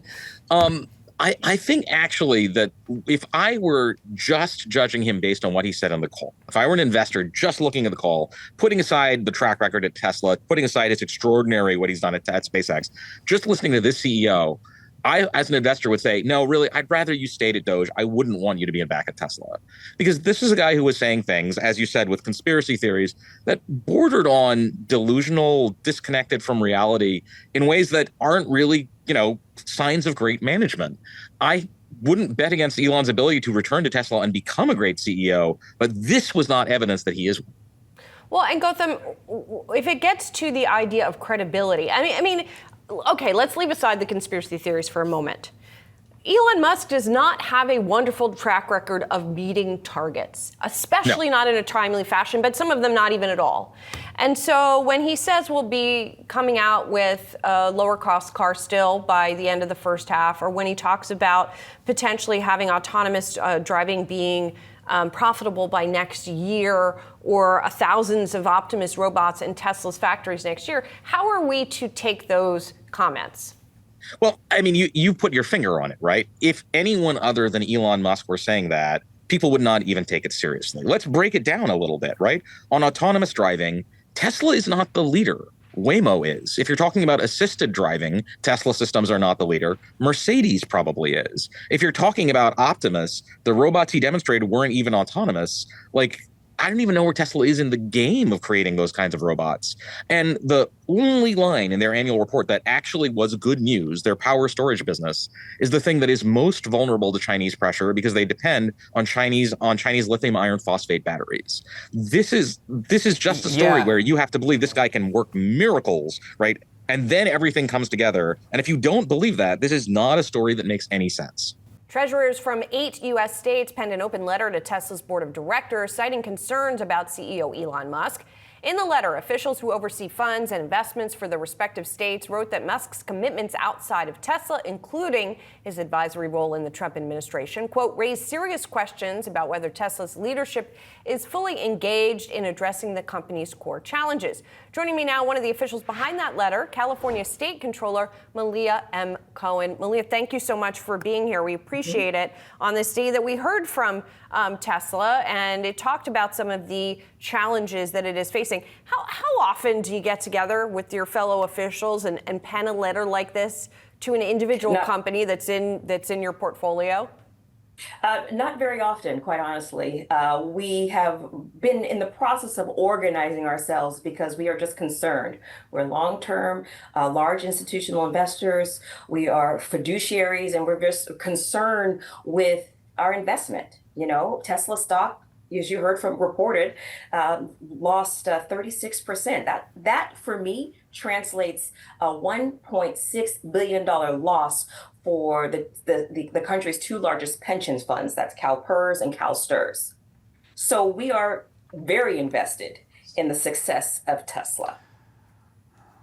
And so what do you think is most pivotal for Tesla to do here to get back on track in your view? I mean, I asked another one of our guests, does Elon Musk need to get on the call today and say, I am almost done with my duties with the U.S. government, and I'm going to be refocusing on the company? Well, you know, Elon Musk is one part of the conversation. There's also a board of directors that provide governance. And so certainly this board, if they are truly independent, have the authority to begin to exercise and put some parameters in place to ensure that the stock remains a good investment. And so what are some of those parameters that you think should be put in place? So when we're talking about good governance, we mean we want good, accurate reporting. We're talking about paying attention to growth, to sales. Of course, this conversation around tariffs will and does have an impact. But what we are seeing is very little reaction to the impact of the administration's policies in place. We are coming at this kind of with laser focus. And quite honestly, I get asked to sign on many letters. And for the most part, I don't sign on to these letters. But this particular investment is absolutely critical because it has a multiplier effect across the entire state of California. Here's an example. There was a quarterly report that was issued just a few weeks ago for the first quarter of March. 15% has Tesla cars down. So that means we're talking about new car registrations. If people are not purchasing cars, they're not registering their cars, that's a lost revenue for the state of California. Now, I want to remind your viewers that in the state of California, we are already looking at somewhere between a 40 to possibly $70 billion deficit. So from my lens, as the chief fiscal officer for the state of California, I want to look at the bottom line. This investment is absolutely critical to the retirees, to retired teachers. If we don't deliver on their benefits, then that means that the state of California has to unfund or to fund this liability. So is this why then you don't just want to exit the stock, for example? You still have hope there that Tesla's going to recover? Yeah, that's a good question. No, we don't want to exit the stock. As a matter of fact, we want the stock to rally and to bounce back. However, that's not to say that during public comment, we have heard from numerous retirees that want us to divest, that want us to pull our money out of this asset. And so far, we've taken a position against that. Malia Cohen, thank you so much. Appreciate it. Thank you. Let's throw a minute on that shot clock here. Got to start with Tesla stock of the day. Yet again, shares are getting a pop here as Elon Musk hopped on that earnings call, which I hope you listened to on Yahoo Finance Live, because you can now do that. We can watch earnings calls on Yahoo Finance. I listened to it on our platform. It was killer. So Elon Musk hops on this earnings call after sales dropped 9%, profits down 71%. Said he's starting, quote, starting in May, my time allocation to DOGE will drop considerably. Market is reading that as that Elon Musk will be back, more engaged than ever before. Things will get great. Let me just level set here. Three things. I see three challenges Musk is going to face very, very soon, or as soon as he gets more engaged back in this business. First up, solar. Tesla talked a lot about this on the earnings call. Where it gets its solar panels from, it will be impacted by tariffs. That is a big challenge. Challenge number two, Elon has to improve demand. Sales have fallen off a cliff because in many respects what he has done with DOGE and how outspoken he has been on X, that does not change overnight, especially when average selling prices of Tesla are declining.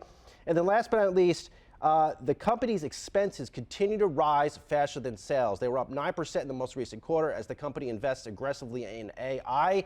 That will not change overnight. Tesla continues to invest a lot in AI, so I'm not sure what Musk will have to do about that. But again, a lot of optimism on the returning Elon Musk, and I am totally over my time. No surprise, because I just completely ignore the shot clock every single time. Tesla's milestone in China, because its deliveries were not great there. They weren't great anywhere, but they weren't great in China. Its milestone was that getting that approval for supervised FSD in China. Michael, how big a milestone is that, and how does it sort of compete? How's the competitive landscape there? On two fronts. One, Tesla's being totally surrounded by very impressive Chinese automakers, your Xiaomi's, your Huawei's, your Xpengs and Neos, BYD. So within the domestic Chinese market, they're facing competition like never before. Then secondly, Elon's big pivot is, hey, we're not just an EV company, we're going all in on FSD. And he has won licenses and permits to do testing on a limited basis. What will be crucial in the coming weeks is to see whether or not he gets approval to roll that out nationally in China, which would be a huge win. Now, this all happens within the context of the United States and China going head to head on this tariff war. So the timing is not ideal for Tesla to win that kind of approval from Beijing. So that begs the question, do you think Beijing will sort of use that as a lever in this back and forth? Absolutely. If China knows nothing else, it knows leverage. Today, China totally dominates the business of electric vehicles, batteries, and battery supply chains. And Tesla and the United States are at risk of really being blindsided by the extent to which China controls those key inputs, including earlier this week, rare earths and magnets are being constrained, their exports to the United States being constrained. That would really potentially bring not only America's auto industry, but also our defense industry to a standstill. So China understands its leverage, and it's going to deploy that leverage as it sees fit. You talk about sales. Sales have been declining. He's obviously been blacklisted by certain communities here in the United States. Where do you see that growth coming from now? Because we haven't been able to see it in auto sales. He didn't give us anything really to hang our hat on. Going forward, the next 3 to 6 months, do you feel as if we're going to have to wait for another quarter before we can get anything truly optimistic out of Tesla? I mean, they've talked a lot about the Model Y refresh. It's just, it feels like it's hitting at an unfortunate time for Tesla at this point in time. There's a lot of people that are, may not consider it as much as in the past. And, it seems like from all accounts, a fairly decent refresh. So it doesn't necessarily seem like people are clamoring to this product or Tesla in the short term. It just feels like they sort of need that next big thing to really kind of restir the love affair with Tesla, because it's like when you think about their last product that was more for the mass market, the Cybertruck, that was pretty polarizing. People loved it, but a lot of people did not like it. So until they kind of get to that next product that would be more appreciated by the mass market, they're still kind of stuck with what they have. And, we've seen already from the first quarter, it doesn't seem to be hitting as much as it once did. Well, and Jessica, the Cybertruck, it may be a mass product, but it's an expensive product, right? So the other thing, of course, that we're waiting for is the lower priced Tesla. And there's been some reporting around whether, Musk said today they're on track, but there's been some reporting around whether indeed they are on track. There's been some reporting around whether it might just be a stripped down Model Y. Is that something that would be appealing in the market, or would it need to be sort of different enough from the existing Tesla models, even at that lower price point? I think it needs to be different than the existing Tesla models. If you look at a stripped down Model Y, it doesn't feel like that would necessarily set the world on fire. If you want a cheap Tesla and that's what you're into, go get a slightly used one. The residual value hasn't been great on that vehicle. So if people are truly looking for that deal, it may be used by a few years, but you're going to get a great deal on it. So it does seem like there is something that has to be new, at least visually. People are just they need to connect with their emotions, with their eyes. And even though, we may be attuned to all the small differences of a vehicle refresh, the average consumer isn't. They need to have a visible difference. And it feels like that's what Tesla really needs to kind of move the needle for themselves. And I don't think that's new news. It feels like that's been going on for a while when you think about how long in tooth the Model 3 and the Model Y are. All right, let's get a minute on that shot clock. And stock of the day is Tesla. I think it's been my last 4 stocks of the day for the podcast with good reason. This one is actually tied to Trump's 100-day mark, which will be on April 29th. Now, coming into the Trump presidency, you would think Tesla would have done well, stock would have been on fire. That hasn't been the case. Through the first 100 days of the Trump presidency, shares of Tesla look poised to be down more than 30%, despite Elon Musk having that close proximity to the president. Of course, Tesla's first quarter results, pressure in terms of sales, pressure in terms of profits, outlook now good. I know Musk is coming back, but still stock down more than 30%. And what really caught my attention here and why I'm making Tesla the stock of the day today, new AP poll on Musk, it found just 33% of U.S. adults have a favorable view of Musk. That's down from 41% in December. 2/3 of those polled say they have just given Musk too much influence in government. Put that together, you really start to understand why Tesla sales have come under pressure. Tesla shares in focus today as CEO Elon Musk said that the stock price shows the company is in a good place. He said he's committed to still be Tesla's CEO in 5 years. For more on the latest from the EV maker, let's welcome in Jed Dorsheimer, William Blair Group Head of Energy and Sustainability Research Sector. Jed, it's good to see you here. Now, this seems to be, rather than a pivot point for Musk, this seems to be sort of the last point in his recent pivot, if that makes sense. In other words, he sort of has made a recommitment to the company. We've seen that on the earnings call. We've heard him talk about it. And then this latest comment just sort of seeming to solidify it. Is that how you see it? And is it a positive for Tesla? I think it's always been solid. I don't think that Elon's commitment has wavered at all in terms, I think there's been media around that, but I think what it does, though, is it reinforces, if you look at the value of Tesla, I've said this, that if you look at Tesla and you say it's just an auto company, well, then it would be, significantly overvalued, right? It would be a short if you looked at it from that perspective. Tesla is a juggernaut of innovation. And at the heart and central to that has been Elon, is the steward of that ship. So what we got today was kind of that affirmation from Elon that he's not going anywhere. And I think as the company looks at morphing once again in terms of the product portfolio and the drivers to this business, I think that is critical to make sure that he is going to be the one at the helm. And speaking of Tesla innovation, Jed, Robotaxis on the way, right? I'm curious, as an analyst who knows this company very well, when you think about that broader Robotaxi market, Jed, what it is, what it could be, how do you sort of compare and contrast Tesla and Waymo in that market? It is a good question.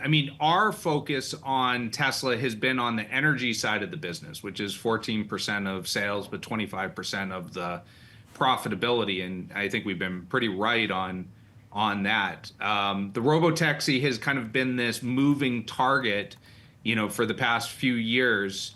And now we're really coming to the point of launching the beta in Austin, Texas.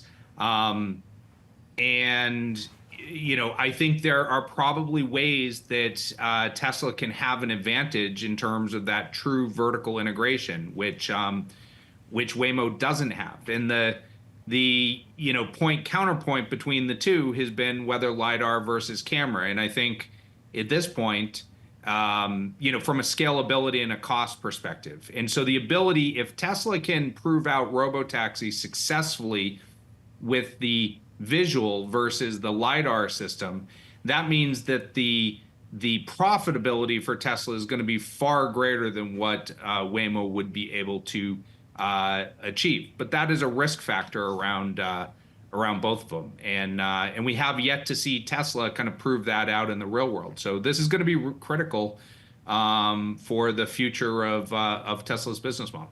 And that's because the camera system is less expensive than the LiDAR system, Jed? Oh, yeah. So I think the cost structure is, like $100 for a Waymo, compared to, so it's fractions. It's would be pennies on the dollar in the comparison. So that gives a, major advantage to Tesla, as long as they can kind of prove out that the neural network has the efficacy and the safety associated with that. Jed, let's say that EV tax credit, Jed, goes bye-bye. That $7,500 gets repealed. What does that mean for Tesla? No, the stock would go lower, in my opinion. That will have a margin contraction, and so that is the other risk that's on the table as we go into, moving over to Robotaxi.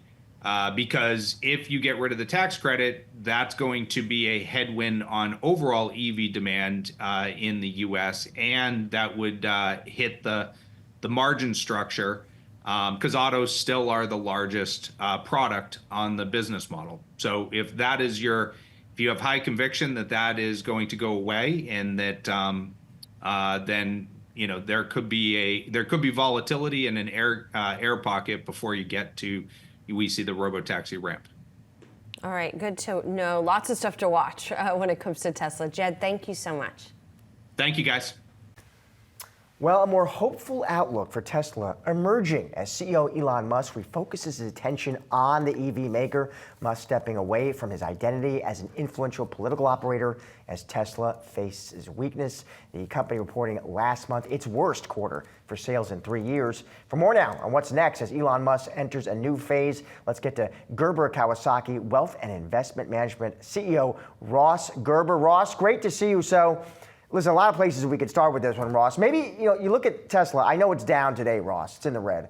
But what a move for that stock. I mean, you're up about 50% from early April. I'm curious what you make of that move, Ross, and what you would chalk it up to. Is that Musk saying, I'm going to spend more time at Tesla? Is it easing trade tensions with China? Is it, hey, Robotaxi's on the way in Austin? Is it all three? Something I'm missing? Walk me through it.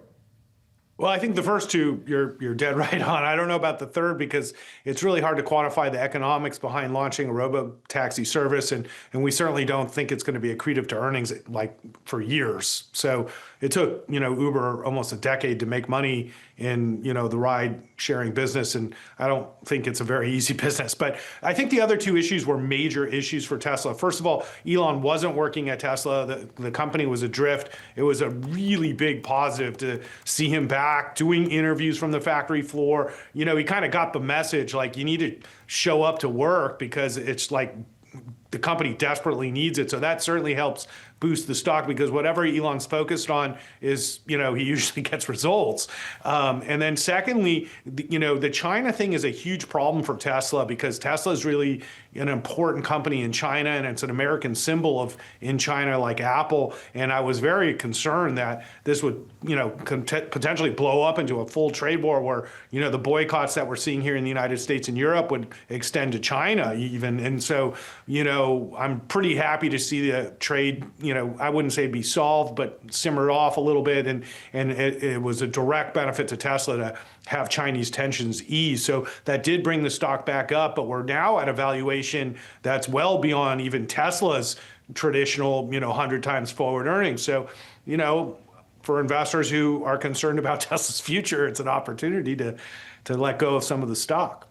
Which I know is something that you've been doing, Ross. I also thought, I was struck by some of the comments that we heard from Elon Musk when he was speaking to that conference in the Mideast. And among other things, he said he was going to pull back from his political giving. I guess unless he sees the next opportunity to do political giving where he wants to. Right. But I have to wonder, with his sort of backing off of DOGE, recommitting to Tesla, and he also made the point that, they might have lost customers on the political left, but gained them on the political right. Where do you think this sort of brand goes from here, both in the US and also in Europe?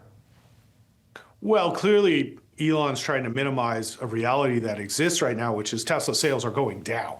And they've been going down substantially, even more this quarter. So, there's a little bit of this denial going on of the effect of his political actions on and personal belief systems that he's amplified on the actual brand. But the brand is probably one of the most hated brands in the world now, unfortunately. And for a company that does so much to try to make a difference in climate and for human life in a positive way, it's extremely distressing to me how negative the brand is viewed today. And I don't think he made any attempt to try to reckon with that at all. So I don't know how that solves itself. And I think until Tesla continues to see weak sales, which I think it will, at some point they'll need to address this. Your point about self-driving cars being a long-term trend, and it's well taken. I do wonder whether you think, and I don't want to overstate it, Ross, but whether you think something might be shifting there. I mean, I was just struck by this, the Waymo co-CEO telling reporters this week, they have reached 10 million trips, doubling in the past 5 months. As an investor and a longtime tech investor, Ross, are you excited about that trend? Not in the near term or in the intermediate term, but 5, 10 years out. And how do you think about Tesla's potential role in it?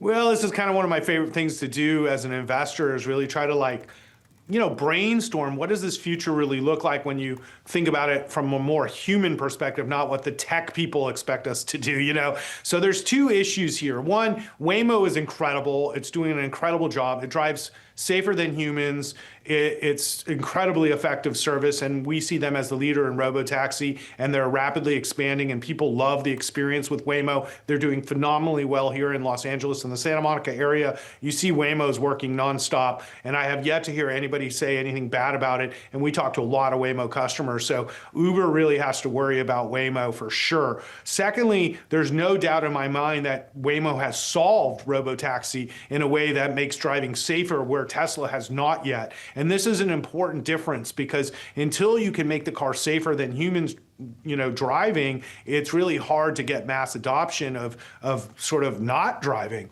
So, in my mind, the Robotaxi's been solved by Waymo, and Tesla should look at what Waymo's doing, and in a lot of ways they're copying them. And I think eventually we'll see very big similarities between what Tesla's doing and what Waymo's doing, especially with the hardware on the car, which Elon's going to have to admit at some point isn't adequate for real safe full self-driving.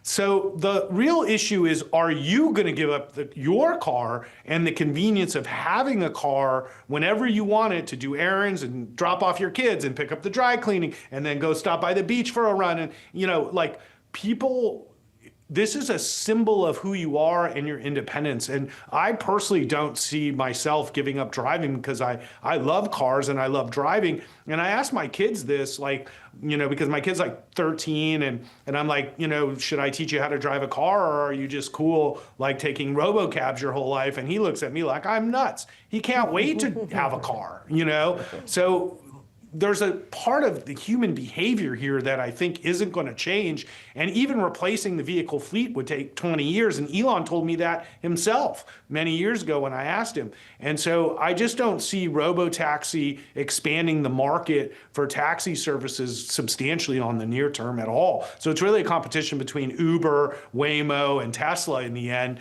to get your ride service needs done. But how does this market really expand? That's the big question. And I'm not sold that humans are giving up their cars. Tesla shares riding higher. It's after CEO Elon Musk pledges his own return to office. Move coming as the EV maker faces weakening sales. Here with more is Yahoo Finance's Praz Subramanian. Now, Praz, you wrote about this today. Got new data. European registrations nearly halved in April for Tesla. What exactly explains that? I'm guessing, is it branding and politics? Is it Model Y update? Is it folks waiting for the new affordable model? What's going on there? It's the good old story where you get the one headline, you get the stock moving the other way, right? We were talking about this earlier, right? So, but yeah, European sales, no surprise here, they're bad. Registrations down nearly 50% in April. Meanwhile, total EV registrations are up 34% in the month. So it kind of shows you where the money is going, where the buyers are going. It's a branding thing. It's a Model Y thing. The changeover happened. New Model Y is trickling into Europe. It is there. The question is, why aren't they getting scooped up? That's one of the issues. But more importantly is, we're calling it Musk's RTO, right? He pledged again over the weekend in a tweet, kind of addressing an X.com outage. back to spending 24/7 at work and sleeping in the conference rooms, etc. Must be super focused on XAI and Tesla plus Starship, etc. All these things that are happening right now for Elon, and he says he's back. Yeah, I mean, we talked about this. We both cover the stock. And how, I forget all this. I want to know how surprised you are that we're up like 50% since earnings, right? Earnings relatively weak, estimates coming down, no problem, stock up 50. It's a classic Tesla move. Just how surprised are you just the last 6-7 weeks of trading in this thing? It seems like it's just indefatigable. Yeah, I mean, is retail so hyped on self-driving and Optimus and things like these way out there, pie in the sky type endeavors that Musk is doing, that Musk is spearheading at Tesla? Obviously, Robotaxi, big month ahead next month with Austin unsupervised testing happening. Teleoperators, right? You know, that's a big bet, right? And the teleoperators, people just like, oh, no problem. This is okay. It's almost nothing. It's indestructible, right? You could say, well, actually, I'm going to be sitting in every one of the cars and I'm going to be driving people around. It feels like the stock would still go up. Yeah, I mean, it's like the reality distortion field of Musk. It went from Jobs to Musk. People were just buying into it. And then the whole, like, I'm back.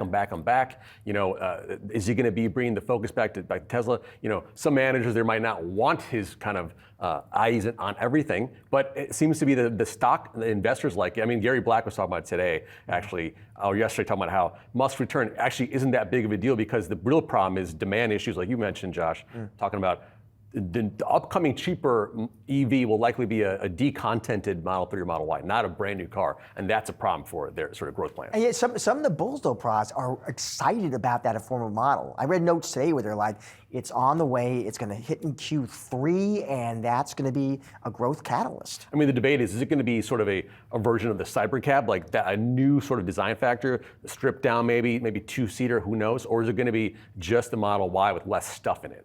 And I think that's, when we finally get that reveal, which has been talked about for over a year now, that's going to be the true reaction to the stock, is how excited are you going to be about that model, that form factor? Is it just for China? Is it for us? And then it gets right down to this idea of, do cars matter anymore? Right? Tesla has sort of morphed into this AI play. You know, we bandy about this idea of when is it going to sell 2 million cars, right? Going to sell 2 million cars in 2024? No, not quite. Going to sell 2 million cars in 2025? No, not quite. Not necessary. We don't know if it's going to be a TAM expanding car that's coming, and yet the stock is still doing great, up amazing over the last 12 months, still down year to date. Do cars even matter anymore? Should we just pay attention only to the AI? Right, and then Musk has been sort of changing that story as well, kind of over the last few months, the year during his conference calls, talking about how we're an AI play, we're a Robotaxi play, don't own the stock if you don't believe in that. And that sort of says what you're saying is 2 million cars don't matter. It's what we got on the road right now, and the future cybercabs potentially that are coming out that are the ones that really matter for the $1 trillion market cap or multi-trillion dollar market cap of Tesla depends on software endeavors, AI, Dojo, all that stuff, right? That's the big bet. And I think, we just had earnings, a month ago, weren't good, and here we are, stock, 13% below flatline. I mean, it's just sort of almost all the way back. That self-driving robo-taxis that Musk says, hey, it's coming next month, Texas. When you think about his potential competitive advantages in that space with Waymo, which is obviously way ahead, what are they, Al? How do you think about it? Listen, so, we don't, let's listen to Jensen. Jensen says, Google and Tesla are the leaders in self-driving cars. Okay, that's fine. And if it works, there are substantial advantages. I drive a Tesla. There are millions on the road. Theoretically, the capital cost of building a fleet of robotaxis is zero. I just put my car into the app and it makes me some money. And there are millions of robotaxis where Waymo has thousands of robotaxis. So on paper, it all works. The issue is they haven't actually done a fully autonomous paid cab ride yet. I'm not saying they can't. That comment will generate lots of emails, as I'm sure you're aware. But so on paper, I got it. Absolutely, I see the vision. I also want a robot butler. That's great. The question is, it's not here yet. Yeah. On paper, it makes sense. Sure. Tesla CEO Elon Musk might be stepping back from DOGE, but he's not staying out of politics entirely. Musk telling CBS Sunday Morning he is, quote, disappointed by the price tag of President Trump's big, beautiful bill. Republicans in the House passed the Trump-backed tax bill last week. The legislation now heading to the Senate. The bill extends Trump's 2017 tax cuts, creates temporary tax cuts like no taxes on tips or overtime, increases the SALT deduction cap, and boosts border security spending and mandates work requirements for Medicaid, among other things. In an interview set to air June 1st, Musk telling CBS, quote, I was disappointed to see the massive spending bill, frankly, which increases the budget deficit, not just decreases it, and undermines the work that the DOGE team is doing. The tax provisions are expected to increase the deficit by $3.8 trillion by 2034. That's according to the Congressional Budget Office. Musk also saying, quote, I think a bill can be big or it can be beautiful, but I don't know if it can be both. The comments come as Musk pledges to significantly cut back his role at DOGE amid widespread criticism, particularly in light of Tesla's recent performance. The stock down 10% so far for the year. Well, Elon Musk's time in the U.S. government is coming to an end, but he might not be completely out for good. Well, I expect to continue to provide advice whenever the president would like advice. I hope so. I mean, I expect to remain a friend and an advisor, and certainly if there's anything the president wants me to do, I'm at the president's service. Well, for more on Musk's next chapter, let's get to Yahoo Finance's Praz Subramanian. Praz, you were listening. What did you make of that presser? What were the big takeaways? We got to rewind. I mean, the big bombshell today was the report of alleged drug use by the New York Times, more than what had been originally thought. Ketamine, mushrooms, so much ketamine that he potentially had a bladder injury. These are all reports that came out today, this morning, in the New York Times. Musk was asked about it, and he said, quote, that New York Times, referring to the New York Times that had put out a report on the Russian hoax stuff, all that stuff, he said, I'm going to move on. Let's move on. He didn't address it. Didn't want to didn't address it. And Jen brought the fact that he also had a peculiar eye injury. See, that's why I thought you were going to lead with the Shiner. Yeah. Well, Jen stole my thunder. That's where, That was the story. Thunder was stolen. Thunder was stolen. So I'm bringing that back. And pinned that on X, I think, his kid. Yeah, said that his son, presumably a lefty, a right Shiner. But all very interesting stuff here. Musk, yes, he did say that he's coming back to Tesla and SpaceX and X full-time. But of course, today's report on that alleged drug use, the Shiner on his face in the Oval Office, plus the sort of non-answer or non-denial of it all, really kind of is concerning. I mean, if you're a Tesla investor, Tesla analyst, a fan of the company, et cetera, you're kind of wondering what's going on here with Elon. Is he really sort of having some issues here, potentially, given the fact that he looked like he had an injury? Do you think, Praz, that now that he's going back to work full time, right, and this is sort of the exit, do you think when he was with Trump, it was a very outspoken, hard-hitting Elon Musk, very political, no prisoners, and I don't know how many analysts we have talked to on the show saying, well, in their opinion, could that have done some brand damage? Maybe it won over some Republicans, but maybe it turned off some Democrats. I just wondered, do you think now that he's rotating out of government, right, he goes back to work, would you expect him to dial all that back down? I think he's already doing that. The last few weeks that when he sort of hinted at his return to his businesses, he did say that, or he did sort of tweet less about the political stuff, the social stuff, talking more about SpaceX, X.com, more about Tesla's sort of technology. Tweeted about the Model X yesterday. So we're seeing more about his return to his businesses. I think everyone would like to see that who is an investor in his companies. And I think that's already happening. But with Musk, you never know. He loves the drama, apparently, and he can always kind of come back into that. Praz, I just think you read through that New York Times article and you look at everything that's happening, and the theory, the rally in the stock realistically over the last month has been Musk is coming back, right? That's the key catalyst we've been talking about, And I'm just sitting here wondering, I get Elon the visionary. I totally get it. Doesn't it still feel like he has his mind in 7 different places? And we're still having the conversation like when he bought Twitter, where it's like, which one is he working at? He runs so many businesses that it's like, what is he literally doing at Tesla on a daily basis that is going to help the company tomorrow? And for me, I just feel like it's hard to picture at this point.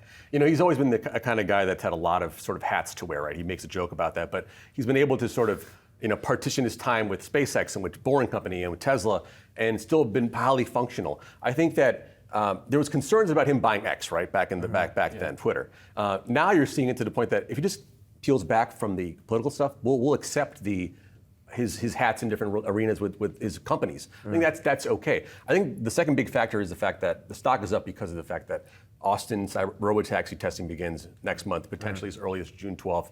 He said they're actually already doing these limited tests. That's the big thing everyone wants to hear about. Want to hear more about that in probably next quarter earnings. That's the big holy grail for the company, unlocking potentially trillions in value, as some analysts have said, like Dan Ives, for instance. Why are Tesla investors so forgiving of Elon Musk?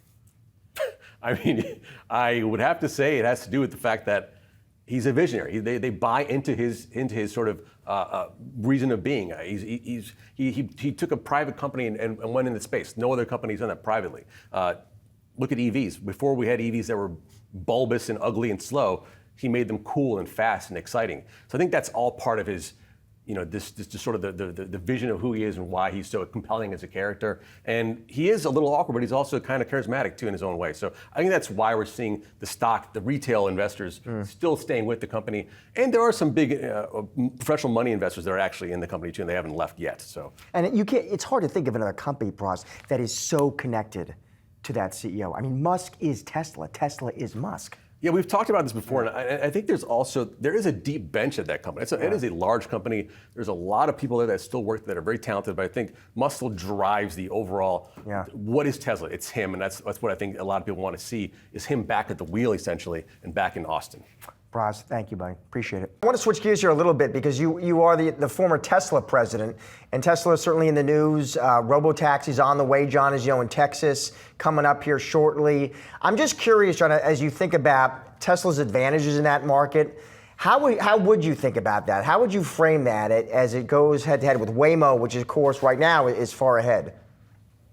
Yeah, Waymo's got has 10 million rides now under their belt. They're the market leader. Tesla's going to launch with what Elon describes as around 10 cars in a limited street map in Austin, which I think I applaud. That's the right way to start. Start with safety first and make sure that the passenger's safe is the primary objective. But to your question on what advantages they have, Tesla's got a lot of cars on the road. They've got millions of cars in the car park. They're gathering a ton of data. And additionally, Elon's got one of the biggest GPU clusters in AI. He's got 100,000 GPU cluster AI data center outside of Memphis. He mentioned last week that they're now trying to build a 1 million GPU cluster gigawatt AI data center. And so that data is flowing into some of the most powerful compute in the world. And so that's a real series of advantages Tesla has. But as the head of autonomy at Tesla described last week publicly, he feels like they're a couple of years behind Google at Waymo. And that's probably right. They've got some real ground to catch up because it's much different running driver assistance software than it is running a driverless car. Well, and I'm also curious where you come out on the whole sensors versus cameras argument, the kind of technologies that each company is employing, because all the data in the world is great, but you have a piece of hardware that it has to power, and that has to be safe. So do you have any thoughts on that? Yeah, I'll kind of give you both sides of the argument. The one side of the argument, and this has been Elon's mantra, is that humans drive cars with 2 eyes. And so a car with 8 eyes is going to do better with full-time attention on the road. That's really the Tesla position. On the other hand, there are reasons why the others, Waymo and the leading Chinese autonomous companies, have applied both radar and LiDAR in addition to cameras. And that's because our eyes can't see well through glare. Our eyes don't see through the dark. Our eyes don't see around corners, and our eyes don't see well around weather. And cameras have that same challenge. They don't see well through glare, through weather, through the dark, around corners. LiDAR and radar do. And so from a safety perspective, there's the argument to be made that you really do need those extra sensors if you're going to be a lot better than the human eye and responsibly address those weaknesses just in vision versus some of the other sensors.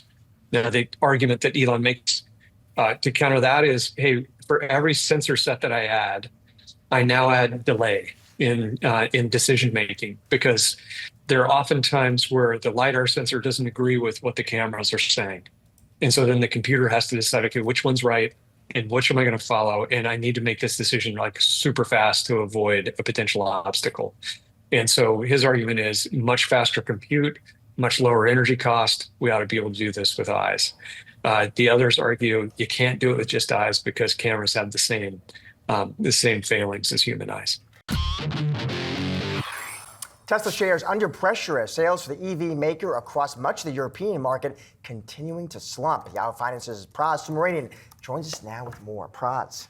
Yeah, 4 or 5 months in a row now we've seen weakness there, and some new numbers came out recently from the various sort of auto bodies that are in European countries, and they talk about registration data because we don't have official sales data, but the numbers are pretty staggering. France down 67%, Sweden 54%, Denmark 30%. Well, we touched on Norway. For some reason, Norway up 200%. Really interesting. I also read Austria.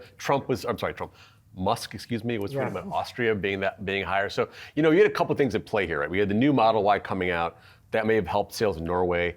Unfortunately, the cheapest version is not out yet fully in European markets, so we'll see that happen. Maybe that'll goose sales up a little bit. But, the trend is unmistakable. The last 4 or 5 months, it's been very negative, very bad, down a lot, tumbling here. Is it new competition? Is it the Musk effect? But it's not EVs. EVs are actually up. Sales are up in the European markets, not because of EVs. So something's going on there, and it's a Tesla and/or Musk problem. And we know that, for example, BYD outsold Teslas, didn't it?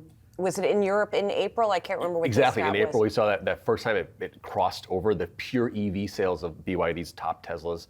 Volkswagen's EVs are selling more than Teslas are. I actually was interested on that, Praz. Is it also, are you seeing more European competition? Yeah, for sure. And maybe you're seeing people substitute towards the European competitors as an option. VW in particular has been introducing more and more new EVs, cheaper EVs, better EVs. So yeah, there's a lot going on there. Audi, BMW too. So not just Tesla.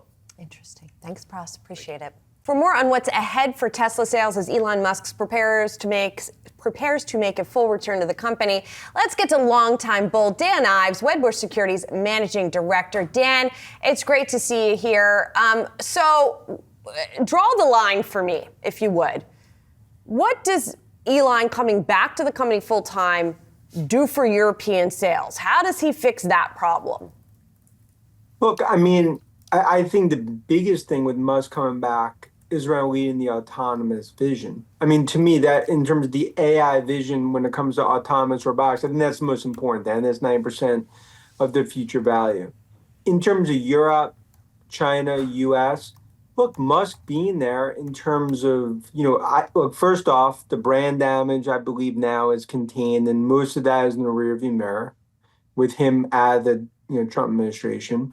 But then it's going to be about rebounding sales in these regions, guiding to the next page of growth.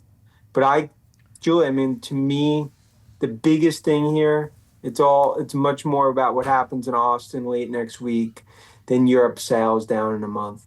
Well, but it's still how they make most of their money, right? The vast majority of their money is made from selling cars. When does that rebound happen? Do we have to get to a year out where they're going to be lapping these declines? Or do you see some kind of rebound happening this year? Yeah, look, I think second half of the year, you'll see a rebound in China, a stabilization in Europe. So, we'll call it less bad specifically in terms of some of the other countries. And then I think in the US, I think you'll start to see a rebound, especially with some of the refreshers starting in 3Q. So you combine that with what ultimately we see when it comes to autonomous and robotics. I believe a golden age is ahead for Tesla. And that's why we don't worry too much in terms of month to month, some of these things that we're seeing coming out of Europe, relative to our bullish view where this is heading over the coming years. And Dan, if you look at the stock, it's had a nice move over the past month. It's up about 20% here. What do you chalk that move up to, Dan? Is that the Musk return? Is it the Robotaxis coming to Austin that you're referencing? I think it's the Musk return, right? I mean, it all goes back to, we've talked about it. I was, we with you and Julie in the show. Once Musk recommitted to Tesla, these in the White House were done. Tesla got back its biggest asset. And then that coincides with what I view as the biggest error for Tesla in its history in terms of the AI future. I think when it comes to autonomous robotics, I think autonomous alone is worth $1 trillion to the market cap value. And I ultimately believe there's a $2 trillion market cap. Cathie Wood's ARK investment trimmed its holdings in Tesla ahead of the EV maker's expected Robotaxi rollout. The ARK Innovation ETF sold nearly 50,000 shares last week for an estimated $17 million. And ARK's trades came as Tesla prepares to launch its Robotaxi service in Austin next week. Last week, Musk wrote on X that Tesla has been testing self-driving Model Ys in Austin with no incidents. So some interesting moves given Wood has long been a bull for Tesla stock, mainly because of her optimism about the EV company's future dominance in the Robotaxi business. Shares of Tesla moving to the upside today. I think it's really interesting that we continue to look at the ARK Innovation ETF as such a bellwether for retail in particular. Year to date, the ETF is down about 0.5% over the past couple of months in particular, really struggling. And when you zoom out, obviously a little bit more success, but of course that's in part due to the over allocation to large cap tech names. Yeah, I was taking a look at a few of the stats within the components within this ARK Innovation Fund. And for ARKK, Tesla still is the outsized weighting, 12.6%, even as of their most recent fact sheet for ARKK. And that has a market value of about $708 million, a little bit over that actually. And so all these things considered, about 2 million shares that the fund, at least within ARKK, still holds.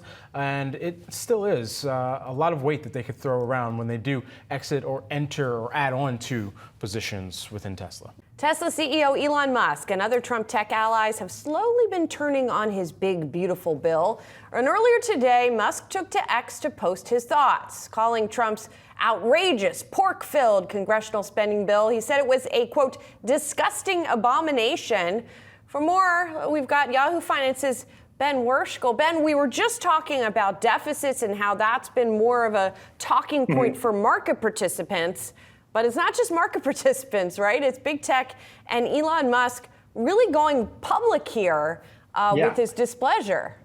For sure. Yeah, Musk has made his opinion on this bill. He had some comments last week that he was disappointed with the bill, that he didn't like it. But this is a flurry of 4 posts this afternoon that really are next level. You mentioned some of the choice words he has, but it was a bunch of posts, including retweeting of a Republican congressman who said Musk is right. So he's And I think that's the most important thing in terms of what happens with this bill, is that it does tap into a growing concern about the fiscal cost of this bill. This is a bill that analysis after analysis shows is going to add $3 trillion to the national debt over the coming decade if it's passed as is. It could go higher if it's amended going forward. And the White House immediately tried to kind of cast off Musk's criticism, with the White House press secretary Caroline Leavitt saying Trump already knew Musk's position, but this is a real kind of war of words that's now set to get up in the weeks ahead, with Musk kind of leading this side against the fiscal sides of this.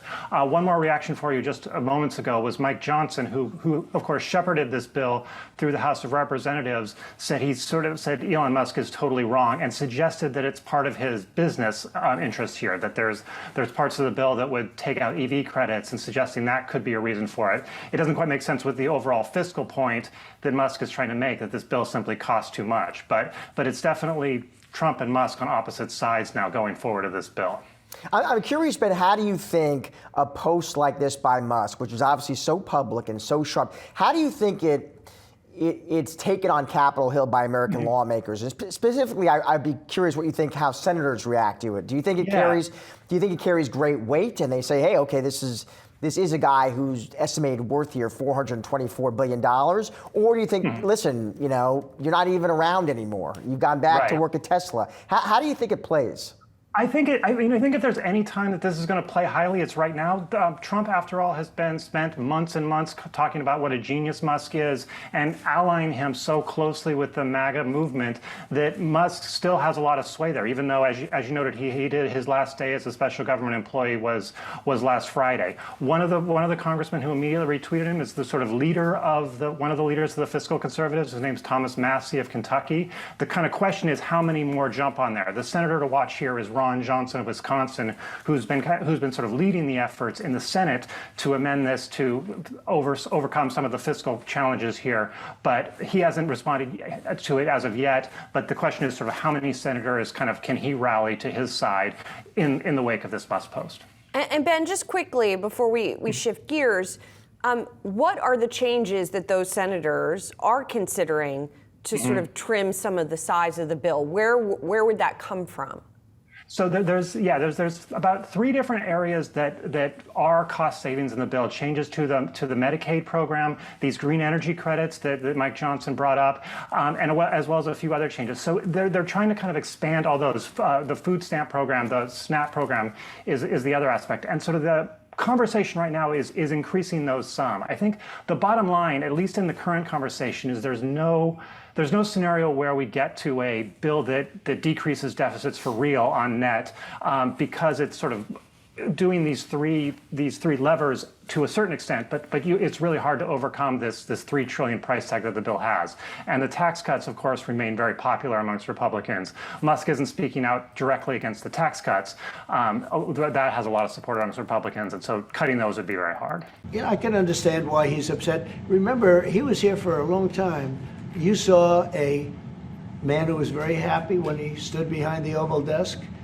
And even with the black eye, I said, "You want a little makeup? We'll get you a little makeup." But he said, "No, I don't think so," which is interesting and very nice. He wants to be who he is, so you could make that statement too, I guess. Look, Elon and I had a great relationship. I don't know if we're well anymore. I was surprised because you were here. Everybody in this room practically was here as we had a wonderful send-off. He said wonderful things about me. You couldn't have nicer. Said the best things. He's worn the hat. Trump was right about everything. And I am right about the great, big, beautiful bill. We call it a great, big, beautiful bill because that's what it is. And welcome to you both, Ben. I will start with you. This has gotten personal very quickly. It feels like Trump there really ratcheting this up. He's threatening Musk government contracts. What do you make of it, Ben? Yeah, it's been a really remarkable scene this afternoon with this series of Trump comments and Musk basically live tweeting his response. There's even been a Musk response in the last 15 minutes to some of Trump's comments. He called Trump a liar, which he feels like a real significant thing to call the President of the United States, as well as suggesting he didn't really care about government contracts and noting that if Elon's government contracts were abolished, the U.S. government wouldn't be able to reach the space station. So it shows that this has escalated to in a level incredibly quickly and incredibly personally between these two men all afternoon. That started with that Oval Office things. What it hasn't changed, I would argue too, is a lot of the politics around this bill that Musk is going after. What we've seen is this kind of weird split screen here in Washington, where this bill is ratcheting forward, and this Musk-Trump war is reaching new heights. And Al, I want to bring you in on, what is at stake here and what is at issue here? Now, on the one hand, it seems that Musk is reportedly upset that the Trump administration pulled its nomination for the head of NASA, which is a guy who was close to Musk, a friend of Musk. There also seems to be at issue maybe the earlier than anticipated expiration of those EV tax credits in the bill. Musk says he doesn't care about that. He's all about the principle of spending here. But on the other hand, a recent JP Morgan note said that, Tesla really could stand to lose out on quite a lot of money with those tax cuts expiring at the end of this year, which is the version that's in the current bill. Yeah, we have to. It's a good question, and it's such chaos. We should maybe take a second to center. So $7,500 federal tax credit. That goes away in Trump's one big beautiful bill at the end of the year. That's expected. Nobody's surprised about that. That's been out and nobody expected that to survive. That affects everyone. The federal government is also challenging California's ability to regulate its own air emissions. That's what generates Tesla's ability to sell zero emission credits. Again, not a direct subsidy. Any company can do it, but Tesla is the one that sells the most EVs. On the SpaceX side, SpaceX does business with the federal government. Tesla doesn't really do business with the federal government. Elon is absolutely right. You cancel those contracts, suddenly you can't get to and from the International Space Station. SpaceX does about half the global orbital launches around the world currently, and its lead's accelerating.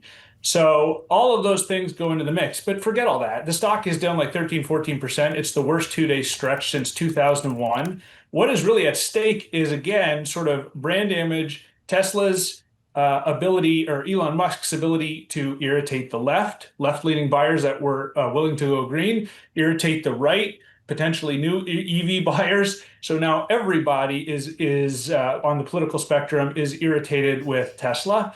And that has sales implications. Sales have been very, very weak in 2025. We all know that. It's well documented. So focus more on what this means for Tesla sales and Elon's ability to not self-regulate and not do things in the interest of Tesla and his hundreds of thousands of employees because of his, remember what he told David Faber, his Princess Bride-like principle of being able to say whatever he wants, whenever he wants. Tesla shares continuing to fall, actually, in the after hours. They're down another 2% or so after this big 14% drop over the course of the session. And it all began right around noon here, and that's when we saw the rhetoric really heating up between President Trump and Tesla CEO Elon Musk. This has been building in recent days, right? We had yesterday Musk out on Twitter or on X complaining that the tax bill was what he called an abomination, saying that it really wasn't good because it's boosting the deficit. And then President Trump was asked about that today. He was meeting at the White House with German Chancellor Friedrich Merz and was asked by reporters about Elon Musk. And Trump said, quote, "He's upset because we took away the EV mandate. I'd rather Elon criticize me than the bill. The bill is uncredible." And then Musk fired back on X, call it about 20 minutes later here, maybe around here, saying, "Slim, beautiful bill for the win. Keep the good, remove the bad." In other words, he said there is no such thing as a big, beautiful bill, that the two things don't go together because of the spending, which is at odds, he says, with, of course, the efforts that he was trying to do at DOGE. Then right around 12:45, you had Musk posting on X that without him, Trump would have lost the election. So a lot of vitriol coming from Elon Musk via X towards President Trump today. Then things escalated, I guess right around 2:30. And that's when Trump was asked again about Elon Musk. He said at that point that Elon was wearing thin. And he also posted on Truth Social, his own social media platform, about it. He said the easiest way to save money in our budget, billions and billions of dollars, is to terminate Elon's governmental subsidies and contracts. And that's when, again, you saw kind of the momentum accelerate to the downside. Now, Tesla doesn't really have federal government contracts, but of course SpaceX, one of Musk's other large endeavors, does. And Musk at one point also posting on X that he would decommission one of his spacecrafts that had been commissioned for the government, right around just a little icing on the cake, I guess, or one last little barb here. Musk also said that President Trump is in the Epstein files, and that's why they had not been released. So a lot of back and forth today. A lot of messy lines on this chart that represent all of the back and forth that was happening. The latest, Elon Musk again posting on X and saying that due to tariffs, which he has already been outspoken about that he is not in favor of, that due to tariffs, he thinks there will be a recession in the second half of the year. So again, right now, seeing that 14% drop during the regular hours, and it is not letting up in the after hours, down another 2.25%. That kind of turns an eye to the vindictive activity that President Trump has been known to have in the past, expecting that they would just come together and high five at the end of this. So as you're kind of looking through the other broader risks here, not just the Tesla, but of course, and not within a coverage universe right now, SpaceX and the other businesses, it seems like there are different areas where Trump could go after Musk. And Tesla might not be the core focus of that, but it still is the one that investors have to grapple with, at least in the near term, whether they want to hold Tesla voluntarily or do as a result of it being in one of the indexes. So both of them have a record of being highly vindictive, right? There's some stories that haven't really found their way into these books that have been written about Elon Musk, but he has really humiliated some of the executives that he's fired over the last many years. President Trump, I guess most of the public first knows him from his time on The Apprentice, right? Where he was humiliating people by the way he was firing them, but then it was turned more or less into a comedy, right? And I think that Trump has shown the ability to rechannel that vindictiveness, maybe a little bit more effectively than Musk in the last couple of years.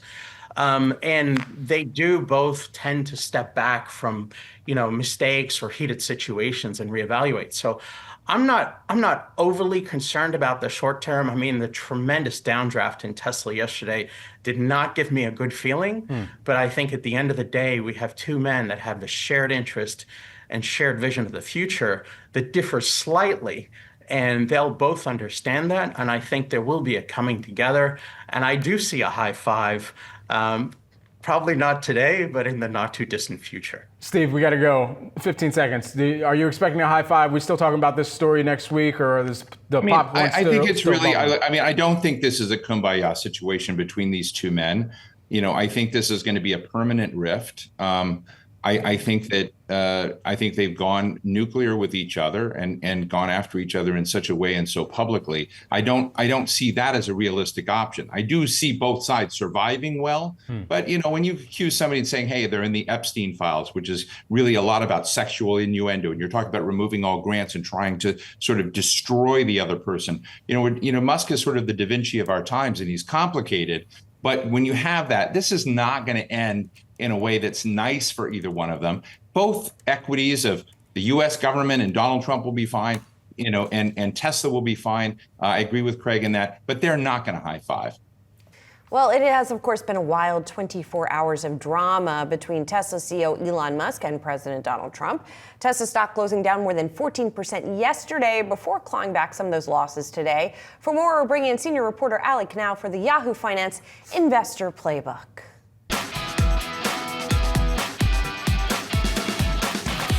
What a ride it's been, that 14% stock drop on Thursday, eliminating $150 billion from Tesla's market cap. But we did see somewhat of a rebound today. But many investors and analysts out there are still warning that the damage both to Tesla's stock and Musk's credibility could take much longer to undo. The sell-off came after Musk slammed President Trump's controversial spending plan, calling it, quote, a disgusting abomination. Now, remember, these two were allies, confidants, some might say even friends. Almost a year ago now, Musk publicly endorsed Trump after the attempted assassination in Butler, Pennsylvania, appearing at rallies, pledging millions to a pro-Trump super PAC, and later joining the Trump administration as head of the Department of Government Efficiency, or DOGE. Musk exited that role last month, claiming he helped cut billions in government waste. But now the billionaire is turning on the president, and investors are paying the price. Here's what we heard from some Wall Street watchers who also happen to be Tesla shareholders.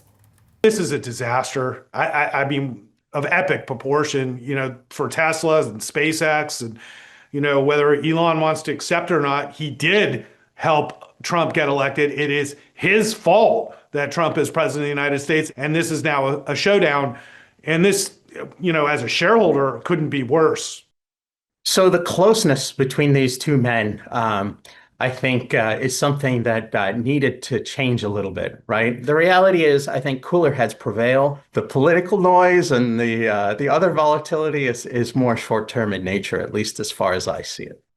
So two very different viewpoints there on where this feud could be heading and what it might mean for Tesla stock. And as analysts start to weigh in on all this drama, we did see Morgan Stanley's Adam Jonas reiterate his outperform rating. He's also holding firm with that 410 price target on shares, saying that the real opportunity for Tesla lies well beyond EVs, pointing to long-term upside in AI, autonomy, and yes, even space. But with that tax bill still in play, which would strip away the EV tax credits Tesla has relied relied on. Investors may need to buckle up for a lot more volatility ahead here, guys. So I don't think we're going to see the end of this saga anytime soon. Well, President Trump told NBC News this weekend that he had no desire to repair his relationship with Tesla CEO Elon Musk after the two exchanged heated blows on social media last week. Two Wall Street firms downgraded shares of the EV maker Monday after the stock fell more than 14% in the past week. Our next guest is a longtime Tesla bear with a sell rating and a $170 price target on the stock. Ron Yosiko, Guggenheim Securities Automotive Equity Research Director, joins us now. Ron, good to see you here with us this morning. So, I mean, just take us into first your thinking as the spat was playing out via social media and Twitter fingers essentially were prevailing. But how much of this is an overhang to Tesla as an operation and as a manufacturer of vehicles? Yeah, it's a good question, and thanks for having me. I would say our basis for the stock has had very little to do with politics since Trump was elected or before Trump was elected. But the stock has clearly been sensitive to political headlines. The stock rallied almost 100% post-election on this view that Trump would help deregulate autonomous vehicles and kind of clear a path for Tesla's Robotaxi plans. We always thought that was a bit dubious. I think that states and local municipalities were always going to have a role to play in autonomous regulation. They do today and they will in the future. But there was clearly a bid in the stock on Tesla being tethered to Trump, and we saw a lot of that unwind last week. For us, it doesn't change anything. We have not ascribed any value to any kind of political outcomes here, but it is certainly creating a lot of noise in the stock. So what are those fundamental drivers, Ron, that you would want investors to perhaps refocus on to have good investor hygiene with regards to this name? Yeah, it's a good question. I mean, for us, we focus quite a bit on the vehicle business, the energy business, and the potential robotaxi business. I think there's no denying that the robotaxi opportunity is a large opportunity. We just think it's much further into the future than I think the stock implies. And in the meantime, the energy business is a nice growth driver, but it's nowhere near large enough to justify the current valuation. And the auto business is deteriorating to the point where I'm not sure it's free cash flow positive this year. And data through May looks increasingly weak. There's been no acceleration on the new Model Y. So I think the fundamental drivers of the business as it sits today continue to skew negative. And then the Robotaxi launch, we'll see how it goes. But I think the major question for us is when it goes from the planned 10 cars in Austin this month to something much larger and more generalized when this can actually go to multiple states. I know Tesla has pretty ambitious targets. I would say we're generally skeptical. Tesla shares rising this morning after CEO Elon Musk posted on X overnight saying he regrets some of the posts he made about President Trump when they publicly clashed last week. Musk going on to say the post, quote, went too far. Now, this comes after Trump and Musk traded barbs on social media. Their disagreement over the Republican tax bill turning personal, with Musk claiming Trump would have lost the election without him and saying Trump's tariffs could cause a recession. President Trump responding by threatening to cancel billions and billions of government contracts for Musk's SpaceX.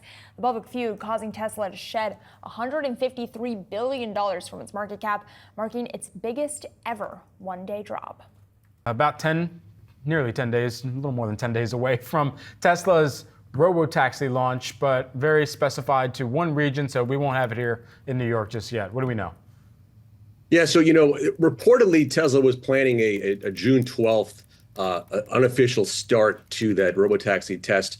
And then we saw Musk today tweet that, early today tweet that actually they're going to do a preliminary start of June 22nd. Now, a little bit later than what people thought, but we also have seen images online of actual Tesla Model Ys with Robotaxi emblazoned on the side, testing in the city now with chase vehicles. So they're actually sort of putting the car through its paces. They're not picking anyone up yet, it seems, but that seems to be coming on the 22nd. And the 28th, Musk claims that Tesla will deliver its first vehicle from the factory direct to a customer, all autonomously. So these are some big things that are coming down the line. Obviously, they're getting pushed back, and Musk said that they're being super paranoid about safety, and that's why it could even push back that date even more. So good stuff with the bad stuff here mixed in for Robotaxi testing. Ross, thanks so much. Appreciate it. Tesla U.S. registrations sliding 16% in April. That's according to data from S&P Global Mobility. Joining us now from the NASDAQ, Yahoo Finance senior autos reporter Pras Subramanian. So Pras, what is this data telling us about sort of, I guess, things that Tesla don't seem to be getting much better? Yeah, it's the first indication now we're seeing now U.S. data, right? So registration data from S&P Global Mobility showed that 16% drop in April year over year. This is happening while other competitors like Chevy and BMW see sales gains. So with regards to Tesla, every model except the Model 3 saw sales drop in the U.S. in April. And this is sort of coming along the backdrop of what we saw in Europe, right? We saw a lot of bad data there, sales data in Europe, most recently for April and May there. So we're seeing an echo here in the U.S. But I want to quickly touch on the fact that, we mentioned Chevy at number 2, the very popular Equinox and Blazer EV doing well. BMW also there, having some good models. They're seeing some sales gains. And Tesla overnight last night, maybe looking to address that the top end of the market, updated the Model S and Model X vehicles there. So new updates there potentially to stem the losses on the top end. But nonetheless, it's still a pattern that we're seeing that has been recurring throughout the Western world and also now in the U.S. now with April data. And Pras, of course, if investors in Tesla have been watching other things, namely what seems to be sort of, warming, if not warming relations, at least not further cooling relations between the president and Elon Musk. And also, they're looking ahead to the Robotaxi launch, which has been pushed back, yes, to June 22nd. So we'll see if it gets pushed back more. But there does seem to be some optimism building around some of this stuff. Yeah, you saw Musk backtrack a little bit on those comments he made last week about the big beautiful bill, talking about how it didn't really cut a lot of the spending, but mostly it was a subtext of him being upset about potential loss of the EV tax credit. That being said, the Robotaxi launch or test in Austin is happening. We've seen some cars going back and forth to chase vehicles, but the actual official start, Musk says, won't happen until the 22nd. That was a pushback from the 12th that was previously reported. And Musk also said the 22nd date could be pushed back just because of safety and precaution, looking to be sort of cover all their bases with such a big, high-profile test happening in that city. But we've talked about this before. This is a big news for Tesla, a big move. They need to do that to unlock value. But Waymo's been operating in Austin and also other cities for some time now. So they got a lot of catching up to do when it comes to that Robotaxi business. Yes, we'll see how it plays out. Pras, thank you. Well, Waymo is doing what was once unthinkable, bringing its Robotaxi service to the streets of New York City. Yahoo Finance's Pras Subramanian here with more details on the story.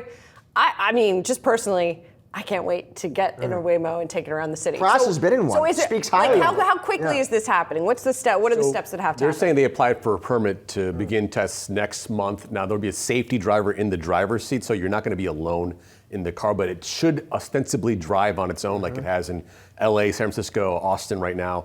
It should be, I was surprised to hear that they're going to be doing this soon. I think it kind of shows you how far the technology has come and how confident they are that they can come to New York City where you have cyclists and pedestrians and just people and bikes everywhere. It's just a kind of a wild scene to think about. But yeah, it's coming here next month, and it kind of speaks to their global their continued expansion. More places in LA, more places in San Francisco. So yeah, this is the next big step for them. Do we have any line of sight, by the way? I'm just curious. What regulators would have to see, Pras, to get comfortable getting that human out of the car, going full robot?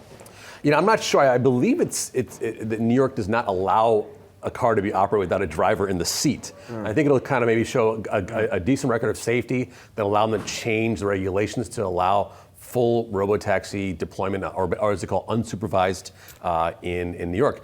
So as Waymo does this in New York City, Tesla's beginning their Robotaxi tests in Austin, but unsupervised, meaning there will be no safety driver in the driver's seat. There'll be a person sitting in the passenger seat and teleoperators in case anything needs to be done. So it's a little bit of a distinction there, a little odd kind of change, because think about it, Tesla hasn't proven anything yet from a Robotaxi point of view, whereas Waymo is being extra careful with that right now. So you'll get in the car for the Tesla and somebody will be in the passenger seat already?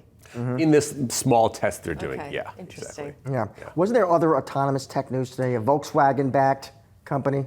Yeah, earlier today, Volkswagen has a startup called Mayo, I think they're called, and basically they came up with this. You're looking at it. It's a version of their ID Buzz minivan, electric minivan, but fit for Robotaxi use using different software suite plus sensors plus a sort of bespoke mobility platform that allow operators to buy these vans in bulk and then deploy them as robotaxis. And Uber will be their partner initially for some parts of the U.S. So yeah, this is an interesting concept here. Or sorry, this is an actual vehicle that VW is using right now in Hamburg, Germany, and they want to bring it around to the U.S. too. I like the paint job on the outside of this. Ross, thank you. All right, now let's turn to my stock of the day. That is, drumroll please, Tesla.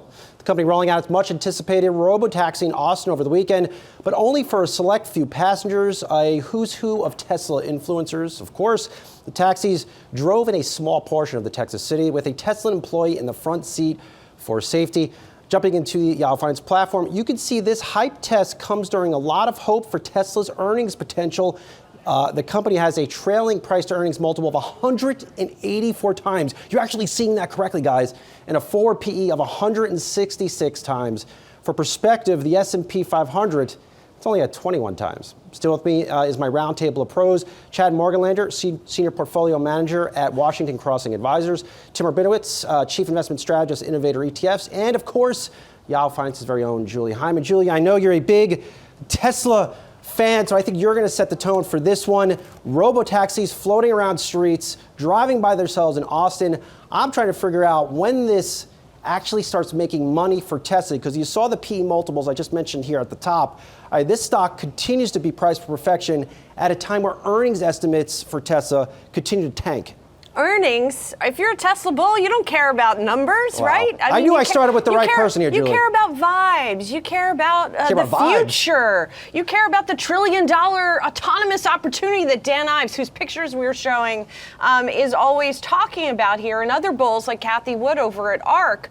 But you really, sort of put your finger on it when you said it's sort of influencers who are invited to this thing. You know, Jordan Klein, who's a desk analyst over at Mizuho, in his morning note, he said, first of all, he said this seems like a yawn, the whole event, but he said Tesla controlled the event and tests a lot, handpicking many of the test riders, knowing they are big Tesla supporters. I didn't see you there, Julie. Like what I would like to see is someone who is not a huge Tesla bull get in one of these cars and give me a review. Chad, I didn't see you out there in Tesla land driving these taxis around. I love what you said about your holding of Lockheed Martin at the top of the show. 15 times forward earnings. What do you think when you see Tesla getting driverless cars out there, but the forward P is 166 times? Has to drive you crazy, right? Brian, there's a lot of jazz hands going on here. It's 10 times revenue. You have a multiple that's insane. And then there's another company, a little company called Alphabet, which, for full disclosure, we've heard of them. I own personally and Washington Crossing owns. And that's trading at a 16 times next year multiple. And they have something called Waymo. So Waymo has been proven, it's working in many cities. And we believe that this whole robotaxi idea that you're going to let your car go out in the middle of the night and pick up drunk people is perhaps, it's just to make money, is perhaps a little bit foolhardy. So Tim, we'd be more mindful about owning Tesla. We would pick Alphabet instead. Chad, would you actually get in one of these to drive? Would you take a ride in this? I would definitely take a ride in it. And you know what? This technology is wonderful. Don't get me wrong. This is perhaps going to work. But Waymo is light years ahead of them. They're perhaps going to just sell their software package to other companies like General Motors, Toyota, and whatnot. And they're going to go the route of Microsoft when it comes to the software distribution. They have yet to announce that, but it's pretty obvious what their game plan is. Tim, I know you're ditching all your cars and you're going to be a Robotaxi fan. I just see, I get that vibe. I just get that vibe. Yeah, it's an interesting one, and I kind of see both sides here. I hope Julie doesn't kill me, but I'm kind of in the same boat there. You look at that multiple; it's hard to imagine them growing into that in any short period of time. And Brian, as with anything that we've seen from Tesla, it always takes longer than Elon thinks and investors think. So we have to be really conscious of that. But I do think the growth story or the innovation story is there, and that's going to drive hype, and that's going to drive the stock price. in the short term. A lot of what our clients are doing is using a risk-managed approach to get exposure to stocks like Tesla and the NASDAQ 100 as a whole, with strategies like QFLR, where they're putting a floor, a 10% floor against losses on their NASDAQ exposure. But they're still maintaining that upside. If this hype continues to drive these stocks like Tesla higher, they're participating, but they also have that risk management in place. With that multiple, that stock could fall pretty hard, and other stocks there as well. So we think that's a prudent approach right now. Hey, Sus, don't get me wrong. I'd love to ride in one of Yeah. these things, right? Or I'm psyched that Waymo is coming to New York City. Bring me the Tesla Robotaxi. But, when you're coming at it from an investment perspective, you have to separate what you think is cool and what you think is a good investment. All right, let's leave the panel there. Julie Hyman, I'll see you back at your desk. Chad Morganlander, good to see you. Tim Rabinowitz, appreciate you guys coming on. Waymo, we know right now, Stephen, far ahead. What are Tesla's competitive advantages in this space? When you explain them to clients, what do you tell them? Yeah, it's interesting. I've been in Waymos and full self-driving Teslas, and the first thing that jumped out to me was that the Tesla system felt more natural, right, in the process. Now, when you look at the Waymo system, and this is on the vehicles you see in San Francisco and other cities, or sounds like they're coming to New York at some point in the not too distant future. They have multiple redundancies in the system, right? They have cameras, they have LiDAR, they have radar, and they because of those redundancies, people look at them and say there's a higher level of safety. When you look at the Tesla system, it's camera based and it's AI based, and they have massive quantities of data to do the analysis. To me, the vehicles kind of felt a little more natural. But what we tell people is, the lack of redundancies, the camera-based system only, there are some risks to that. Now, on the positive side, there's really three big benefits, right? One is cost, right? If you're talking about a Robotaxi, which is shown on the screen right now, or whether you're talking about a Model Y that I subscribe to FSD with, the car could be $30,000 or $40,000. A Waymo, fully equipped with all the sensors, et cetera, is well north of $100,000. So cost is one. Second is, I think, clearly the massive fleet of Teslas that are out there right now, which can become part of a Robotaxi fleet over time. So if I have a Tesla Model Y in the driveway and I have full self-driving, theoretically I could drive that car to work and dump it into the Robotaxi fleet. So the ability to scale based on the massive installed base is probably the second big positive.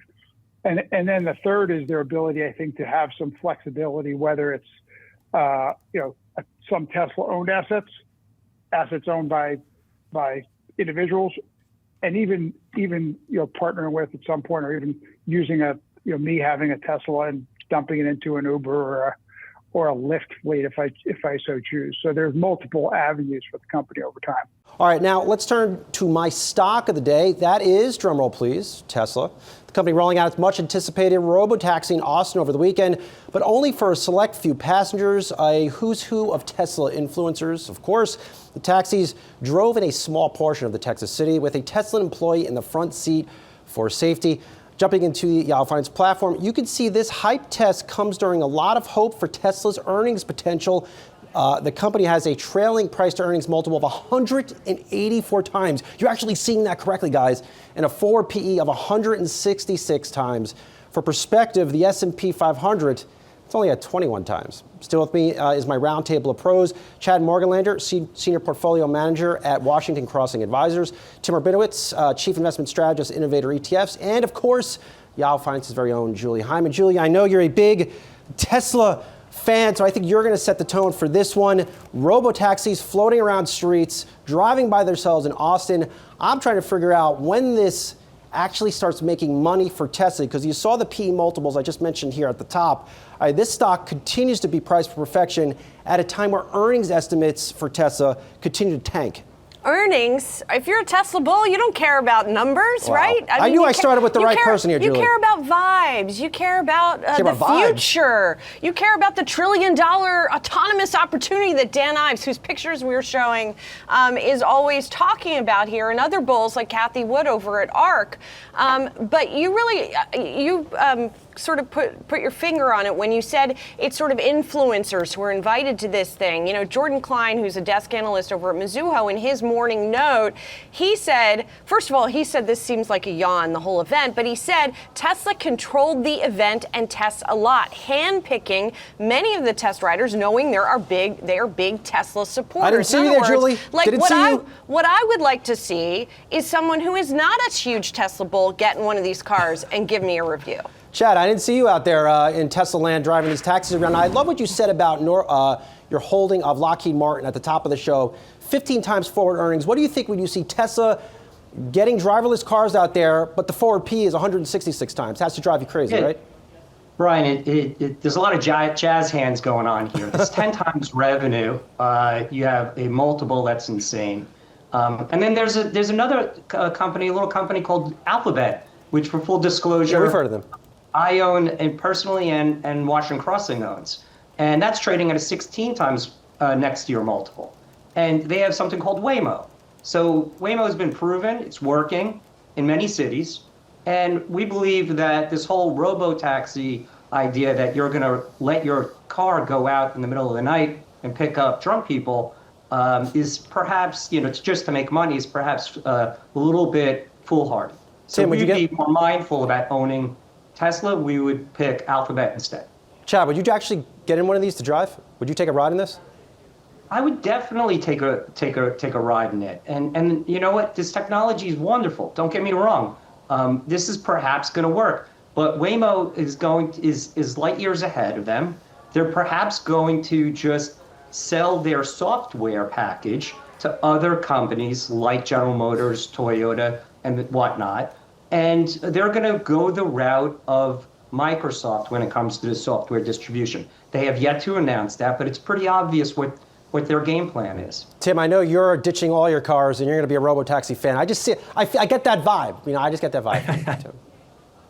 Yeah, it's an interesting one, and I kind of see both sides here. I hope Julie doesn't kill me, but I'm kind of in the same boat there. You look at that multiple; it's hard to imagine them growing into that in any short period of time. And Brian, as with anything that we've seen from Tesla, it always takes longer than Elon thinks and investors think. So we have to be really conscious of that. But I do think the growth story or the innovation story is there, and that's going to drive hype, and that's going to drive the stock price in the short term. A lot of what our clients are doing is using a risk-managed approach to get exposure to stocks like Tesla and the NASDAQ 100 as a whole with strategies like QFLR, where they're putting a 10% floor against losses on their NASDAQ exposure.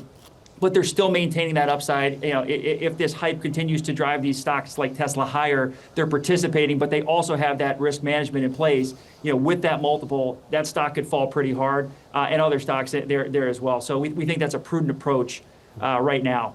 Hey, Sus, don't get me wrong. I'd love to ride in one of Yeah. these things, right? Or I'm psyched that Waymo is coming to New York City. Bring me the Tesla Robotaxi. But, when you're coming at it from an investment perspective, you have to separate what you think is cool and what you think is a good investment. All right, let's leave the panel there. Julie Hyman, I'll see you back at your desk. Chad Morganlander, good to see you. Tim Rabinovitz, appreciate you guys coming on. Checking back in on Tesla, the company launching its highly anticipated Robotaxi event in Austin over the weekend. Yahoo Finance senior autos reporter Pras Subramanian joins us now on this. And of course, guest contributor Jay Woods still with us. So Pras, did the event live up to the hype going into it?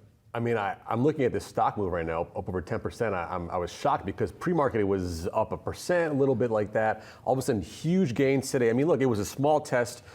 10 to 20 vehicles operating down in Austin. You've seen a lot of videos of people, Tesla fans, people like that who were able to get in on the test, tweeting about it, showing one guy did 11 trips, he said yesterday, right? No issue so far, but look, it's a geofence test as safety operators, including a teleoperator too, so not exactly a full Robotaxi sort of experience, but apparently a successful launch yesterday. I got to ask about, scale. How do you scale this business? That's a question that Dan Levy had, like a great test today, but what happens down the line? So I think there's some issues there, but for Tesla bulls and the stock right now, I'm surprised at the 10% move. Yeah, and so Jay, as we think about that 10% move and how investors are reacting here, we know that for the animal spirits, there's typically a ton of bullishness within the Tesla name. However, we have seen some of the bears have their way with the stock over the year too, given Elon Musk's annexation to the White House. But now reinserting himself in a lot of the day-to-day operations at Tesla. Yeah, I'm surprised at this move too, up 10% and climbing. I look at it technically, if this breaks 365, you've got some smooth sailing ahead. Some of the things we haven't talked about is the de-escalation of the war of words between the president and Elon Musk himself. And then, as you mentioned astutely, you know, it was a limited number of rides in a strict area, and it was influencers in the back of the car. What are they going to say? They're you know, I don't know if they're paid influencers to go into these cars, but it was very optimistic. But I still sit back and think, Waymo is in 8 cities and they don't have geofencing. They're going slowly, smoothly along. They just lack the magnanimous leader that is Musk. So I think Musk himself showing that this is a success, a big step forward, much needed, and then de-escalating the war of words with Trump is really what's got investors excited. But to me, every time I talk negatively about the stock, I don't know, we should talk about this off air. The internet blows up, you're evil, and it trades like a Colt stock. And right now, the Colt is very happy. Yeah, I think that you hit the nail on the head right there with the Musk is back on his main quest, they say, right? Mm-hmm. He's no longer part of the government. He's strictly supposedly devoted to Tesla and all his other companies. And that's probably a big part of the enthusiasm. They said they're going to launch it on the 22nd. They actually did it. It's happening. But like you said, what about the general public? When are we going to be allowed to do that? That's a big question, I think. Yeah, when Tesla made its 2010 public debut, it was considered a moonshot. The company had just one car on the market, the original Roadster, and plenty of skeptics. But Tesla quickly shifted into high gear, first with the Model S, then with the debut of the more affordable Model 3, which marked a big turning point in consumer adoption. Tesla wasn't just a niche luxury brand anymore, it became a mass market EV powerhouse. Behind the scenes, CEO Elon Musk bet big, building out gigafactories around the world to scale battery production, pioneering autopilot, Tesla's semi-autonomous driving system, years before its rivals. And the company also flipped the script on how cars are sold. No dealerships, just direct-to-consumer online sales. That created a lot of hype, and it's become one of the most recognized brands on the planet. At one point, the company even became the most valuable automaker in the world, briefly joining the $1 trillion club in 2021. But it hasn't all been smooth sailing or driving in this case. Production delays, price cuts, and rising EV competition, especially from Chinese rival BYD, have raised new questions about sales growth and margin pressure. More recently, Elon Musk has faced criticism over his erratic behavior, unpredictable relationship with the president, and distractions caused by juggling his former government role as head of DOGE alongside his other ventures, including the social media platform X. So, what is next for Tesla? Well, investors are now watching for growth in Tesla's AI and robotics bets, like its Dojo supercomputer, self-driving software, and even the Optimus humanoid robot, which Musk says could become more valuable than the car business itself. And according to analysts tracked by Bloomberg, many on Wall Street remain bullish. The company has 30 buy ratings, 17 holds, and 14 sells, showing there's still plenty of faith in Tesla's future, even amid all the challenges ahead. Here's who's not happy about the big, beautiful bill. We know that Elon Musk, not a fan, and President Trump taking to social media to respond to Musk's ongoing critiques of the bill, focusing on the government grants that Musk companies receive. Without subsidies, Elon would probably have to close up shop and head back home to South Africa, wrote the president. Yahoo Finance's head of news, Miles Udland, joins our team coverage for his take on the second round of Musk versus Trump. It is a second. 2 men enter, 1 man leaves Musk, 2 800-pound gorillas. So Musk says this bill is insane. I think utterly insane was the exact words. The debts, the deficits. Trump fires back, which I think we all saw coming. Says you're just upset about the EV tax credit. What do you make of it? Well, I think it's kind of exactly what you could have seen coming from many months ago, even before the election, which is that these are two of, let's say, the most self-assured folks that we have in American public life. Confident, yeah, at the very least, and I think with good reason. But typically, those are not going to be longtime allies, especially in the trenches of things like trying to get a large piece of legislation through. Now, as we know, Elon Musk was interested in joining the government to make it more efficient, and obviously a bill that adds $3 trillion plus to the deficit is not something that's going to interest him. But I think bringing it back to the stock market, Tesla stock down 5% today. The stock's down 25% this year. And investors continue to say they don't like the fact that Elon Musk and Donald Trump are going at one another, and that Elon continues to be, I don't want to say distracted, but at the very least, preoccupied, occupied, interested. Like, he's spending a lot of time on these issues. And, we're going to get sales numbers from Tesla tomorrow that the street doesn't think, or delivery number, excuse me, the street doesn't think are going to be very good. There are a lot of problems with Elon's core business, Tesla right now, that he said a couple months ago he was going to be fully committed to. I'm sure he's spending more time with those businesses, but the market's judgment in the time since he has, quote unquote, returned to Tesla has not really, full-throatedly gone back and said, you know what, we believe it. He's spending all his time there. And I think this latest spat is a reminder that Elon is not done picking this bone of kind of Trump's approach to government spending and how it doesn't align with his own, and the stock's performance reflects that. Why do you think Musk, though, is engaging in this approach, Miles? He's making it so public. He's going on X. He knows he is, I'm going to put it nicely, upsetting, frustrating the president of the United States. I would think he thinks, well, I can have a vote, I can have an impact on the votes. I'm worth $400 billion, so people are going to listen to me. Well, he owns X, so he's got to go on. It's good for business, for him to go on that. But, there was something that he retweeted today, re-X, whatever we're going to call it. Reposted, I think is the formal term. There's a market on Kalshi, about 40% odds say that Elon will start his own political party. I think that's kind of what it's trending towards. Now, there's an argument, and we don't need to go into the full political strategy of this. A lot of people have come along with a lot of money and said we need a third way in American politics. There's many of them out there still. It's not exactly an original idea that you get involved in the trenches of American politics and you say, you know what, guys on the left, I don't like them. Guys on the right, too extreme. I need to find the middle ground where everyone sits. Maybe he'll land there and that's fine. And I'm sure he's not going to stop spending money on U.S. political elections. And I think he probably enjoyed and can see the impact of his involvement in the process. But it's very clear that, and some of Elon's colleagues have talked about this, going back decades, he's always been obsessed with how the US government spends its money and trying to figure out, could it be spent better?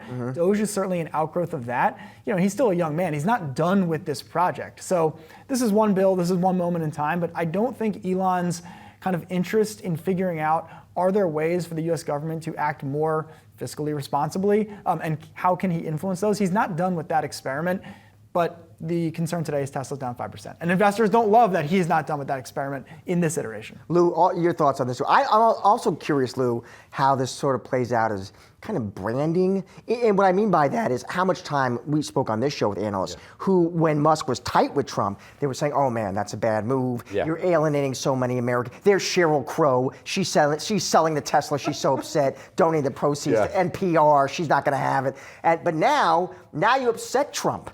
So how do you think through the branding, the marketing, the implications Listen, here? even the best soap opera writers couldn't write one with more drama than this. I think you guys are being a little bit more diplomatic. I mean, these are two megalomaniacs with a lot of money that can't keep their fingers. They're just confident. I thought we agreed it was confident. Okay, well, I'll go with that. Merriam-Webster had a different synonym for me, but they can't keep their fingers off the keyboard, really, right? I mean, Musk, to your point earlier, everyone wanted him out of politics, out of the government. You're interfering, focus on the business. He gets out, extracts himself. Tesla goes on a great rally. The fundamentals start kicking in, and now he re-engages. So I think, look, he's operating under all press is good press right now. He's a solution. I don't think he can help himself, but I do think as a shareholder, I would stand back. I'm not a shareholder. I don't bet against Musk, but I don't love Tesla. As a shareholder, I'd want him to be 100% focused on what's going to drive the business, and that's not EVs. I mean, you talked about the delivery report tomorrow, not good expectations. It's humanoid robots and self-driving cars. That's the future of Tesla, for it to live up to the valuation that it's got, roughly $1 trillion market cap, right? So I don't know. I know both of them have advisors that give them good advice in both ears. I don't think they ever listen. So I don't know that us opining here will get them. I wouldn't call those two of the more advisor-heavy folks that we've got out there in the world. Right. All right, Miles, thank you very much. So the drama continues. We'll have you back for more on it. We have breaking news. Tesla reporting second quarter deliveries falling short of estimates. Yahoo Finance's Brooke DePalma and Jennifer Schonberger join me now with the analysis as we're seeing shares of TSLA still move higher pre-market. Brooke, give us a rundown of the numbers here. Investors certainly pleased with these results, even though 2Q deliveries were just ever so slightly less than what the street had expected. Shares are up roughly as much as 6% of the pre-market, now backing down a little bit in the early hours trading session here. If you take a closer look, that number came in at 384,122, slightly lower than Wall Street's expectation there. If you take it into context here, that was far higher than what we saw delivered in Q1 at around 336,000. But this is also far less than a year prior when we saw vehicle deliveries in Q2 coming at 444,000 just last year. If you also take a look at 2Q production as far as vehicles go, we saw that number come in higher than what the street had expected at 410,244. Now, other model deliveries slightly less than expected at 10,394. But really, this comes at a time when Tesla is facing this growing competition from Chinese car makers like BYD, Bird there, and also you have General Motors, you have Volkswagen, you have BMW really looking to get in on this EV market here. We also heard this morning from Tesla that specifically within their Shanghai factory, they saw their first increase in vehicle deliveries in that market for the first time in a year. And so Wall Street certainly pleased with a bit of optimism here in early hours, pre-trading open. Jennifer, I want to bring you back into this as well here, especially as we know that this is going to be critical on the EV mandate side. So on the EV tax credits that have been rolling off, but ultimately that's still a part of what has Elon Musk and Trump feuding publicly right now. Yeah, Brad, once one of the president's closest advisors, Elon Musk, slamming that big, beautiful tax bill. And of course, we know that that tax bill is going to phase out those EV government credits by September 30th if the Senate bill passes. So that would be quite a rollback from initially 2032. And ostensibly, that takes away a bit of the incentive that makes some of these EVs affordable for Americans to purchase and could hurt Tesla's business. For that reason, President Trump thinks that is why Elon Musk has been criticizing the tax bill so much, even though Elon Musk has said that it's really the fact that it drives up the deficit and the debt is what concerns him. But the two have been trading barbs so much that it's escalated to the point where the president has now pondered publicly about doging the initial creator of Doge, Musk himself, saying that he doesn't think there's any human being on Earth that gets as much government subsidies as Elon Musk does, whether it's Tesla or SpaceX or any of his other businesses. And so that's certainly a shot across the bow there to Elon Musk. You don't really want to get on the president's bad side, right, Brad? Don't poke the bear. And Charles, I don't know about leadership or strategy, but I do know he's got some in the money column, and that's Elon Musk, who is talking about starting his own political party, the America Party, as he's calling it. Can he also potentially be a spoiler in the midterms? I really think that Elon is first dead serious about starting this party, the America Party. And it's a little bit of a misnomer. I don't think it's going to be literally a complete third party with its own standalone structure and, et cetera. What I think he's going to do instead, and again, I think he's very serious about this, is he's going to run candidates in select House and Senate races, probably as independents, but calling them America Party candidates, because it gets around some of the issues of having to get on the ballot in every state, et cetera, as a party. So I think he's going to run independent candidates. They will absolutely be spoilers. Because these candidates are most likely going to be libertarian in focus and or in ideology, and will almost only take votes away from Republicans. So to the extent Elon wants to continue this, Tesla's down 6-7% this morning. To the extent he doesn't back down, I think he could actually really increase the Democrats' majority in the House next year, and even some of the Senate races may be vulnerable for the Republicans. I think it could be a very big deal, but it'll be independents running as the America Party. Fascinating. We'll see how it continues to unfold. Charles, thank you so much. Thanks for having me. Well, President Trump and Elon Musk's on-again, off-again feud is back on again after the Tesla CEO says he wants to start a new political party over the weekend. Investors may be growing tired of Musk's political rhetoric and wishing he would put business first. To that end, we're joined now by senior columnist Rick Newman. Rick, welcome. What is the latest? Hey, Josh. Well, Musk threatened before Congress signed the big tax bill and Trump signed before Congress passed it and Trump signed it. He hated that tax bill, and he said if Congress went through with it and Trump signed it, he was going to form a third political party. And now he says he's doing that after Trump did sign the bill. It's going to be called the America Party, I guess. And this is an interesting idea, but you have to wonder, does Musk know that many others have tried this, and he's even following kind of a familiar script, which is somebody who claims to be a centrist, disgusted with both parties because they both Democrats and the Republicans have in one way or another just driven the national debt up to unsustainable proportions, and you wanted something more sensible than that. So Musk says he's going to be the guy who finally gets it done. But there are a lot of reasons why. There have been a lot of people who tried to form third political parties in the United States. It has never worked at best. And even this is a long shot. You might be a spoiler in a close national race. But Musk is just not going to be able to do this. That doesn't mean he cannot be politically influential, but it's probably not going to happen if he really does try to form this third party. Yeah, Rick, you make a great point about the spoiler. I remember back when H. Ross Perot, who famously said, the bottom line is the bottom line, and that's the bottom line, which was sort of an Elon Musk, I'm a capitalist and I'm going to come in here and make everything right. But yeah, he was a spoiler for George Bush and helped, I would argue, helped Bill Clinton get elected. I mean, do you think there's actually a legitimate way for Elon Musk to create the whole machinery that's needed, the architecture that's needed for a party?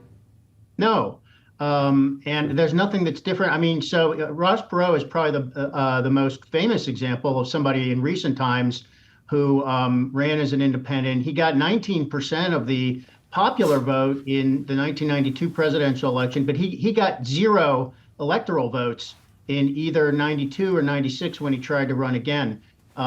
So he may have helped tipped it over to Bill Clinton, but that's not what Elon Musk is talking about, I don't think. I mean, maybe he does want some kind of revenge against President Trump.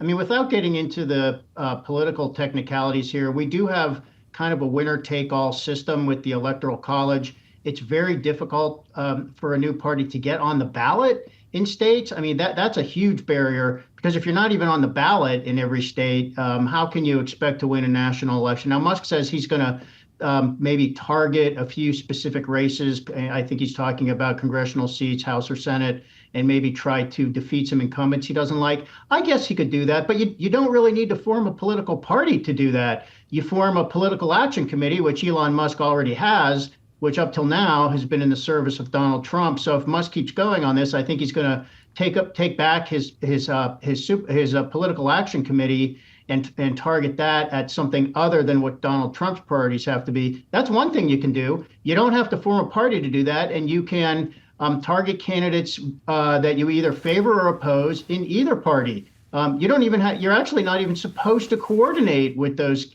campaigns the way super PACs, the more expensive political action committees go.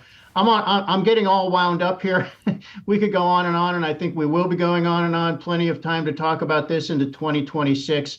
There are certainly things Musk can do. Probably one of the least effective would be forming a political party. Last question, Rick, and help me think through this. Just something I'm noodling on.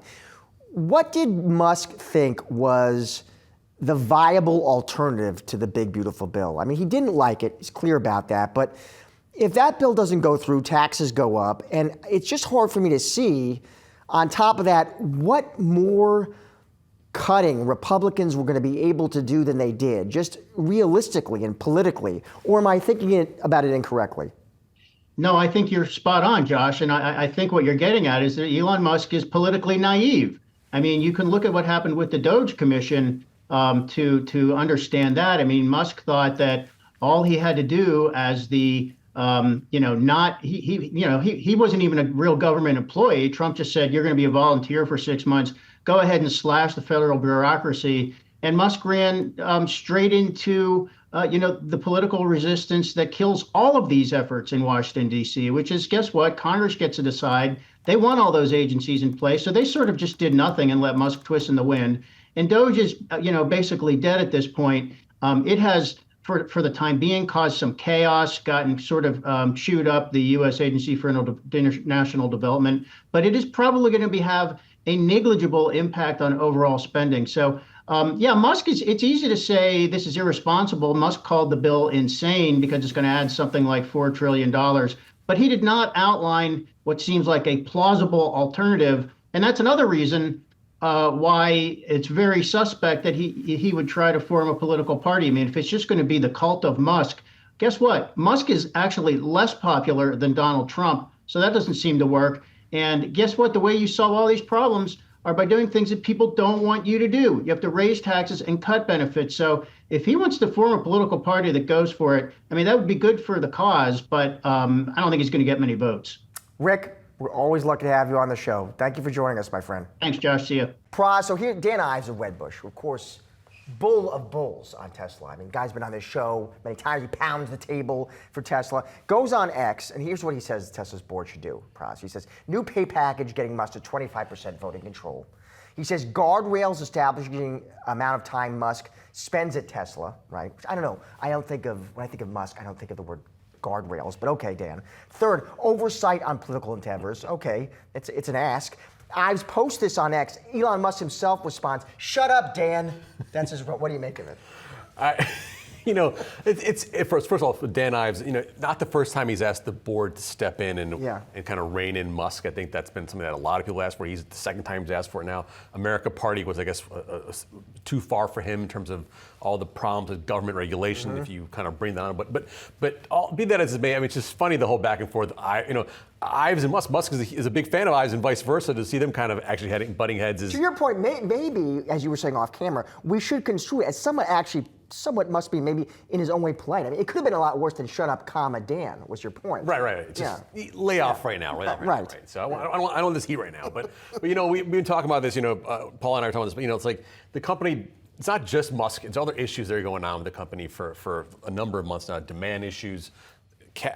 Tesla's EV tax credits threatened. Robotaxis happening now, but are they going to really sort of push the kind of the boundaries and kind of take on Waymo? I mean, we'll see, right? Well, but it was interesting, Paul, because I think, listen, he goes on X, and Musk is now talking all about, I'm going to start this new American political party. And of course, if you're a Tesla investor, you're looking at it, you're wondering, well, hold on a second. Where exactly is this guy's focus? Where is his attention? Yeah, and this has been a knock on Musk for years, because clearly this is someone who, for better or for worse, is easily distracted. He has SpaceX, he has X, which I still call Twitter, and many other ventures beyond Tesla. And Tesla is at a point now where they arguably need Musk more than ever, given the concerns about demand for electric vehicles and Tesla's electric vehicles in particular. Musk is now a very polarizing figure.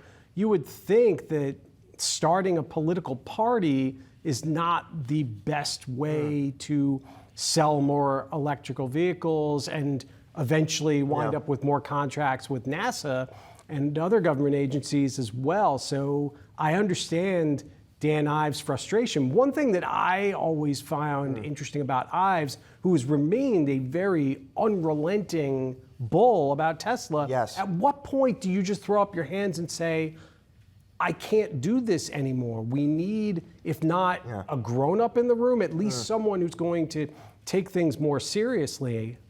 And it doesn't appear that Musk at this point yet feels that there's any crisis at Tesla. And it may not be a crisis, but it does need his, more attention, I think, from him. We've heard in other reporting, I think the Journal talking about the board was sort of weighing how they can actually rein Musk in, bring him back to work, things like that, make him sort of absolve some of these political statements. But clearly it's not working, and this is sort of maybe a failure of the board, I'm not sure, but we know that they are thinking about it. They're curious, how can they control him? Because seemingly he's got an ADD type of personality, and he can just sort of focus on different things. And the bad things are when he focuses on things that are unrelated to his businesses, and that's the problem, right? You cut through the headlines, I mean, at the end of the day, listen, this company, it has to move cars, right? I mean, it comes down to the EV sales. That's still what's driving the company's P&L. Right. You look at the recent deliveries, and they were better than at least maybe some feared on the street, and you did see the stock pop there. So now we wait for the earnings. What's ahead for that EV business? So two things, right? I think the big thing is, when are we going to see that cheap EV that they've been talking about for over a year now, and what people think will actually be the main driver of potential new sales, right? Because right now, I think Tesla's poised to have a second year in a row of sales that are less than the year before, which is a huge problem for a company with 70x forward earnings, right? So that's one thing, and then obviously the Robotaxi test. What's going on there? The whole bet of the company is on AI and autonomy, and it's happening now. It's sort of slow, some hiccups here and there. Can we hear more about more cars on the road, more users, can they open it up to test to you and I? That's the big question. You like the name. You don't seem happy with Elon Musk and how he's spending his time. He's right back into politics, right? Full speed ahead. He's going to create this American political party, this new political party. You laid out changes you want from the Tesla board, Dan. You say new pay package for Musk to 25% voting control, guardrails for the amount of time Musk spends at Tesla, and oversight in political endeavors. Does any of that actually happen, Dan? What odds would you give it? Yeah, and obviously Musk didn't like, what we laid out. I believe the odds of that happening are ultimately just some combination more than 50% in terms of that. And especially when it comes to 25% voting right, what I view as an XAI merger, to me, that is ultimately sort of the next stage to where we see this all heading. I have to ask you, Dan, only because we're showing the post there. When you lay this out, Elon Musk says, shut up, Dan. So the owner of X, on X, guy's worth $400 billion. He tells you to shut up. You saw that, Dan? What did you think and feel when you saw it? Look, I mean, I knew Elon and knowing, for 20 years and him and following Tesla and being such a big support, he wasn't going to like it. But again, friends could disagree, right? And so hopefully, over the coming months, we're able to work out our differences. But as one of the biggest supporters of Tesla, we needed to do that. Given our view, that's what the board needs to do to ultimately move this forward. Tesla's going into its biggest stage of growth ever in autonomous and robotics. Musk needs Tesla, and ultimately, the biggest asset continues to be Elon. So you had your criticism there, Dan. It's important to note you remain bullish. You tell your clients are at Wedbush. They ask you what to do with them. You say, listen, this one's an outperform. It's still a buy. What would you need to see, Dan? What would have to happen for you to rethink that rating? Look, I mean, to me, it just continues to sort of be, this is going to be one of the biggest winners in AI along with NVIDIA. So for me to get bearish, I don't see it relative to everything we see in front of us when it comes to autonomous. No company on earth has as much key man risk as Tesla does, right? To believe in Tesla's current valuation, you have to attribute some enormous amount to Elon Musk magic. You just do, right? I mean, the theory is that somehow self-driving cars are going to generate the returns they have, but they're not the leader in that technology, or autonomous robots are going to do it, but they're not the leader in that technology either. So there has to be some theory by which Elon Musk can do that. And look, after SpaceX, who's going to say that's impossible? But if Elon Musk isn't involved in Tesla, then the value you're attributing to Elon Musk magic has to get much higher, because now you're saying it's like 20% of Elon is going to deliver that. You're stretching the credulity of that story further and further with every beat. And then adding to that, of course, the fact that his other adventures aren't the sort of things that give you confidence in what we're doing at Tesla. If Tesla's valuation is driven by, its ability to do autonomous cars, which is driven by its mastery of AI technologies, and Grok is currently declaring itself to be Mecha Hitler, well, then you got to wonder about the mastery of AI technologies part. Go to the final question. What if you're a Tesla investor and you think to yourself, you know what? Maybe I just look through this drama. I look through the deadlines. I look through the posts on X. When it comes to Tesla, I just stay focused on really what matters now, which is the cars. The EVs are still what drives the P&L. And the Q2 deliveries, hey, they were better than what some feared on the streets, why the stock popped when we got that number. And I'll just stay focused on that. I'll stay focused on the EVs and the fundamentals. I'll ignore what I see on X. What would you say to that investor? I mean, if you're a Tesla investor, you have already made the decision to ignore all of this, right? It's not like Elon doing things that no one else in the world would do happened last week. We have years of this. So you have already made that choice. And what I would say is, if you're just focused on the cars, what's your theory by which Tesla is going to maintain or increase its dominance of the electric car market when rivals are coming in who are producing cars as good or better as anything Tesla can do? If you've got a theory for that says exactly how they're going to do that, first, you should share that with Tesla, because I'm sure they'd like to know what it is. And second, then you should buy it, because then it makes sense. But I haven't heard anyone propose a plausible version of that story yet. Tesla CEO Elon Musk looking at intertwining his XAI startup with the EV maker. Musk sharing on social media that Tesla shareholders would have the chance to vote on whether or not to invest in XAI. And Yahoo Finance's senior reporter, Pras Meridian, joins us now to discuss. Pras. That's right, Josh. The Muskonomy in full effect here. Musk saying if it was up to him, Tesla would already own a stake in XAI, but now shareholders will have a chance to weigh in. Curiously, it follows after SpaceX, Musk's other company, reportedly invested $2 billion in XAI, which of course Musk already owns. Now, it wouldn't be the first time Musk intertwining companies buy stakes or even outright merge, which raises a conflict of interest. But Josh, last week, you guys had on Dan Ives, and he said the end game here is likely Tesla taking out XAI, regardless of Musk claiming he doesn't want that. And Pras, I also asked Ives, it was interesting because your take on this. I asked Ives, who remains bull of bulls, he's got an outperform. He tells his clients this is one you need to commit capital to. And I asked him big thesis, how come Dan? Because Dan also, as you saw in that interview, he clearly frustrated with Ives waiting back so hard, Pras, into politics, starting this American political party. And Ives' bottom line continues to stay pound the table on this one, because he told me he tells his clients this will be one of the biggest winners in AI, full stop, along with NVIDIA. What do you make of that argument?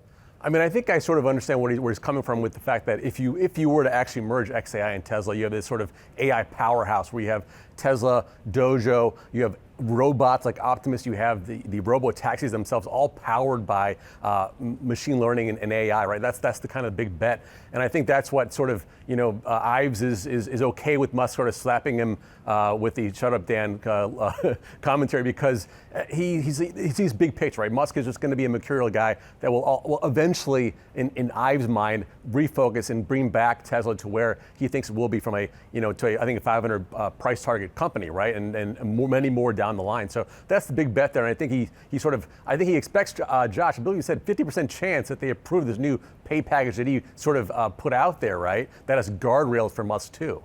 And Tom, I want to get you in here. As the one person here, Tom, who actually invests money professionally, we should get your opinion. You want to own Tesla?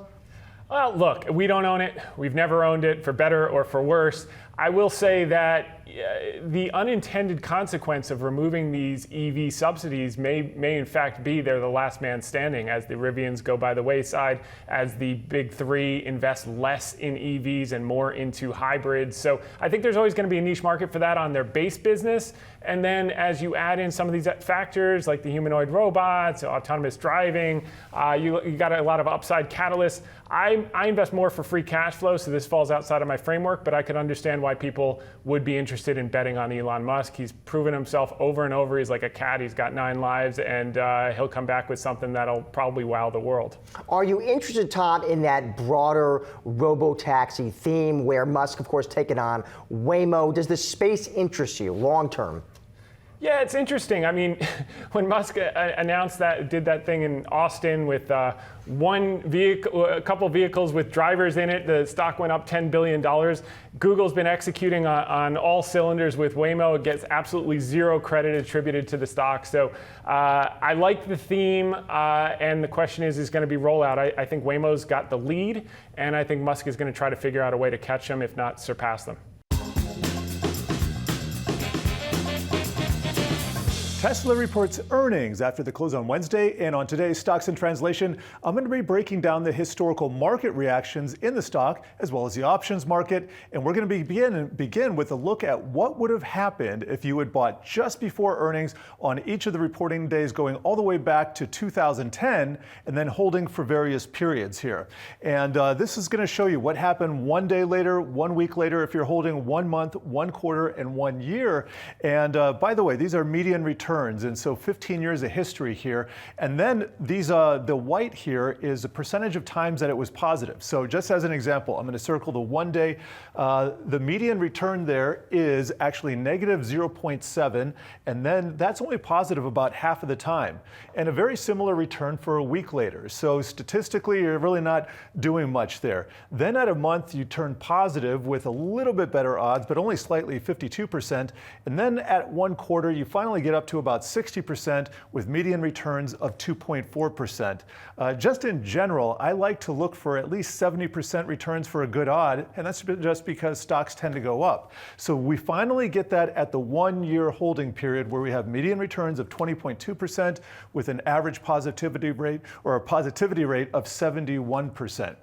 And now I'm going to show you what happens with 1 year holding. So if you go all the way back to 2010 after earning or right before every earnings announcement and you held for 1 year, these would be the 1 year returns. And I blended these. It's a 2.5 year or 10 period moving average. So you can see how in 2014 this peaked at almost 200%. Then it just climbed to above zero, slightly positive. Then we got above 200% in the wake of the pandemic. Then we dipped negative very slightly there in late 2023, and we are now again positive. All this put together just kind of tells you that you're probably better off, unless you're extremely nimble, holding for longer periods of time, at least 1 year or more. And then I want to get into some of the stats that we're seeing with today's or tomorrow's options, tomorrow's options implied volatility. And first, I'm going to break this down for you. So options implied volatility measures investors' expectations of future price swings based on options prices. And here we have that number all the way to the left here. Options implied volatility, 10.7%. So options traders are expecting the Wednesday close and then the announcement. So Wednesday close to Thursday, that range would be 10.7%. And it doesn't tell you if it's going to be up or down, just the range. And then here's what happened over the last 2.5 years. The actual reaction was about 12.8%. So this tells us that options traders are expecting a little bit less volatility than we've seen over the last 2.5 years on average. And finally, in this column here, I have the average daily movement on non-earnings days since the last announcements, and that is 5%. So that is less than half of what the options traders are expecting the move to be, and even less so when you measure it against the actual reactions over the last 2.5 years. So all of this tells you we are definitely expecting some volatility tomorrow. I want to close here by just showing you what Tesla stock has done recently in relation to the other Mag 7. And in fact, I have some other mega cap names in here as well, including Berkshire Hathaway and Eli Lilly. I'm going to put, this is what's happening today. I'm going to show you since the April 8th bottom, and we can see some pretty impressive returns here. If this populates, we're going to see a lot of green. There's NVIDIA in the upper left, up 75% since then. And here's Tesla, up 50%. And then if we measure it, and well, it looks like the chart is going to do what it wants to. Let me just pull up a chart here of Tesla, and I'll show you the year-to-date price action. It does tend to be a very volatile stock. So again, if you're nimble, that's great, and you can trade this, wonderful, but probably a better long-term hold for most investors here. And you can see the stock is down about 18% year to date, still in a trading range basically over the last few months. Tune in to Stocks in Translation podcast for more jargon-busting deep dives. New episodes can be found Tuesdays and Thursdays on Yahoo Finance's website or wherever you find your podcasts. Tesla shares lower after reporting a slight earnings and revenue miss in the second quarter. Tesla reported Q2 revenue of $22.5 billion compared to $22.64 billion estimated, which represented a 9% drop compared with the $25.05 billion reported a year ago. Tesla posted adjusted EPS of 40 cents versus 42, with operating income coming in at $923 million versus the $1.23 billion expected. The EV maker did announce its more affordable model was still slated for the second half of 2025 production. Tesla's future success could ride on CEO Elon Musk's next moves inside and outside of the company. We're taking a forward look at what that future could look like. Joining us now is Kareem Busta. He is a former vice president at both Tesla and Lyft, and is also co-founder and managing director of DVX Ventures. It's a venture capital firm and company creation platform. Welcome, Kareem. First, Kareem, just listen, as a former Tesla employee, your reaction to the results, Kareem. What do you make of the report? Well, I think this is confirming a trajectory that we've seen for the first the last few quarters, which is a trajectory of declining sales, double-digit decline in sales, double-digit decline in profit, and this is happening in a EV market that is growing double-digit globally. So I think this is concerning in terms of the trajectory that the company seems to be on. And the biggest concern, to be honest, is the fact that the only way to get out of this cycle and change the trajectory is for the company to go back to what has made it successful in the past, which is to launch and build amazing products that customers love.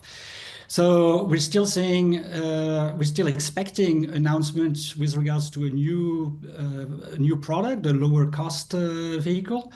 Not a lot of details, but I really think this is one of the things that could take at least the automotive business out of this trajectory and into a more positive future. When we do talk to bulls on the stock, Kareem, and we talk about their product portfolio and what's ahead, some of them more optimistic because of the revamped Model Y, because of that new affordable model on the way. They see better days ahead for deliveries. What do you make of that argument? Well, I think you have to look at the world as it is today, very different than even 4 or 5 years ago, where Tesla was a clear leader, clear innovator, disruptor. In the meantime, competition has caught up. We're seeing every month new models, new products being announced. We're seeing a lot of competitors being very successful, launching products that show tremendous growth with a lot of innovation. And frankly, something that Tesla was the leader in, which I call the customer love. So customers enjoying and loving these products. We see it with American manufacturers, European manufacturers, Chinese, Korean, etc. So it's a very different situation than we had a few years ago when Tesla was ahead of everybody. Now they're having to play catch up on all fronts, and that makes it really hard because of the quality of the competition out there. And Kareem, when you talked about competition, you mentioned China there. There was this comment, Kareem, I don't know if you saw this, from Ford's Jim Farley, and he was talking about the Chinese EV market, Kareem, and he, of course, has made a bunch of trips over there to China, and he said, it's the most humbling thing I have ever seen. They have far superior in-vehicle technology. What do you make of those comments, Kareem? Do you agree with them? I have to say I agree. I was at Tesla at the time when we were launching Tesla in China. And at the time, the Chinese, it was exactly the opposite. Chinese were very humble, and they were learning and observing and looking at this technology that was brought in by Tesla. And it's been very impressive, incredibly impressive to see how quickly they caught up on all aspects, the hardware, the software, the charging infrastructure, the battery technology, and also the manufacturing. So China now has an edge, has an advantage on all these things, including manufacturing. But the manufacturing advantage is not only anymore just because of the labor, it's also because of the technology, the automation, the robots they have implemented, and they continue innovating. So it's very impressive to see, and I must say that I agree with that comment that China has made incredible progress and has clearly become the strongest competition out there. Kareem, I'll end here. We mentioned how you used to work at Tesla, and I think a lot of Tesla investors, their hope is, Kareem, that Musk is now back full-time at Tesla, that he is, full-time focused and attentive to Tesla. Do you think that will be the case, Kareem? It's hard for me to say if it's going to be the case. I'm no longer at the company, not looking at it on a day-to-day basis. But I think it is clearly the best thing that could happen to the company. Having Elon back doing what he's proved over the time that he's so good at, creating amazing visions, strategies, focusing on products, developing products and solutions that customers love, combining innovation with true understanding of customers' expectation. These are all the things that the company needs at this time, whether it's for the core automotive business or for the new Robotaxi business that the company is working on. So let's get your reaction as a shareholder. We got the stock down about edging lowered about 0.4% in the after hours. Of course, waiting for the call. As a shareholder, Ross, give me the instant reaction analysis. What do you make of this report?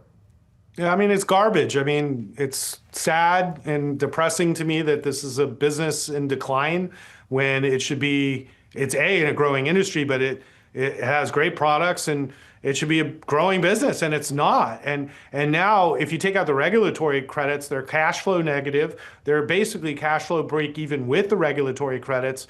And the regulatory credits are going down every quarter, and they're going to be gone soon.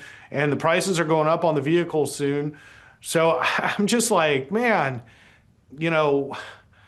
this sucks. And when you look at Cybertruck and Model S and X, sales are down 54%.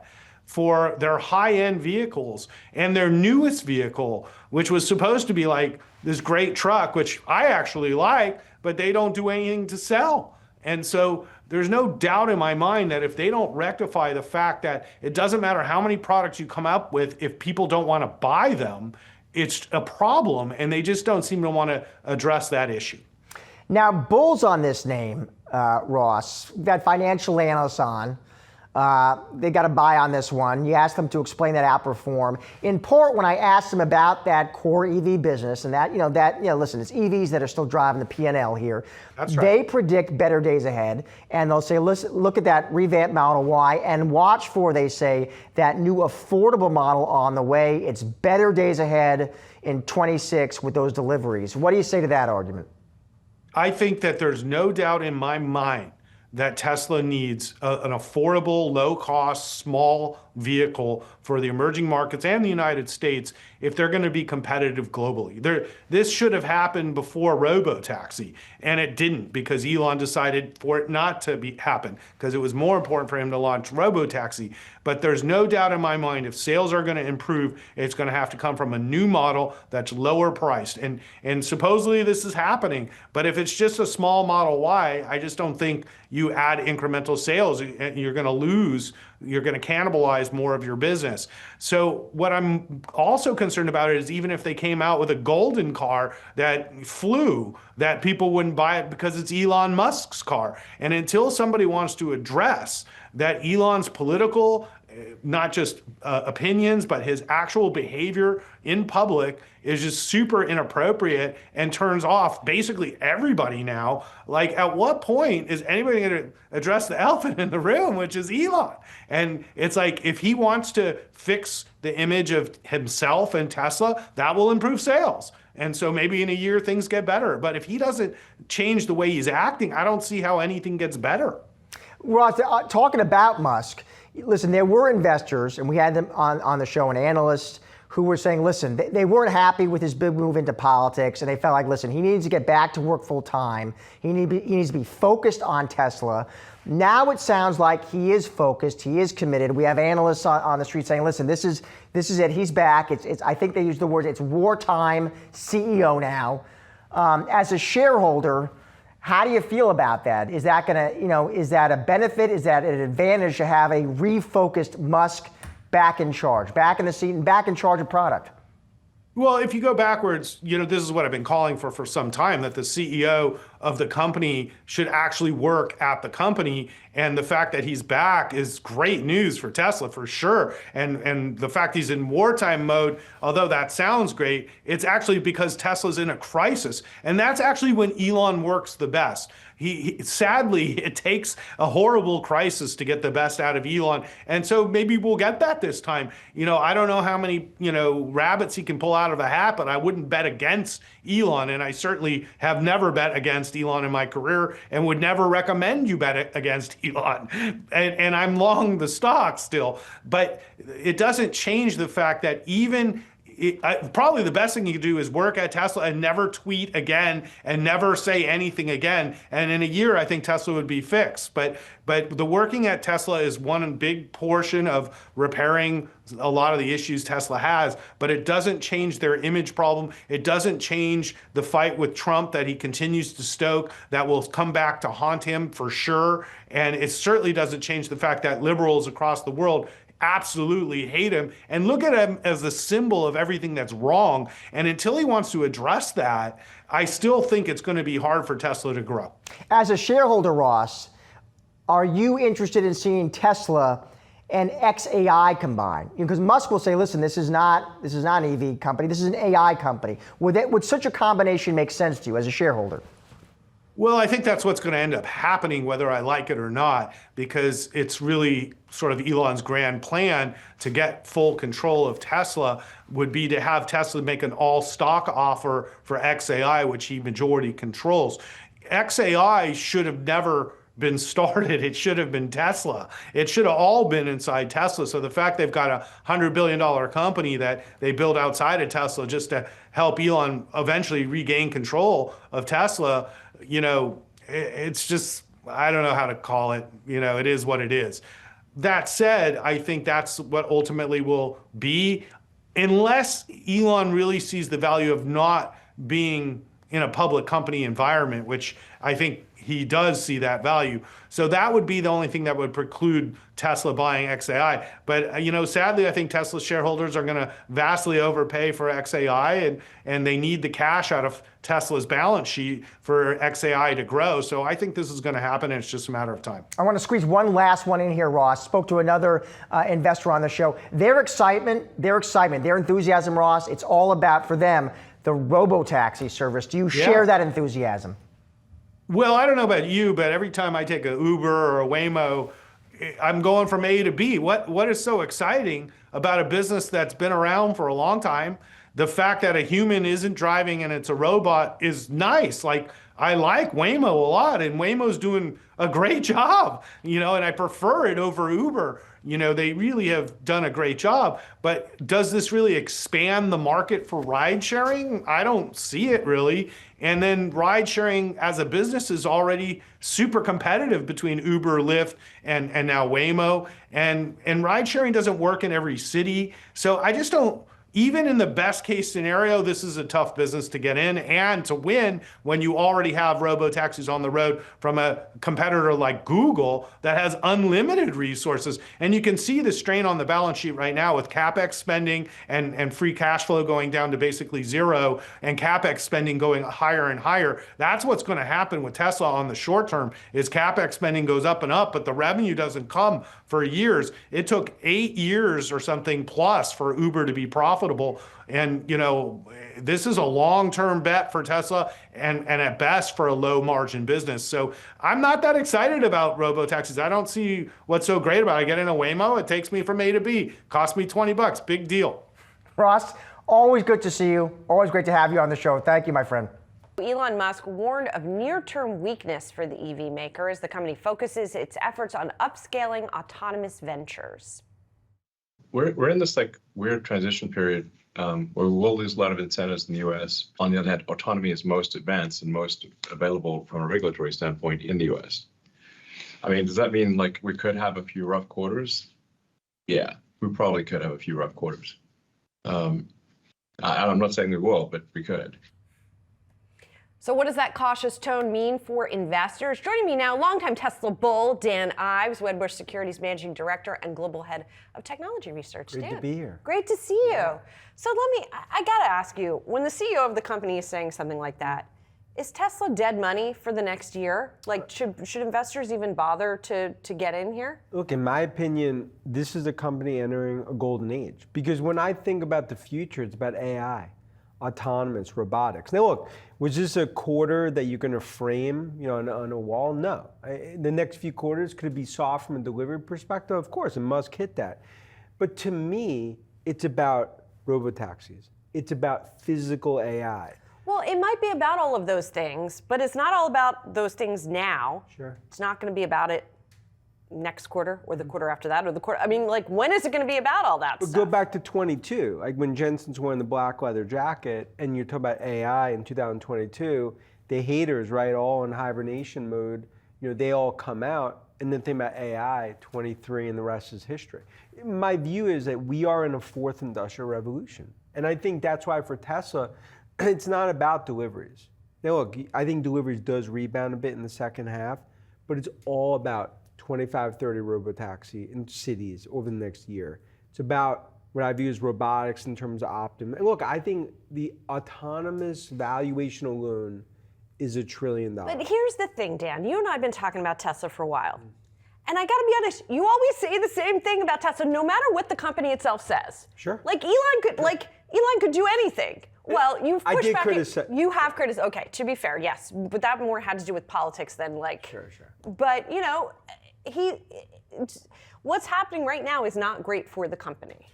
I agree that it's not great in terms of near-term fundamentals. I mean, you've talked about, and that's 100% true. And I could see like some investors selling the stock. They feel like the next 1-2 quarters, nothing's going to be great. But to me, this is just the beginning of what's going to be an autonomous future, an AI future. And I think we will look back, me and you, 6 months, 12 months from now. You already might have been a Robotaxi in New York City. I have not. No, not I'm yet. saying, but you might 6-12 months.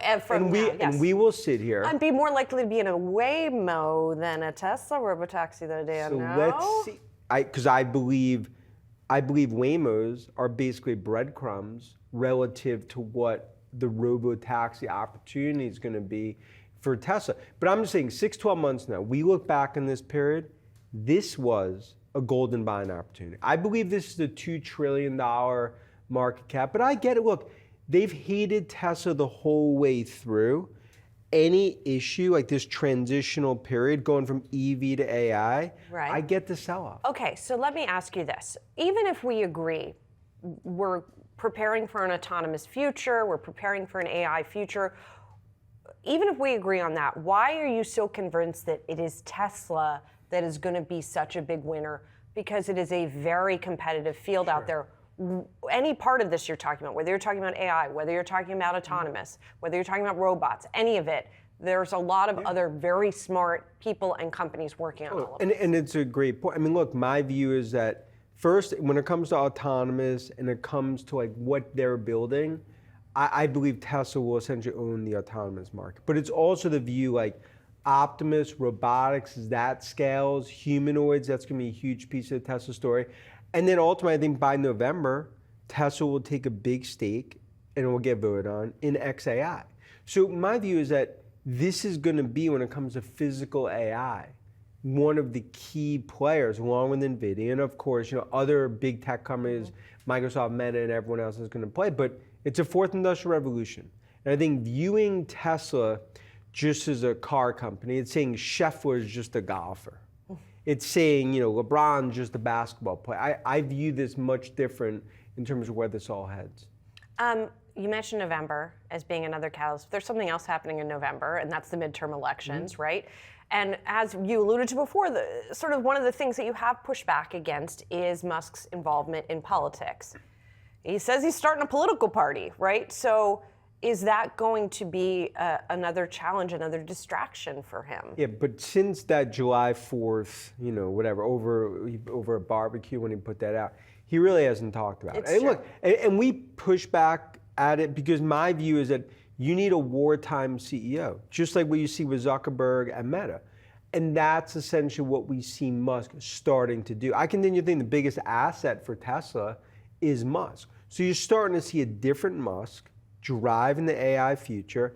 But even Trump, let's say like last night, pushed back in terms of some of the comments, maybe from press secretary about Musk's AI ventures. That's something the government wants to shy away from. But now you see Trump backtracking on that, and I think really trying to embrace Elon in his latest tweet. So my view is that Musk is going to be a part of the AI future in the US, but you cannot, from a politic perspective, that is something I view as a lose-lose situation. Do you think that Tesla has an absentee board? I think Tesla has a board that's had minimal backbone. People could say it's a rubber stamp board. but I do think you're now getting to a point where the board's going to have to step it up in terms of giving Musk 25% voting. Right, so I think that's important in terms of the AI initiative, especially when it comes to XAI. But then also, we've said guardrails are just some outlines in terms of like, look, here's going to be a massive compensation package, and obviously the Delaware issue is still in flux. We're going to give you a massive compensation package. These are the targets, everything that you talked about in the call. Okay, but you do these, and the rest is history. But if you don't, as well as even some of the political stuff, that's something where I think the board needs to have a little more control. Yeah, accountability. Well, it's accountability for the first time. And also, like, I think it's the most important chapter in Tesla's history, the next 12, 18 months. And that's even why I like Alphabet, like stepping up CapEx. The point is, no one in this AI arms race could be on the outside looking in. It speaks to why we say Apple's going to need to do Perplexity.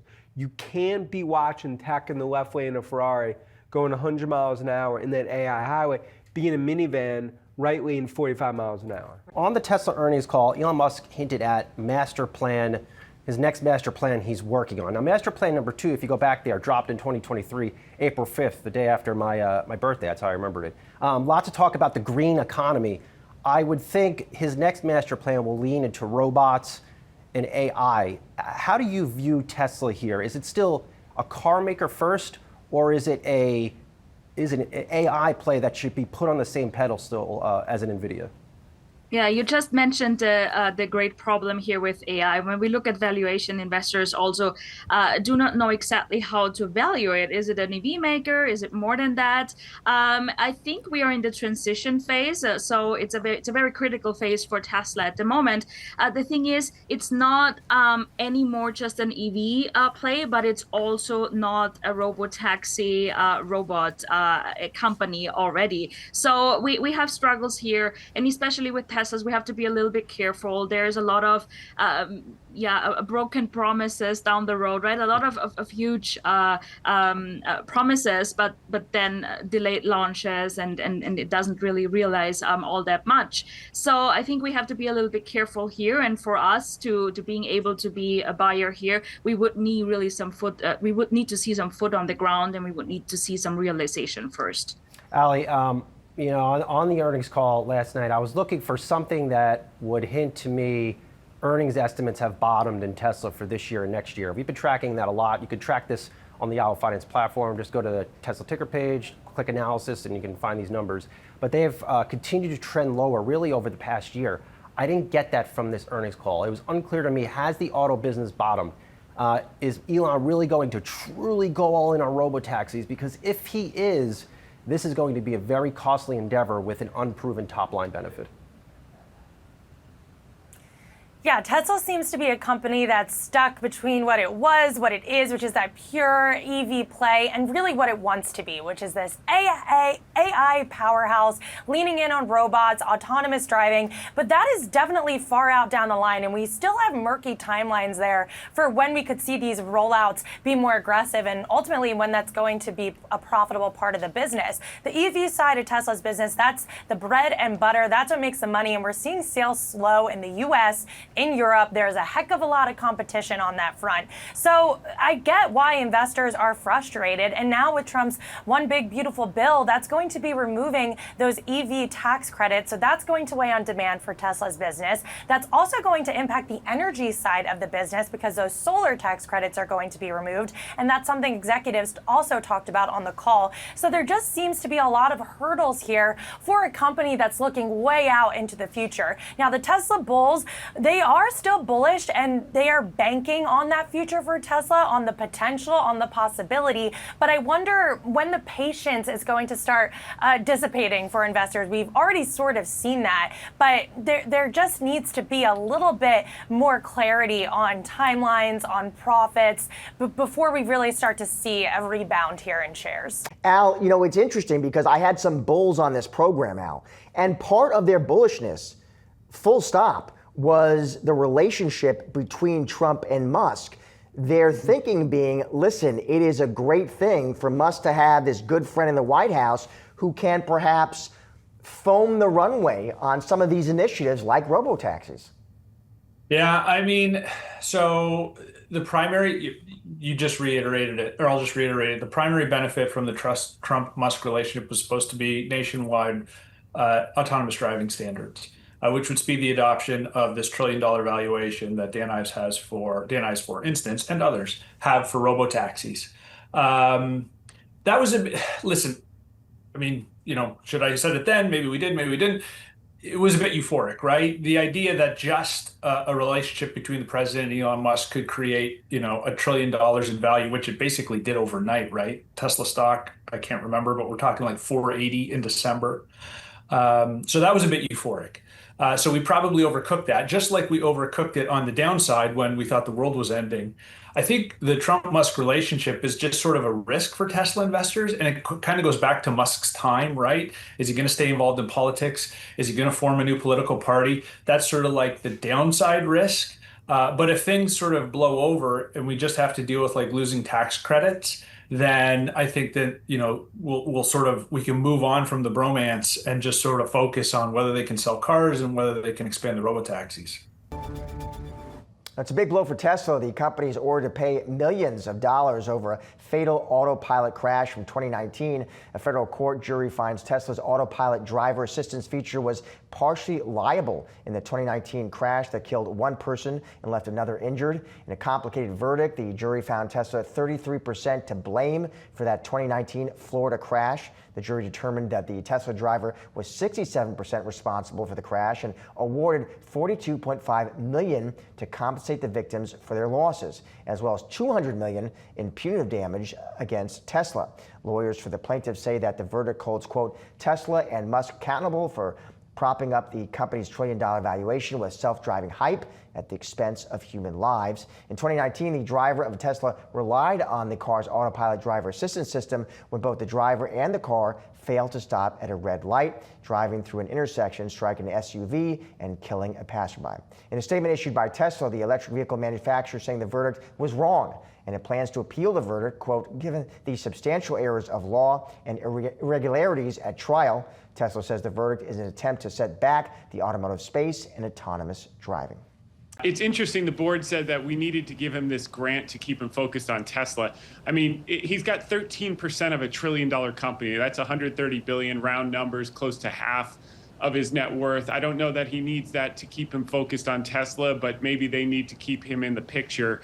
And that's exactly what they're doing here. I mean, with the EV tax credits going away, you're seeing the big three pivot away from EVs towards hybrids.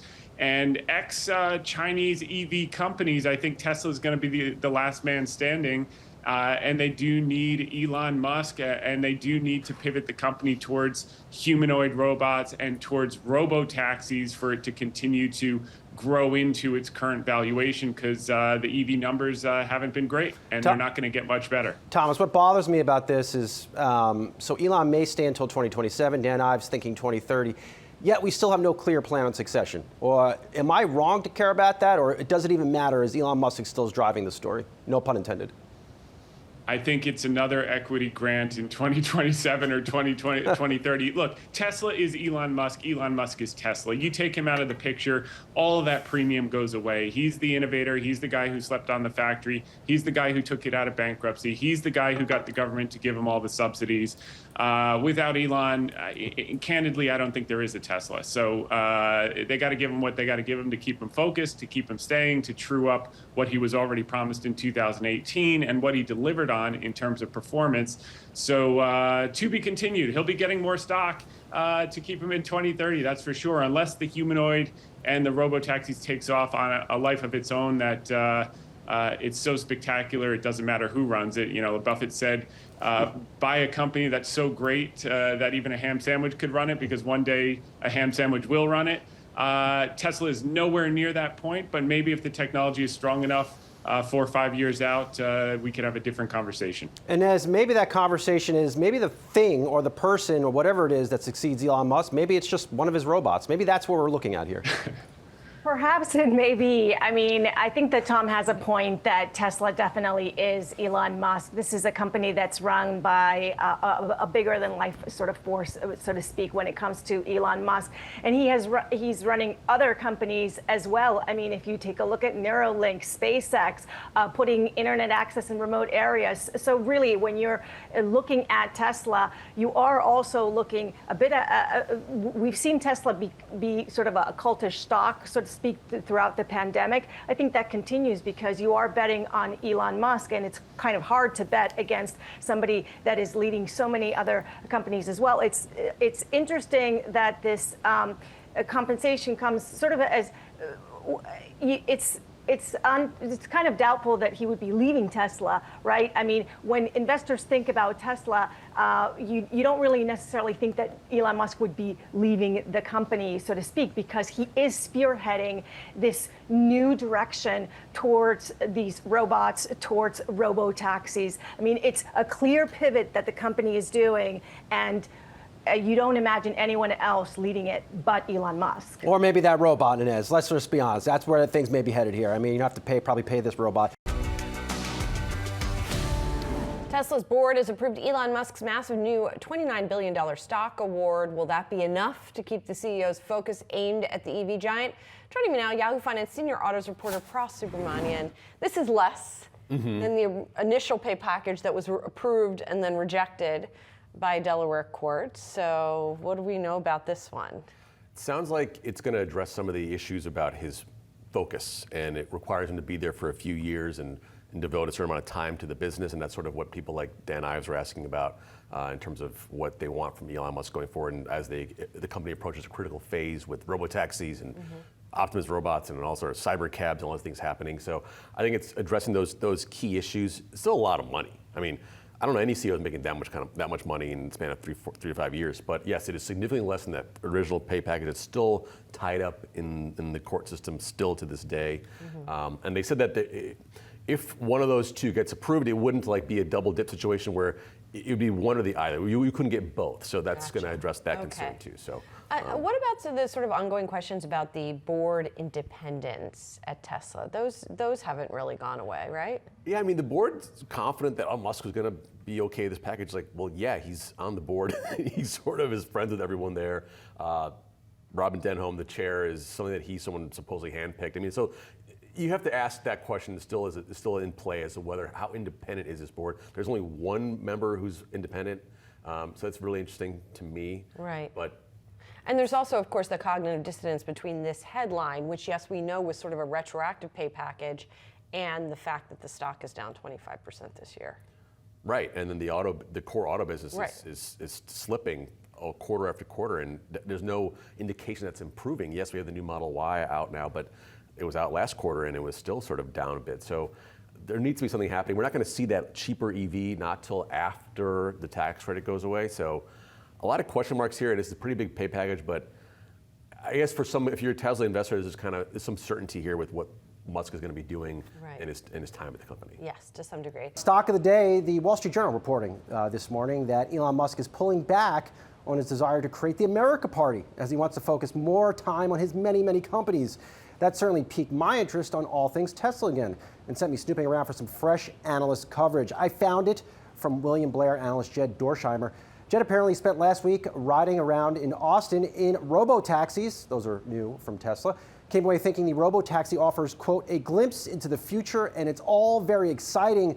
Jed also came back with some interesting numbers on the financial potential for robotaxis.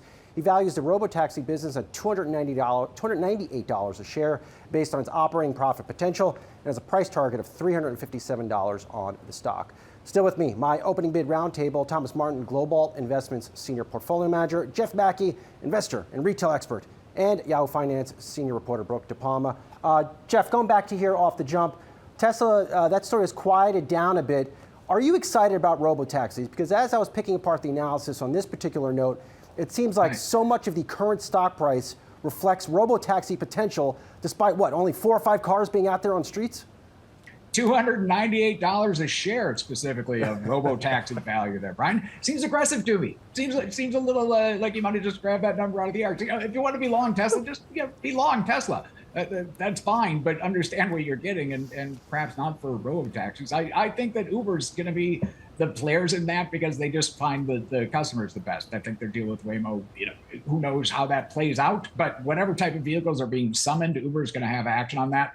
Tesla's a whole different thing. It's Elon's a different kind of cat. I sat in the very chair you occupy now, Brian, in a prior iteration of Yahoo Finance. And I talked to Steve Jurvetson, a then huge VC out in the Valley, and asked him who the most impressive guy he ever met was, and he just said Elon without hesitation.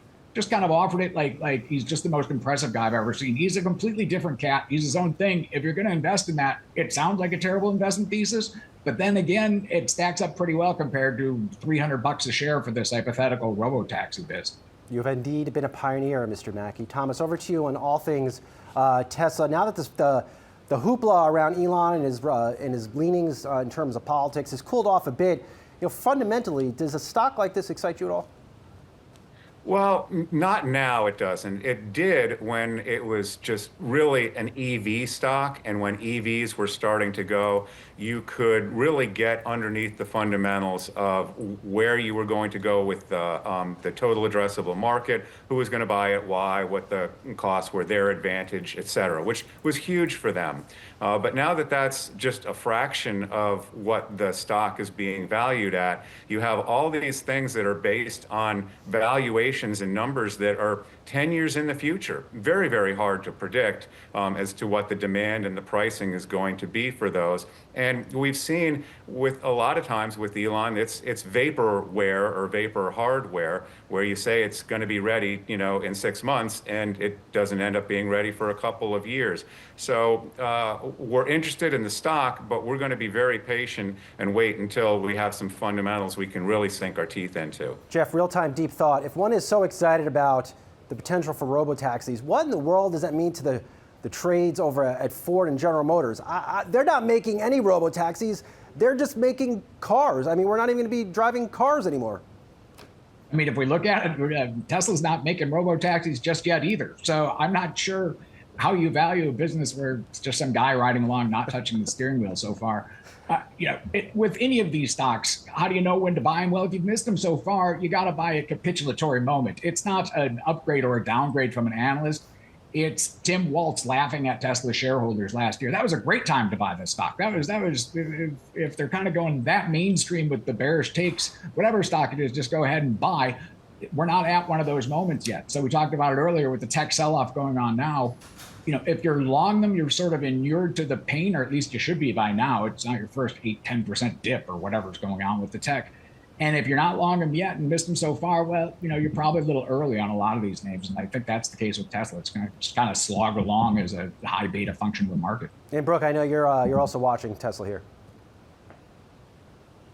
Yeah, absolutely. And what I actually looked into when I look at the 1-year stock chart, that stock is still up more than 47%. And what we see, if we point out to YF Interactive, is really this sort of momentum of the stock moves based upon Elon Musk's time when he worked with the White House.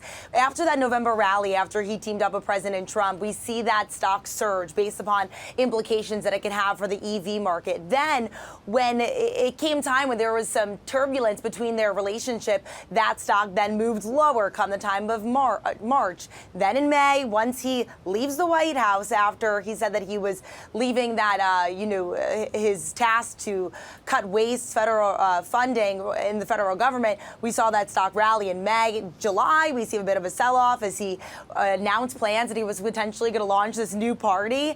And now what we're seeing today is this stock see downward momentum down more than 2%, as it's largely seems like he's no longer going to launch that new party. And so there's lots of implications. It's not just Tesla anymore, but it's this major momentum and discussion around Elon Musk and his position at the company as well.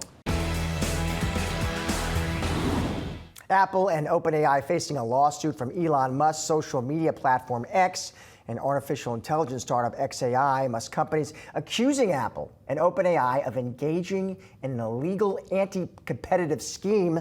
Yahoo Finance's Alexis Keenan joining us now with a closer look. Yeah, so this is a case that X and XAI are bringing in a federal district court in Texas, and it's an antitrust allegation. And what the two companies are saying is that that agreement that Apple and OpenAI announced at the Worldwide Developers Conference in June, saying that ChatGPT, so OpenAI's chatbot, that it will power Apple devices, specifically will be integrated as a first-party chatbot into iPhones, laptops, desktops, and the iPad, not necessarily the iWatch, but across a lot of Apple's devices, right?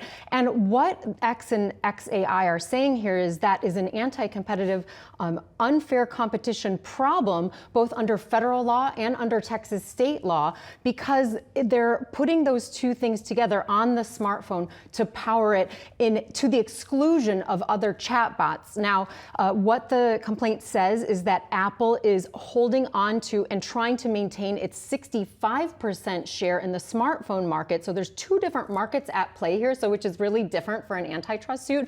On the other hand, you have OpenAI, where X and XAI are saying that the company has at least an 80% share of the market, and by the way of this agreement, they're trying to hold on to those markets. Now, another problem alleged here is that others really can't match the scale, right? Because if you throw in ChatGPT to train on and get prompted by Apple users, where there are millions, if not maybe billions of prompts every day, that's only going to fuel it to improve to the detriment of its competitors. That, they say, is an antitrust problem.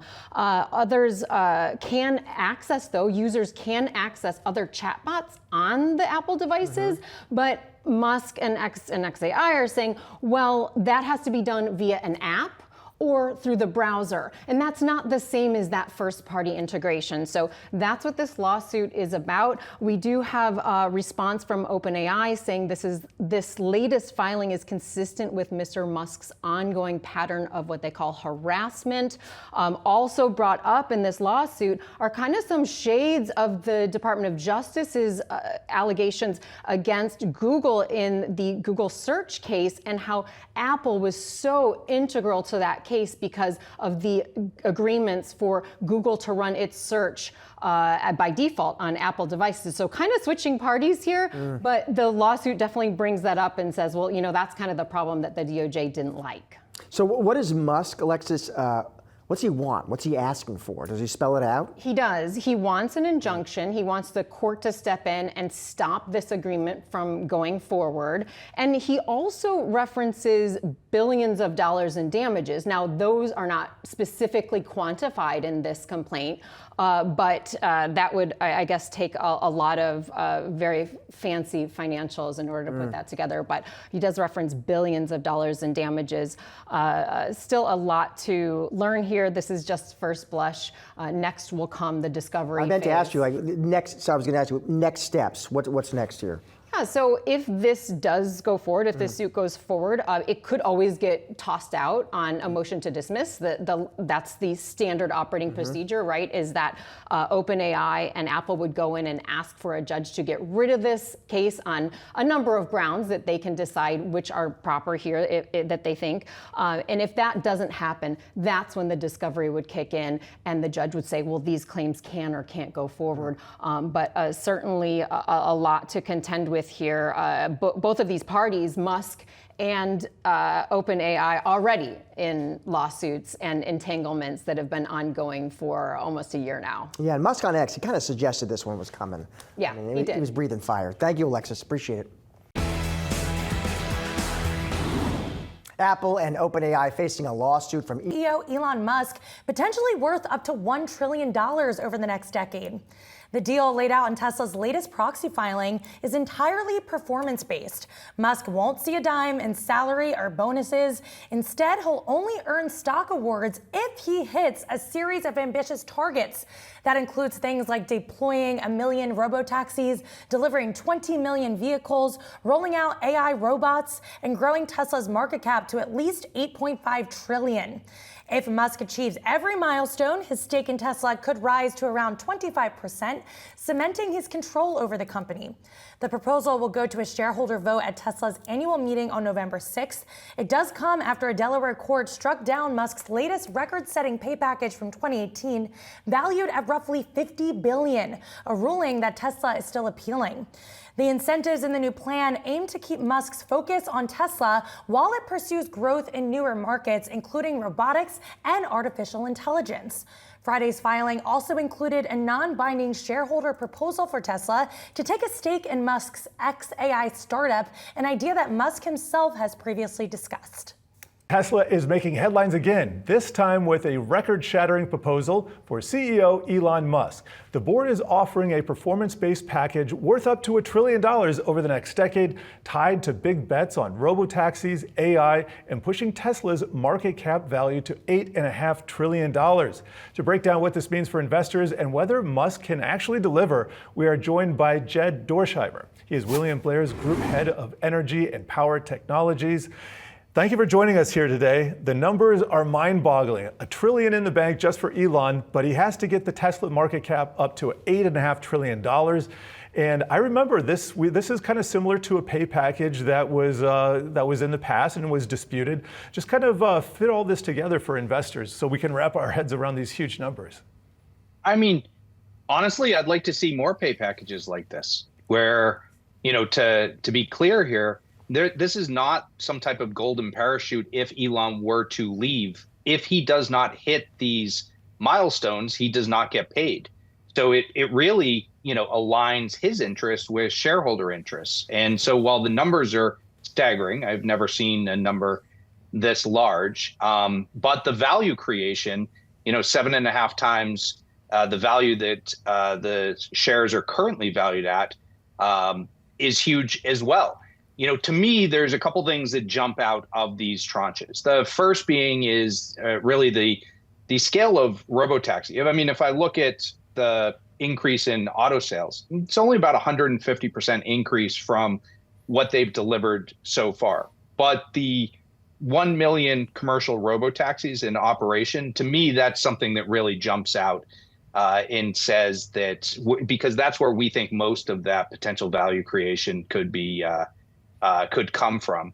And the second one is which is not directly tied, but the xAI investment that's on the table going into the vote. So those are kind of the two things that jump out.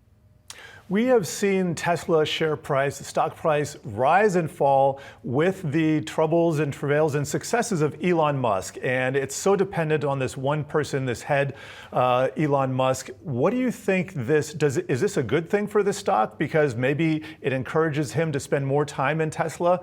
And then is it, maybe not the best thing for some of his other ventures? I mean, it locks him in for 10 years. So yeah, I think that if I was to talk to shareholders of Tesla, they're thrilled. And you're seeing that in terms of the market action as well. But I think that this, shows a complete commitment to Tesla, where there may have been questions around how much time he's allocating and where the focus is. So I think this very much aligns. I mean, I think, and listen, we have a pretty balanced approach on this. Regrettably, we moved to a market reform, earlier in the summer, largely on really on the regulatory tax credits, which haven't flowed through. And so you're going to see a margin headwind here in the near term. So there will be a valley that's created. And I think, the question will be how many shareholders look to the optimistic opportunities here and the alignment of innovation that this pay package does, versus near-term results, where this quarter, things will probably see a pull-in and better than expected, but you're going to see a gross margin headwind and probably cash flow headwind from those regulatory tax credits, which will start showing up in Q4.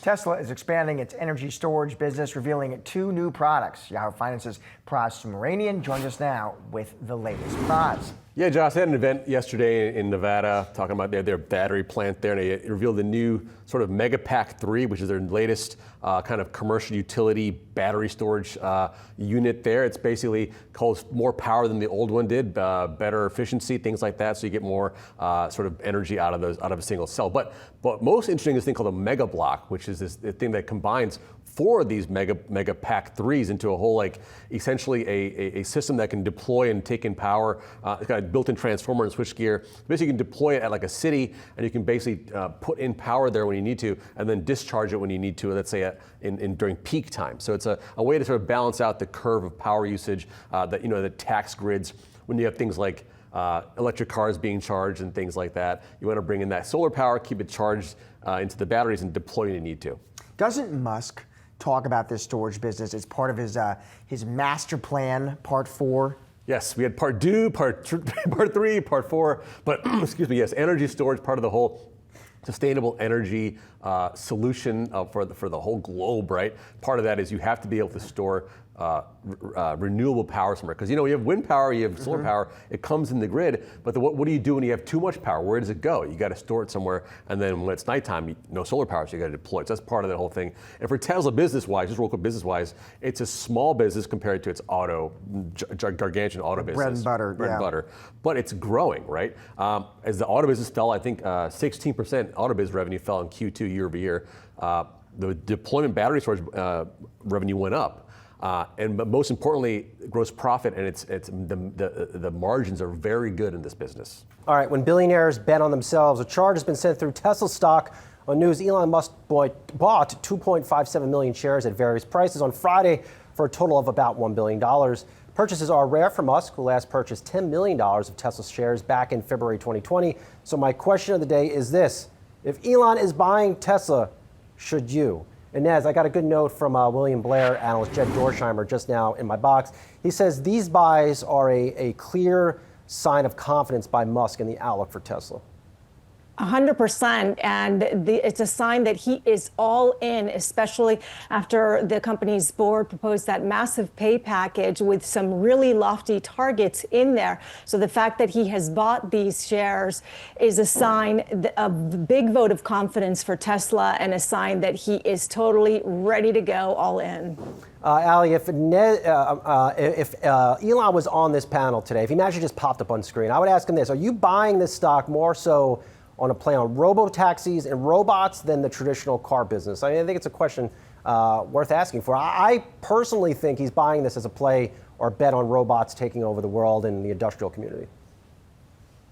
Yeah, I would agree with you there, and that's what Wall Street has said as well, right? Tesla is a longer-term story. We were just talking about Apple maybe being that longer-term story when it comes to AI. I think Tesla is that play that you want to be exposed to when we do have that autonomous driving really start to pick up, the robotics, everything that you were just mentioning. That is where all the Tesla bulls have really been focused on over the past few months, even as the stock has struggled in the short term. The car business, it's just lagged. It's not doing great overseas. You have a lot of that competition. Here in the US, the infrastructure is just not fully there yet for widespread adoption. And then you have the expiration of those EV tax credits. That's been an overhang on the stock as well. But if you look out to the future, there are a lot of tailwinds. There are a lot of potential catalysts. And to Inez's point, this shows Elon Musk is all in.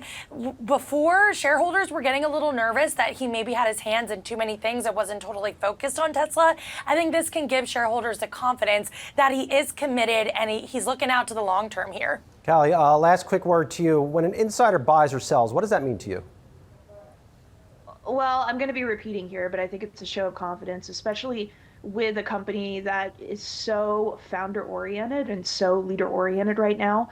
And I'm not sure if this has been mentioned yet, but Elon hasn't bought shares since 2020. So that probably gives you some indication of how he feels about the stock going forward. But I go back to my earlier comments here. Tesla is a growth stock. I would definitely put it in the growth stock bucket. Is it a time to invest in growth? I'm not so sure, but the economy is slowing down. So this might be more of a temporary pop. Tesla shares jumping as CEO Elon Musk is buying up $1 billion in shares. That stock now turned positive for the year. My next guest has been watching the charts on the stock, and he sees a possible breakout ahead. Join me now for a look at the key levels to watch with Tesla is Fairlead Strategies Senior Technical Strategist Will Tamplin. Will, it is good to see you. So Tesla in the green. We've wiped out the year-to-date losses. We turn to you, Will, for that technical take. You look at the charts. What do you see ahead for Tesla, Will? Is this one going to keep moving higher? Good afternoon. Thank you for having me. We do expect Tesla to keep moving higher. It pushed out of a triangle formation a few weeks back, and those patterns are typically bullish when they resolve to the upside. In this case, we do expect intermediate term upside follow through, and we can derive a price projection of around 500, and that's at the top of a long-term secular uptrend channel. That's really the next major resistance level on the chart. We have seen an acceleration in upside momentum after that triangle breakout. We saw some brief consolidation, but really late last week is when we saw the momentum pick up. For those that follow the MACD indicator, we've seen a positive divergence there to the upside. So everything in our work points to more upside follow through for Tesla looking out a few months. So Will, let's say I'm watching this and I'm looking for a pullback. Where would the pullback in the stock be where you would say that would be a smart place to get in? Sure. So when we see gaps up like we saw today, they sometimes can be exhaustive, especially after a few days of upside that we've already seen. So today's low will mark the top of that gap, and then the bottom of the gap, which is near 396. If that gap fills pretty quickly, then that would indicate that there has been some exhaustion there, and we would expect some short-term digestion and profit taking. And if we see that short-term pullback, the next level for Tesla is around 362. That's from the May high. So a former resistance level now turned into support. That Tesla shares ripped higher right on through the election because of this close relationship, and then the stock got absolutely hammered in June when it totally blew up. Are you inclined to get interested in Tesla here? Well, Brian, I think the good news here is that it's clear that shareholders don't want to isolate any one piece of the Tesla base, and that was difficult, obviously, back in June. So I definitely think this is a positive.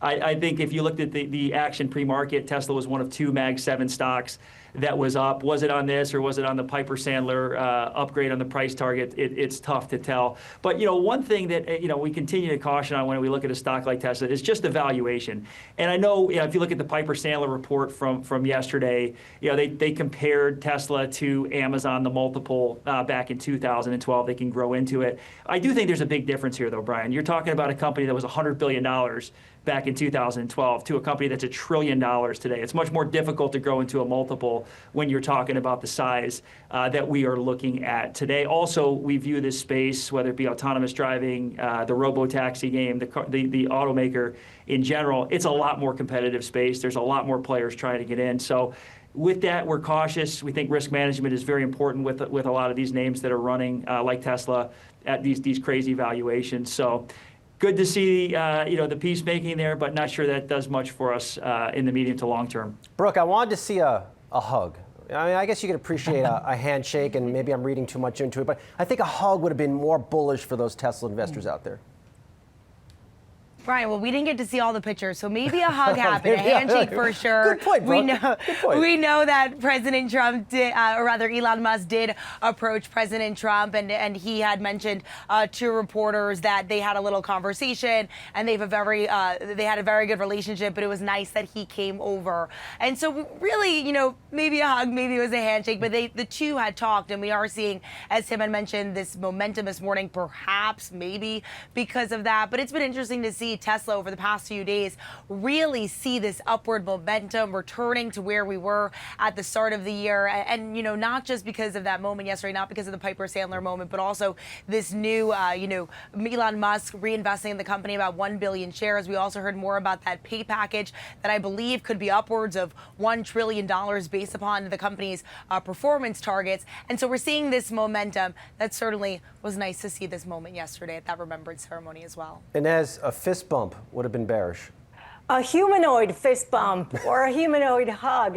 Look, Saz, The stock is up 50% since early June at the height of the feud between Trump and Musk. So definitely the market likes to see them getting along. Musk out of politics, and if he is next to the president, investors like to see them getting along. Tesla shares closing the day higher, rising over 9 of the last 10 trading sessions. Senior autos reporter President Trump stopping by to break down all the recent action that we have seen in Tesla stock, which Pras went from a broken story to one of the better stories in the market. I mean, today got a new closing high for 2025.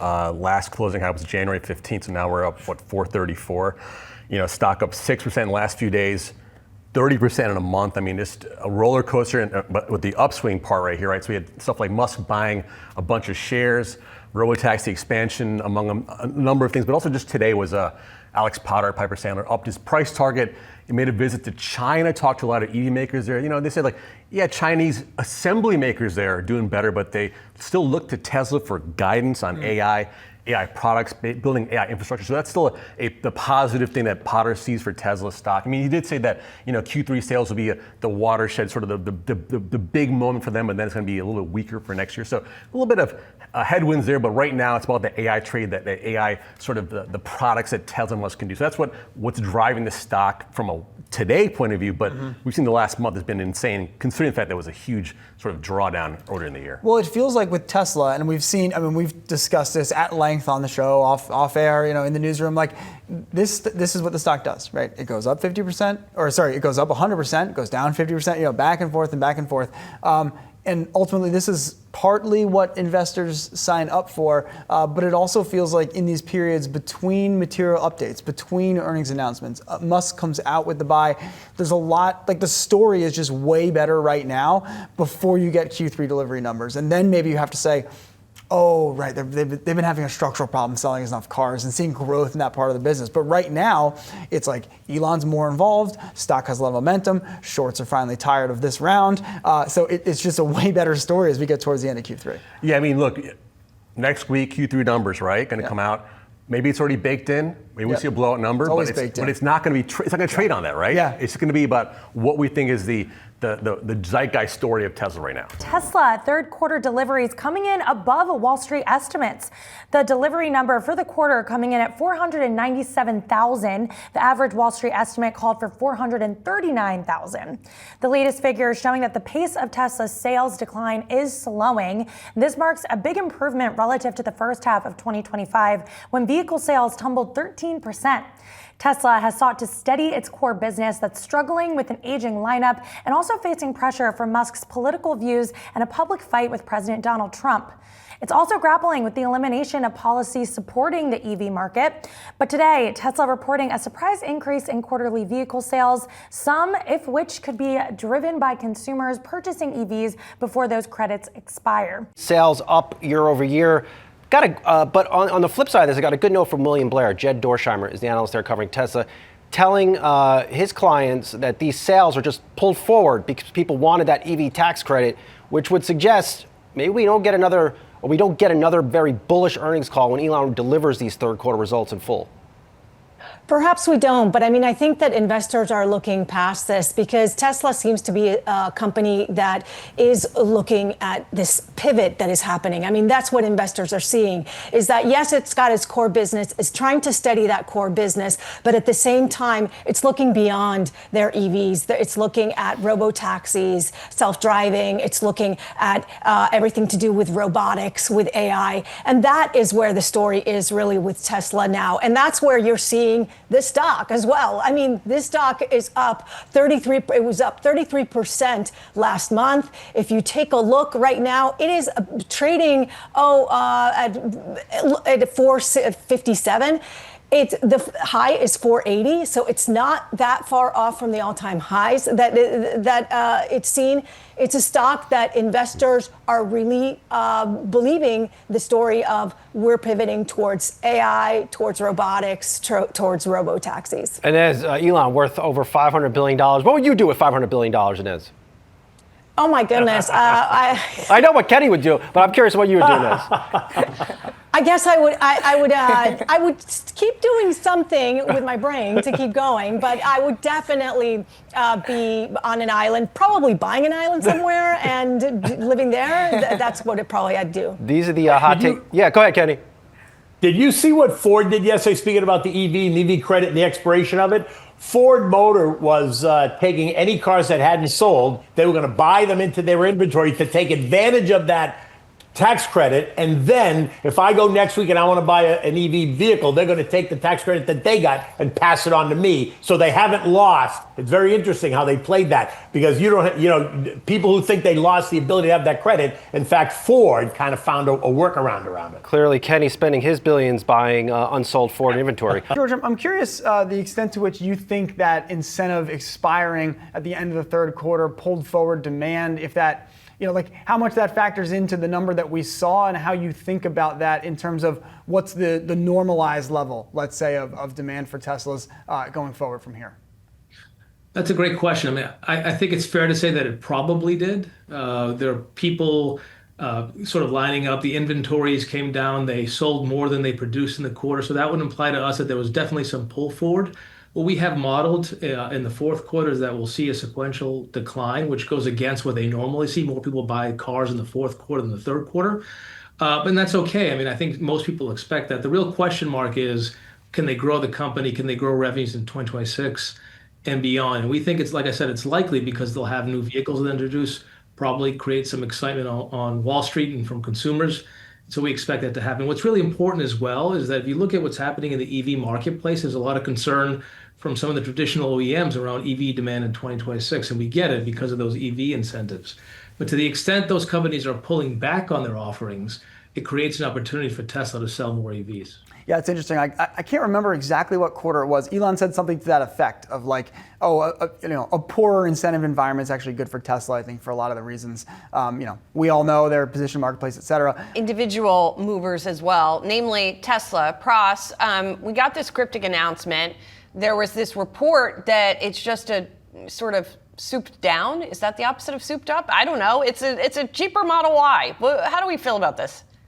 Yeah, I think the term is decontented Model Y is what they say. But yeah, you saw that video, the cryptic video there. People had assumed, is that a rotor or a spinning blade for the new Tesla Roadster? Is it an altogether new vehicle? But it turns out, according to Bloomberg at least, that it's going to be that stripped down Model Y that we heard was going to come out after the expiration of the tax credit. Bloomberg said the car would lack certain features and use less premium materials. What that means is we've seen some stripped down models kind of testing outside, lacking the full light bar in the front, supposedly, like less premium materials inside, less sound deadening, a smaller screen, and lack a second screen for the passengers. So just really kind of think of a Model Y, but just a lot of the bells and whistles sort of removed from there. Musk even said, hey, that's what you're going to see is our cheap vehicle. It's not going to be an altogether new vehicle. So a little bit of the enthusiasm kind of taken off here. The stock a little bit down today. We saw Q3 deliveries pull forward, right, because of the fact that EV tax credit went away.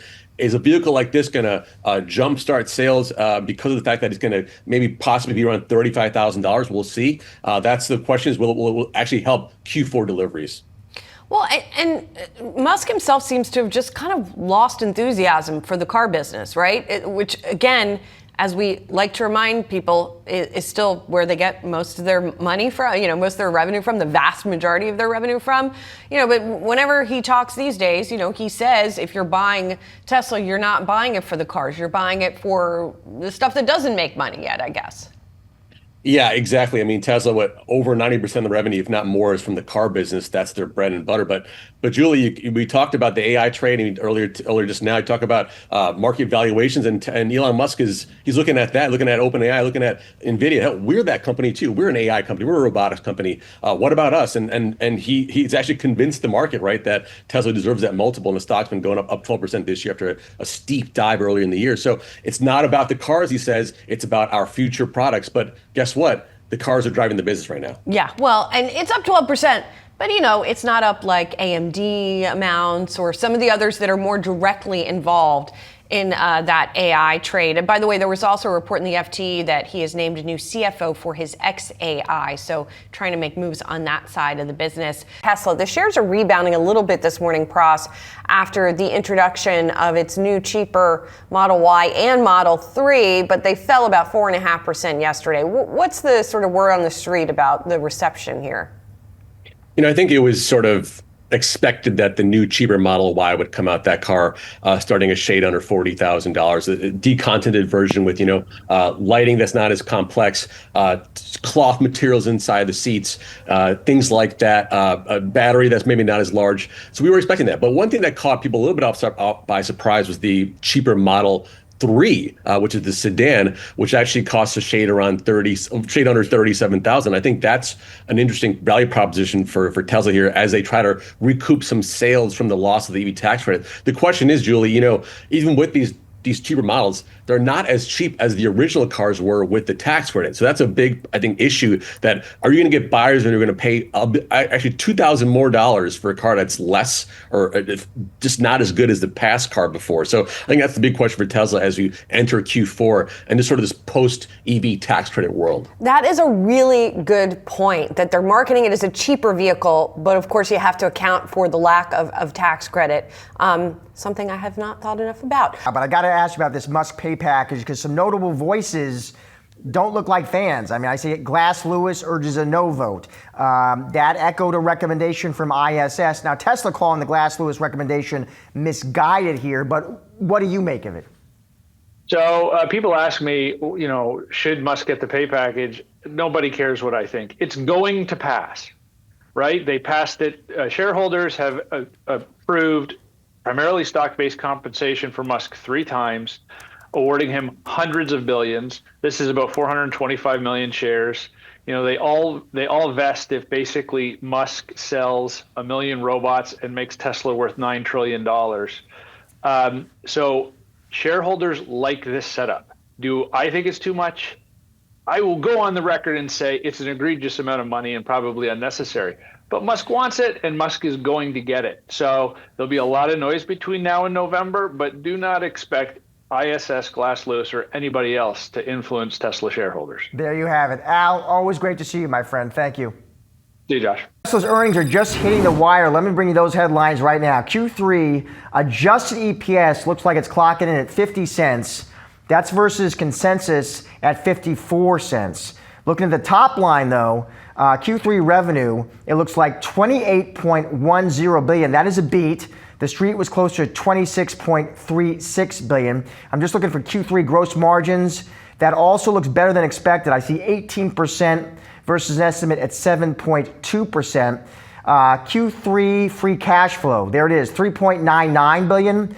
That is a beat, a healthy beat. The estimate was $1.25 billion. The stock, at least initially here, we're down marginally, about 1.3%. Of course, keep in mind, this stock had made a run into this print. It was up about 80% in the past 6 months. Big questions, of course, investors are dealing with now. What does EV demand look like in this post-EV tax credit world, especially in the U.S.? We're going to hear a lot more. We want to hear a lot more from Elon Musk about how business is going in China, what the competitive landscape is like there. And away from the EV business, you're looking for any color and commentary you have on robotaxis, humanoid robots as well. That'll all be in focus on the call. Tesla. Its profits dropped more than a quarter, and that's despite record car sales.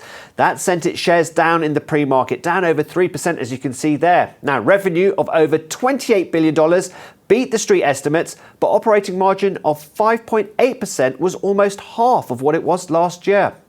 Now, towards the end of the earnings call, the firm's CEO, Elon Musk, pleaded with investors to ratify his upcoming $1 trillion pay deal. Well, to get more on Tesla, I'm joined by Sam Abu-Al-Samid. He's VP of Market Research at Telemetry. Sam, thanks so much for joining us here on Market Sunrise. Well, let's start with your reaction to the results. I mean, it looked kind of a mixed picture, but ultimately profits did fall.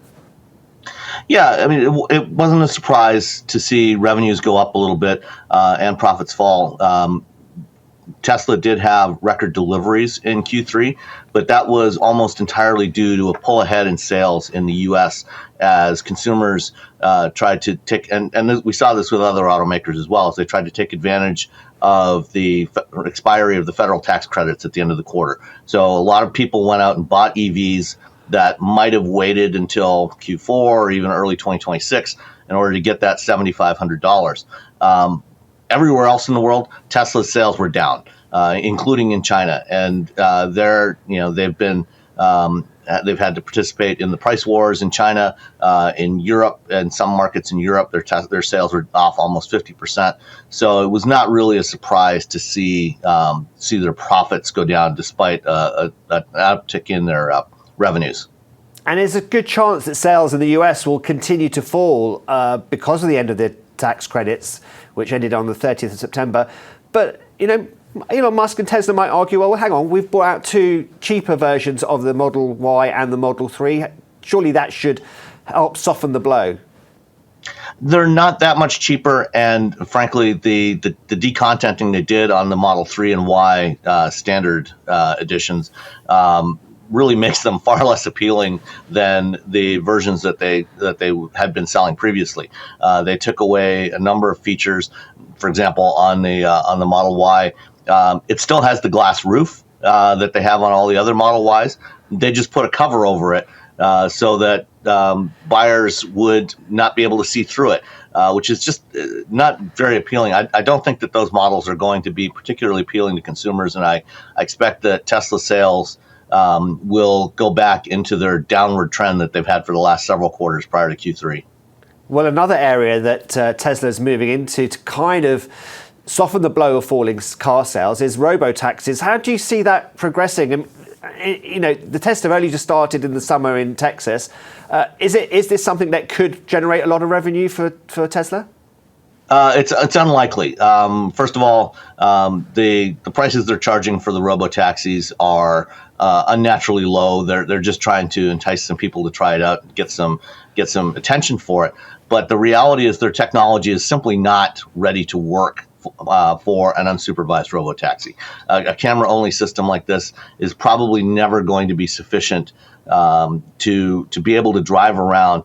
And what we saw was, within the first weeks and days of the operation in Austin, there were a number of incidents with these cars. They are simply not safe enough to operate in an unsupervised mode the way, for example, Waymo's cars drive around in places like San Francisco, Los Angeles, Phoenix, Atlanta, Austin. So I do not expect Tesla to have a viable robotaxi service anytime in the foreseeable future. Now, investors clearly haven't liked what they've heard from Tesla overnight, and shares are down in the pre-market. But is there any glimmer of hope for Tesla? What areas do you think Tesla can break through in? They have had some success this year with their solar and their energy storage systems. There was growth in those particular segments. It's still a very small part of their business relative to the automotive business. The automotive is still 85% of their revenues. That is their real business, and that's where they need to put a lot more emphasis on making sure that they have competitive products. And that's where their business is going to be for the foreseeable future. But the solar and energy storage are definitely two other segments where they have some potential for more growth and profits, especially with all of the focus on data centers. Those data centers require enormous amounts of power, and the grid and energy production, electrical production for those is simply not up to the task yet. So they do need a lot of storage batteries. So that's something that they could definitely get some growth from. And Sam, on Elon Musk himself, what did you make of his move to sort of plead his case for his pay package? Tesla's valuation has always been unnaturally high for the past decade, based entirely on the fantasy stories that Musk tells about where the business is going. It's always really been primarily an automaker and should not really be valued significantly higher than other automakers. So I think there's a bit of a desperation on his part telling stories about robots and AI that are probably not going to be significant businesses, certainly not going to be profitable anytime in the foreseeable future. But he desperately wants to get more control of the company. Sam Abu Al-Samid from Telemetry. Many thanks for your thoughts on Market Sunrise. For more on Tesla and big tech earnings, Dan Ives, Wedbush Securities Managing Director and Global Head of Technology Research. Hey, Dan, how are you? Great to be here. So, great to see you. I was just looking at some of the numbers for Tesla, and, I know that people don't buy Tesla because of the cars, and we've had this discussion before, cars still account for 3/4 of this company's revenue, Dan. So, yes, if you're looking at the Robotaxi future, I guess with Tesla, it's always a timeline question of when all of that stuff is going to actually start to be more meaningful. Yeah, look, Julia, if you look, demand stabilizing, relative to what we've seen, especially over the last year. And China, I think that's an uptick. So that is important just in terms of the car business and even margins upticking. But the reality is, me and you've talked about many times, this is going to be a golden chapter for Tesla in terms of autonomous and robotics, the AI roadmap. That's why you own the stock. That's why I think this thing ultimately is a double, over the next 12 to 18 months. As it plays out, Robotaxi scales and autonomous, it's going to be the best, ultimately when it comes to consumer, best application out there. Okay, Dan, break this down for me, explain this to me. How do they make money from autonomous? Because right now they own all the robotaxis, right? So they're making whatever small service revenue there is from those cars. But then ultimately, what does that profitability picture look like? And again, when can investors expect it? Mm-hmm. Yeah, look, and obviously when, right? That's the big question. Look, I think first, if you focus just on 1 year out, from NVIDIA to Microsoft to Apple, we go to every tech company out there, I think you've missed that transformational move, right? For Tesla, you got to look out 2 or 3 years. And ultimately, look, can you get to 500,000, 1 million vehicles out there? That essentially, it's going to be a cyber cab, it's going to be a robotaxi network. Right, but do they own that network, or does someone else own that network? And what's the profitability of that network? Because a robotaxi, at least as my understanding, is not a cheap thing to run, right? Mm-hmm. Look, they're going to own that network. Right, it speaks to what I view as probably the biggest competitive threat to an Uber. If you look out over the years, what Tesla's going to do here.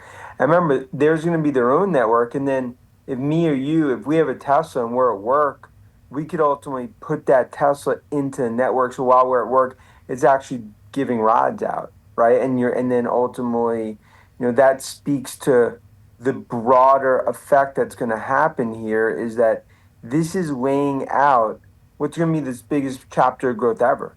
So you can look at over the next 1-2 years what earnings looks like. I could argue there could be growth power 12, 15, 20 hours earnings when you look out. And that's why I think this is a stock that should be green today, not red. There's a lot that has to go right between now and then. The other thing that has to go right is the Optimus robots, which Musk talks about. But again, who's the customers for these robots? I've talked to robot people who say the real applications are not going to be in humanoid robots at all. They'll be in other functional robots. Yeah, look, I think first on the factory side, that's clearly going to be an application when it comes to on the robotic side. But the biggest thing is going to be on the consumer. It's our view, and we're not talking 10 years now. We're talking 2, 3 years, that it's going to become commonplace to have robots in houses. And I think that's the important thing. That's what Tesla's going after. Dan, for what? What are these robots in our houses going to be doing? In 2 to 3 years, you're telling me you're going to have an Optimus in your house. What is it going to do? And again, that is my view. It will be doing the wash. It could be taking the dog out. In other words, it's going to be doing functions that in a house, these are going to become more and more commonplace over the next decade. And Tesla's going to own that robotics vision as well as the autonomous vision. That's why you're paying Musk $1 trillion in terms of, if he hits all the goals. That's why Musk is the most important asset for Tesla. It's the future. And what I view as a physical AI play, there's NVIDIA and then there's Tesla. And just quickly, Dan, you're predicting that he'll get approval for that pay package? Oh yeah, I think. Look, I think that's going to overwhelmingly be improved because look, it just comes down to like he is the only one that could lead Tesla into this chapter, and everyone understands as an investor, you need Musk, wartime CEO, locked in, set the high bar relative to the targets. Look at the last one; he hit all of them. Dan, I want to switch gears and look ahead a little bit to next week when we're going to get a lot more earnings. Let's start with Apple here. As you know, there's a lot of chatter that there's pretty good uptake of the iPhone 17. That's not going to be in the quarter that they're about to report, but how is that going to feed through into maybe what we hear from Apple? It's a surprise upgrade cycle. I mean, that's the reality, right? I mean, no one expected it was going to be, including, even myself, no one expected it was going to be this strong. So that's going to be clear, good in terms of obviously going to holiday season, in terms of guidance. China, I mean, we talk about with Tesla, China now actually goes to a tailwind for Apple from a headwind. And that's important because you go back the last few months, New York City cab driver is bearish in Apple. Now you set up for what I believe is going to be the Apple Gemini partnership on AI. That's how you're going to get to what I think in a year from now is, $325, $350 stock. And then, Dan, finally, we're also going to hear from Microsoft. And I'm curious, as we look at the sort of hyperscaler wars or cloud wars, if you will, do you think that Amazon's outage is going to allow Microsoft to grab a little market share? I don't think so, because I think that continues to be sticky. But I do think, look, when it comes to Jassy and Amazon, they're playing catch up relative to enterprise, what Microsoft's doing, because they are in pole position on these enterprise AI workloads as that stays within that sort of Redmond base. Now, Google has clearly had massive growth, and I think you'll see it again in terms of all of our checks, what we'll see from GCP this quarter. Look, but for Amazon, that's the opportunity. And I think that's right now the big focus to make sure that they're not on the outside looking in. Dan, good to see you. Thanks so much. Great, thank you.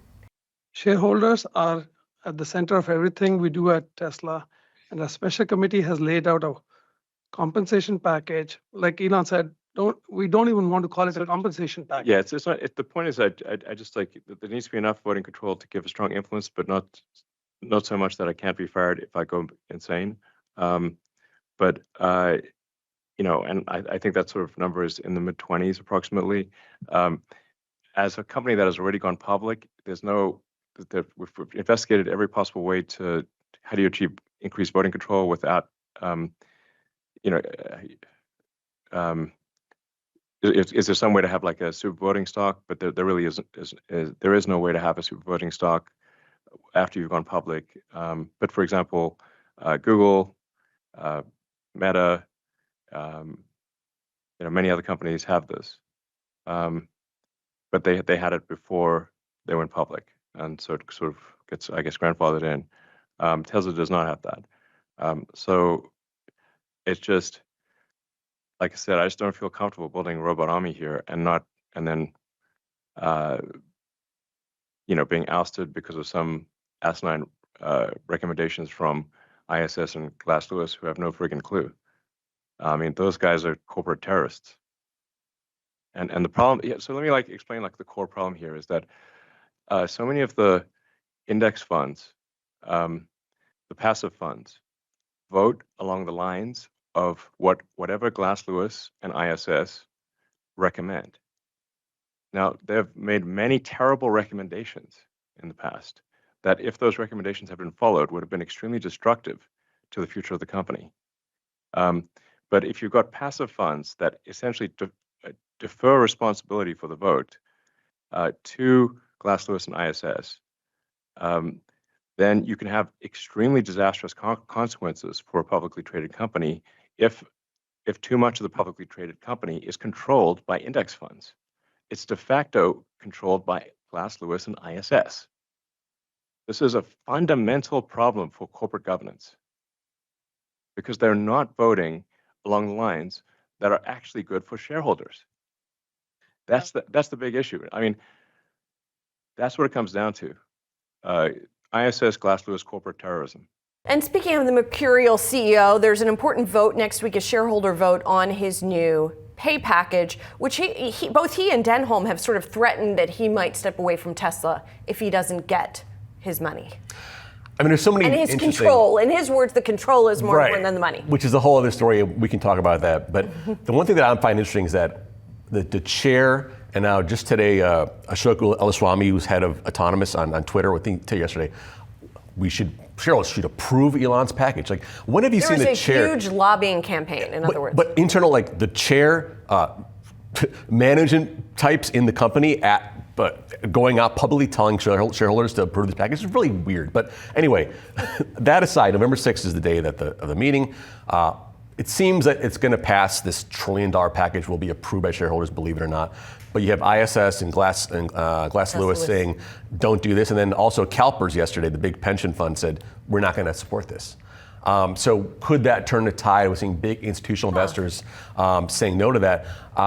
We'll see, because right now that's what Denholm was in New York last week, was to pitch the State Streets of the world, the Fidelities of the world. Right. Please approve this, because they manage so much Tesla stock. Yeah, I was just trying to quickly look up to see what kind of share CalPERS has. I don't know that off the top of my head, and it's I'm not seeing it off the top of my head, but they're a huge. Yeah, influential for sure, and it's something that's not a good look. But all sort of predictions show that it will get approved, and then there's going to be a lawsuit about that probably after that. So we'll see. Most likely, but in the meantime, it'll placate. Yeah. Musk, most likely. We'll see. All right, looking forward to coverage of that next week. Thanks so much, Ross. Appreciate it. We are watching Tesla, Archer Daniels Midland, and BP. First up is Tesla, the stock under pressure after a major shareholder said it's voting against Tesla's proposed $1 trillion compensation package for CEO Elon Musk. Norway's sovereign wealth fund saying the size of the award is too large and its decision was consistent with its views on executive compensation. Tesla shareholders will vote on the pay plan on November 6th. Tesla's board pushing for approval of the package, with Chair Robin Denholm warning last week that Musk could leave the company if the deal is rejected. Next, we have ADM, the company reporting a 19% decline in operating profit, prompting the agribusiness giant to dial back full-year earnings guidance for the third straight quarter, now cutting it from $4 a share to between $3.25 and $3.50 a share. Archer Daniels Midland and its peers have faced pressure as tariff wars have put crop exports at risk, plus a delay in Washington setting a biofuel blending policy has weighed on ADM's results as well. And finally, BP, the London-based oil and gas giant, posting a better-than-expected quarterly profit in a sign that its turnaround plan is gathering pace. BP saying the results reflect higher production and stronger refining margins, which offset weak oil trading. It expects divestment and other proceeds to come in above $4 billion for 2025. The shares getting a little bit of a lift. As always, you can scan the QR code below to track the best and worst performing stocks with Yahoo Finance's trending tickers page. Sixth and finally, on the 2025 CEO Performance Award to our founder and CEO Elon Musk, with over 75% voting in favor. Approved.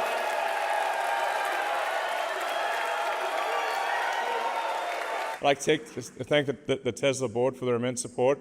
We have a fantastic board, fantastic group of shareholders. Thank you all.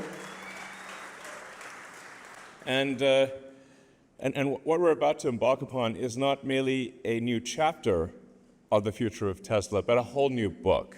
Tesla shareholders approving Elon Musk $1 trillion pay package. So that is your headline. Listen, we had spoken to Tesla financial analysts, Tesla shareholders leading up to this, and their bet had been that they would indeed pass this package. Remember, Musk, like the last pay package, would have to hit these performance metrics, right?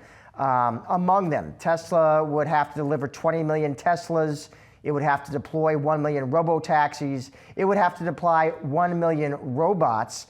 And by the way, hit $400 billion of adjusted EBITDA over 4 separate quarters. When we talk about the various milestones that Musk has to hit in order to get, there are these 12 tranches of this pay package, so it's not just in one shot. It's going to take a while. He has to hit a bunch of different goals.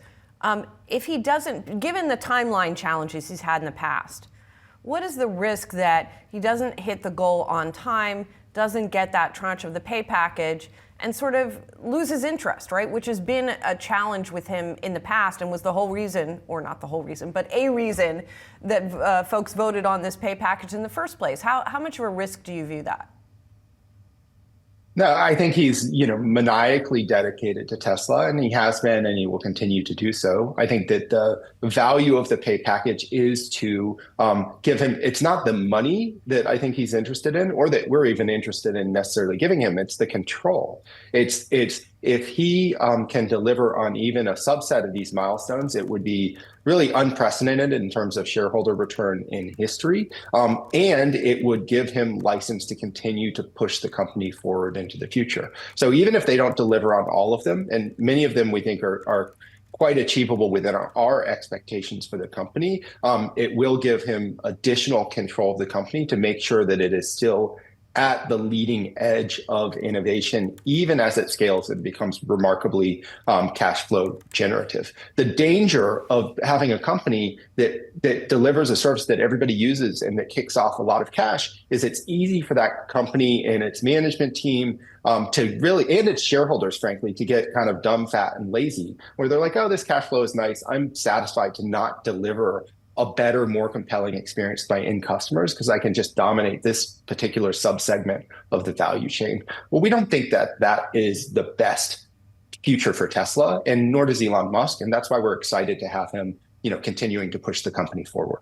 Tesla, all right, they approved the pay package. These are some big milestones Musk would need to hit. I think it's just worth taking a step here and repeat them. Tesla has to deliver 20 million Teslas. Now that actually sounds like the relatively easy part. Deploy 1 million robotaxis, deploy 1 million robots, has to hit 400 billion of adjusted EBITDA over 4 separate quarters. I guess stop right there, Gautam. Do you think, would you place your bet Musk will actually hit these milestones and get that payday?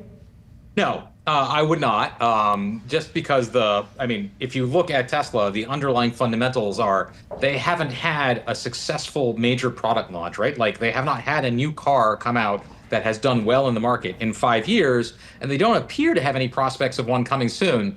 And then that's even setting aside the problem of that with automated taxis, where again, they are not the technology leader, or autonomous robots where they are not the technology leader. The evidence that Tesla is going to dominate these industries is that Elon Musk says they will. That's it. So no, I wouldn't take that bet. This pay package did pass, though, Gautam, with 75% of support among voting shares. What did you make of that? Were you surprised by that, Gautam? No, not at all. If you are invested in Tesla right now, it's because you believe that essentially that Elon Musk has magical powers. That the fact that Elon Musk has this track record of doing extraordinary things. And that takes nothing away from the scale of his achievements in, pushing electric cars forward by a generation, or basically inventing the modern commercial space industry with SpaceX. It doesn't take anything away from the scale of his achievements to say that that doesn't mean he can do it again, right? It doesn't mean that there's not an infinite chain of miracles here. But that's how Tesla's being valued. So if you are invested in Tesla right now, you believe that he can do it again. And if you believe that he can do it again, if you believe he has magic powers, well, then you should vote yes, because then it makes sense. Tesla, let me make sure I got this right, because you wrote about this. Stifel, they're smart guys, they upped their target to 508. It looks like this is some of the parts, this is FSD, this is robotaxis. Yeah, some of the parts analysis here. Bullish call, right? 508 to 483. This is a pretty big, compared to where Tesla's trading right now, almost $100 more potentially at the end there. So here, then Stephen Gengaro, Stifel, bullish on FSD and robotaxi, talking about FSD saying, quote, the new technology, the new AI tech there is improving the system's decision making, improved jerky responses, kind of like stop and go stuff, and aids with stuff like finding parking spots. Not bad, right? Also notes that accident rates are much lower with FSD versus non-FSD drivers. And robotaxis, again, he's betting on management's bet that they're going to hit their goal of 8 to 10 new metro areas for testing. So it's a combination of those two things. Those are the big two factors. He notes that there's some price weakness now with the cars after the expiration of the EV tax rate, a lot of competition. Well, I want to ask about it, because it's a robotaxis. and we've had plenty of bulls come on the show in that very seat. That's a big reason for their take. But what is his take on the EV business, which is still driving the P&L? He claims that still pretty good margins, saw some ASP or average selling price kind of downward pressure, thinks that the new standard Model Y and standard Model 3 will help drive sales even at a lower price point. But I think it's a big question to ask. I mean, this is the main money maker for Tesla. You're seeing the loss of the tax credit, new competition, prices coming down, eating into margins. How long can that last? And then you still keep this pretty lofty valuation. I know people are betting on AI and Robotaxi and FSD. That's still the big bet. But like you said, if the money's coming down, how long can I keep sort of gambling on the future? And I think that's where the bulls and bears are disagreeing. What'd you make of, finally get sharing this, Musk's old buddy, Peter Thiel, PayPal fame, right? Kind of making some moves with his Tesla holdings. Yeah, I mean, cut them down considerably. With the 13F filing in Q3, basically he owned about 580-ish thousand shares and took that down to 65. Yeah. Right? So that's a 76% downward cut in his holding. Those guys are buddies. Musk and Thiel, as you know, go way back PayPal days. Yep. What does that signal, right? And then also combine that with NVIDIA, the total wipeout of that. Liquidated his entire NVIDIA total position. wipeout of that position. What does it make you think, right? Yeah. All right. We'll see. Yeah. Peter Thiel, welcome on the show anytime to discuss, obviously. Anytime. Thank you, Pras. Appreciate it. Welcome back to Yahoo Finance Invest. I want to hone in on two of the hottest stocks on the Yahoo Finance platform right now. That's NVIDIA and Tesla. And joining us now is resident bull on both names, Wedbush analyst Dan Ives. And Dan, you were supposed to be with me here in studio, but I heard even though the government shutdown is over, you might have had a little plane trouble and you're stuck in Miami down there? Yeah, stuck in Miami. Actually, it's my second time in Miami in this week. I thought I'd be lucky to get back, but it looks like it's going to have to wait a day. You're a busy man. We know this. I'm sure it has nothing to do with how cold it is here in New York City, but I have a lot of viewer questions for you. Before I get to that, I do want to ask you your 30-second bull pitch for Tesla and your 30-second bull pitch for NVIDIA, because I know you're very, bullish on both of those names. Yeah, look, on Tesla, this, in my opinion, is the most important chapter ever for Musk and Tesla, the AI chapter, autonomous and robotics. I think we're talking 2-3 trillion in terms of market cap, best physical AI play besides NVIDIA. When it comes to NVIDIA, the godfather of AI, there's only one of them, and that's Jensen. Look, demand to supply is 10-1 for NVIDIA chips. Get the popcorn out, get the watch parties out for next week's earnings, because this, in my opinion, is going to be a $6 trillion market cap in 2026. And again, the bears will continue to yell from hibernation caves. They'll be wrong. All right, they'll be wrong. You heard it here first. But let's get to some of our social questions. And I want to start with Tesla. One social viewer asks, Tesla seems to be a show me story with investors all in on robotaxis and automation, but that seems years away. How much patience does it take to be a Tesla shareholder? It takes a lot of patience. And we've talked about it so much, on Yahoo and on the show, because this is when you have to have the understanding of what Musk and Tesla are trying to do here. They're building out the AI future. Autonomous, they're going to own 80% of the autonomous landscape, in my opinion, over the next decade. Robotics, Optimus, that's what you're playing for. It's less about deliveries. It's more about the AI future. You have to be patient, but it goes back to this, in my opinion, is going to be the most important chapter ever in Tesla's story. All right, another question from our audience here, Dan. You've compared the AI boom to a party before, and that we're still early on in the night. Do you have any new analogies for where we are in the AI trade right now? Yeah, so look, it was 9 p.m. in that AI party. It's now 10:30 p.m. But that party goes to 4 a.m. And it's my view where, look, you're going to have glass on the dance floor, DJ stops playing music, but that party's going to continue rage on. The Bulls and the Bears meet up at 6 a.m. at the diner. Bulls had a lot better night than the Bears. But Dan, my mother always told me nothing good happens after midnight. So how do you know when to leave the party? Look, and that speaks to my view. It's all, when it comes to AI, it's all about demand, right? 3 million air miles the last 25 years. I'm always on the road trying to understand what demand looks like. I was in Asia for a month, demand's accelerated 30% over the last 4 or 5 months. So look, I get some on the valuation, but when those call an AI bubble, they're underestimating the scale and scope of this AI revolution. And for the first time in 30 years, the US is ahead of China.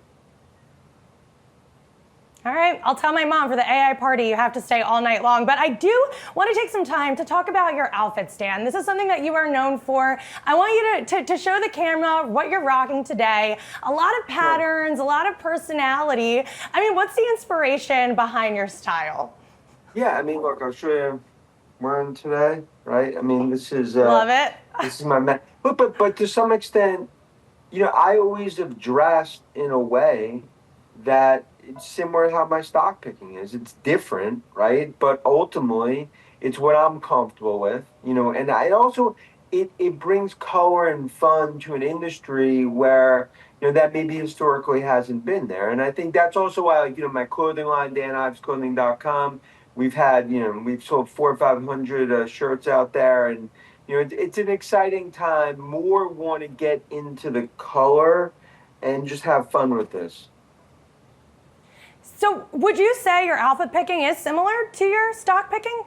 I would say. I mean, I think to some extent, it's like I don't care what others think. I go to the beat of my own drum, and the reality is that, you know, it's something where I've always dressed different. That was in Korea a few weeks ago. And look, I think it's one where it also gives inspiration to others, where it's like going out of the box, but it's similar to how I pick my stocks, right? If you just looked at valuation, I always say the bears, when they're in hibernation mode, they can't see AI in the spreadsheets. Now, I was doing some digging and I saw you have a collaboration with this fashion brand, Snow Milk. And the shirts ain't cheap here, Dan. You have $100 for a polo. I mean, these shirts are trading like some of these AI stocks. Is the valuation justified here? Look, I mean, those are made in the USA, made in Williamsburg, Brooklyn, right? I mean, and it's one where you look, and this is something where all those shirts are handmade, right? And we'll eventually have sweatshirts and hats, and I could see Sazi wearing one of those sweatshirts soon. But look, this is it's having fun with it, right? And I think also it speaks to my view in that party at 10:30 p.m. You don't want to be wearing the Peter Millar and slacks in that party on the dance floor. All right, well, I'll be patiently waiting for you to send me my own shirt here, Dan, but thank you so much. You will be back throughout the day today. Michael Burry, the investor known for predicting the housing meltdown, is taking aim at Tesla. In his new Substack, Burry details his critique of the EV maker's valuation. Yahoo Finance's Pras Subramanian joins us now with the details. So, Pras, Michael Burry saying Tesla is overvalued. He slammed Musk's pay package. Yeah. What is the overarching theme to this thesis here from Burry? Well, I think it's just attacking another richly valued stock, like you said, right? He said that, you know, in a post about the tragic algebra of stock compensation, guess who came up, right? Tesla, right? So he said, you know, quote, Tesla's market cap is ridiculously overvalued today and has been for a long time. And he said that Musk's pay package will continue to further dilute the stock, right? And in addition, he said that, as an aside, the Elon cult was all in on electric cars until competition showed up, then all in on autonomous driving until competition showed up, and now is all in on robots until competition showed up. So he's also attacking just the bull case of Tesla. And we've seen the last 2 weeks, some prominent analysts have come out very bullish on the AI, the autonomous, and even the Optimus robot stuff. So Burry pouring cold water on that. He was also in the past been bearish on Tesla too. So this is nothing new. And we saw Jim Chanos too, also in the past, you know, was bearish on Tesla. But they're also piling in on some big high-flying AI stocks too. And to that point, Burry taking out short positions on both NVIDIA, Palantir. So you think he could be speaking to kind of this idea that tech is overvalued more broadly across the space? Yeah, and I think the names connected to the AI space in particular, talking about circular vendor funding, CapEx build out. He's all concerned about these things that we've heard a lot of people talk about. You know, with regards to Tesla, it's a car company, right? So it has a money-making Unless you component. ask Dan Ives, he says it's offensive to call it a car company. Yeah, right. I mean, in that respect, yeah, when it comes to like sub 10 PE ratio, right? But I think it's more about, like you said, it's a tech skepticism, CapEx skepticism, that sort of thing. I can't say the word skepticism, by the way, but I'll try. I know, say it 3 times fast. But when we're talking about Tesla, it's not just a valuation debate. And we got some new headlines that they're starting to lose share in several key European markets while competitors just continue to gain. And we know that's been the story in China. But do you think this is more of a demand problem, a competition problem? And where does Tesla really go from here? I think it's a mix. I think it's equally a mix of competition, but also demand. We're talking about falling sales in November in France, Sweden, Denmark, and the Netherlands. This follows a massive tumble in October where the entire European region, with their report numbers about a month later, saw a 50% slide in sales, right? So it can't just be just the competition alone or demand alone. The Musk factor, of course, his sort of dwindling reputation there, his perception of the brand is falling. So that's a big mix there. But like you said, if they can solve FSD and AI and autonomous and those technologies, that's a big boost for them, right? People might otherwise say, you know what, I'm going to give them a shot because of the fact I can drive to work and I can sit here in the car driving to work, right? So that's the bet, and the bulls hope that compensates or overcompensates for competition, and also the Musk factor. I feel like when it comes to Tesla, no one's in the middle. The bulls are passionate, the bears are passionate, and I'm taking I'm in the middle. I'm in the middle. You're in the middle, yes. You're a reporter, you're a journalist. I'm taking a look at a year-to-date stock chart, though. It's a bumpy ride, man. I mean, you need to drive that Tesla on a roller coaster to kind of show you what the moves of the stock are. This Crazy. is a tough ride to be on, right? Yes. I mean, when do you have conviction to say, I'm going to buy at that point in March, or I'm going to potentially sell, take some money at the top in November, right? So That's a tough call. Yeah. We'll see who gets off of the ride at the end, the bulls or the bears. Pras, thank you so much, as always. Appreciate it. Tesla's valuation is coming into question yet again, this time by well-known investor Michael Burry. Said Burry in a new Substack post, Tesla's market capitalization is ridiculously overvalued today and has been for a long time. Burry is arguing that stock-based compensation stands to further dilute Tesla shareholders. I had a little fun today because, again, I'm in a mood and asked ChatGPT if Tesla stock is ridiculously overvalued. It came back with this reply. The short answer is yes. The argument behind the output ranges from wild expectations around Tesla's AI ambitions to weak sales of EVs. So I want to put this question to the opening bid roundtable. How badly overvalued is Tesla, or is it undervalued at all? Kenny? To be fair, I don't own it. I don't own a Tesla. I don't own a Tesla, and I don't own the stock, right? I never have. So what do I think it's overvalued? I don't know. I have to look at the chart to see because it's not a name that I'm in. So it'd be unfair for me to give you an opinion. Ali, it is hard. The case will be made. This wasn't mentioned up in the output on my ChatGPT search. It is hard to bet against an Elon Musk, especially when you have him being very motivated by a $1 trillion pay package. Yeah, and that's why you saw the reaction in the stock after that pay package was approved, because if you have Elon Musk that's on board, that really is what investors want. You're not just buying this stock for Tesla, you're buying it for Elon Musk. And what's so interesting about this company is that the bears are super bearish and the bulls, man, are they super bullish. And, Dan Ives, who you've spoken with, Brian, he said it's offensive to call Tesla a car company at this point, that they really are an AI company. And you have to look into the future when it comes to robotaxis, when it comes to autonomous driving. I think you're already seeing that across the board. I've been seeing a lot more Waymos on social media and a lot more articles about driverless tech. That's all going to come to a head at some point, and Tesla does have that first mover advantage to do that. Of course, you can always look at the valuation and whether or not to say it's a little too hot, but you can look at valuations across the entire stock market at this point and make that same argument for every single company, NVIDIA included. So Tesla, of course, is just one that's going to get the bulls and the bears always going. Right. James, Tesla, of course, is one of the first companies to put crypto on their balance sheet. Zoom out a bit. Given the volatility we have seen the past month or so in crypto, is that movement by companies to add crypto to their balance sheets to diversify their cash, is that on hold? Or do you think it will pick back up again soon into year-end? Yeah, I think at this point, it doesn't add to the credibility for Tesla. I wouldn't call it a DAT, that's a digital asset treasury company. MSTR is a kind of a pure form DAT. Originally, companies were owning Bitcoin on balance sheet for treasury management, for FX management, fears over US dollar devaluation, for instance. And that's potentially quite a credible reason to do it. But it's now being tarred with the same brush as MSTR and maybe looks for Tesla a little bit irresponsible. I think ultimately what they've done is actually quite credible, but there's, I think, some quite some negative news flow at the moment around DATS generally.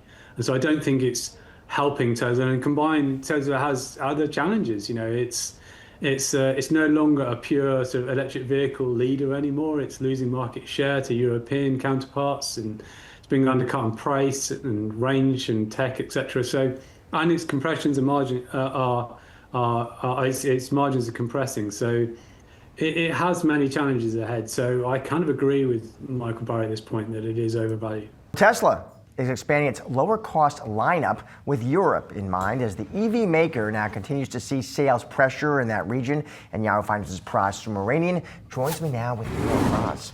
You know, I feel very European right now. I was going to say, so I think I was going to use the word sophisticated. Yeah, I mean, I like that better. The turtleneck, I mean, cultured. I will say this. The new standard models that are coming to Europe now, that they're already in the US, not very sophisticated, right? They're decontented models, meaning that they sort of have, the seats are cloth. Decontented yes. is the word. The seats are cloth, the lighting is not as complex, less powerful motors, less range, all in the name of making it a better deal, right? So in Europe, I'll look on the Dutch website, Tesla's Dutch website, the new standard Model 3 comes in around 37,000 euros compared to 46,000 for the premium, which is the one right above it, right? So that's, you know, pretty decent swing. The new model, standard Model Y in Europe is 40,000 euros versus the premium at 51. Now in the US, the difference is about half that. So that's a pretty big swing there in terms of price between one car and the other. That might maybe move the needle there for Tesla in the EU, where it's frankly having some problems. Let me ask you this. When we talk about Tesla's weakness in Europe, what do we chalk that up to? You know, it's a mix of things, right? We talked about before, competition, right? There's a lot of new EVs out in Europe, and more than the US actually, because there's just more charging infrastructure. You have Volkswagens, you have Audis, you have Porsches at the high end, you have even Renaults at the lower end, but then you also have all the Chinese automakers are there too, right? The Geelys of the world, you know, people, the SAICs, they're also there, and they're competing against Tesla because they're taking away market share from Tesla, which was there in one of the first companies there, but now they're outnumbered by competition. And also, we talk about the Musk factor. He's embraced some politicians that aren't necessarily the most popular in certain markets like Germany and the Netherlands and France, places like that. So that may have an effect. But things like cheaper prices and the potential for FSD in Europe might potentially move the needle. And if Elon maybe reverse that? Yeah, maybe if Elon kind of big if he sort of keeps quiet and just sort of sticks to business, maybe he turns around for them. But I think the price is the biggest factor. All right, Pras, thank you, sir. Appreciate it. Tesla getting hit with a downgrade at Morgan Stanley. It's a reversal from a prior bullish position. Here with a closer look is Yahoo Finance's Pras Subramanian. Pras. Yeah, so Morgan Stanley, Adam Jonas, he's still at the firm, but he's now doing more of a broader, I think, robotics and physical AI type research. So now new analyst Andrew Percoca, sort of reversing here, slightly bearish on Tesla, going to equal weight from overweight, which Jonas had before, citing valuation challenges, basically saying that high expectations of the AI kind of trade are already priced into the stock. But he did raise the price target up a bit here, following some of the parts evaluation, looking at the fact that they're not putting in the robotics business as I think $60 into that stock price more, and sort of bringing back some of the auto business down just a tad. So I wanted to say that they're not totally bearish on the stock. They have an $860 bull case in long term there, and he advises long-term shareholders, look, there's an attractive risk reward here, citing their sort of AI sort of endeavors like Robotaxis, FSD, which a lot of people are talking about the news version being quite good actually, and then robotics, of course. One of the stocks that we're focusing in on, of course, is Tesla.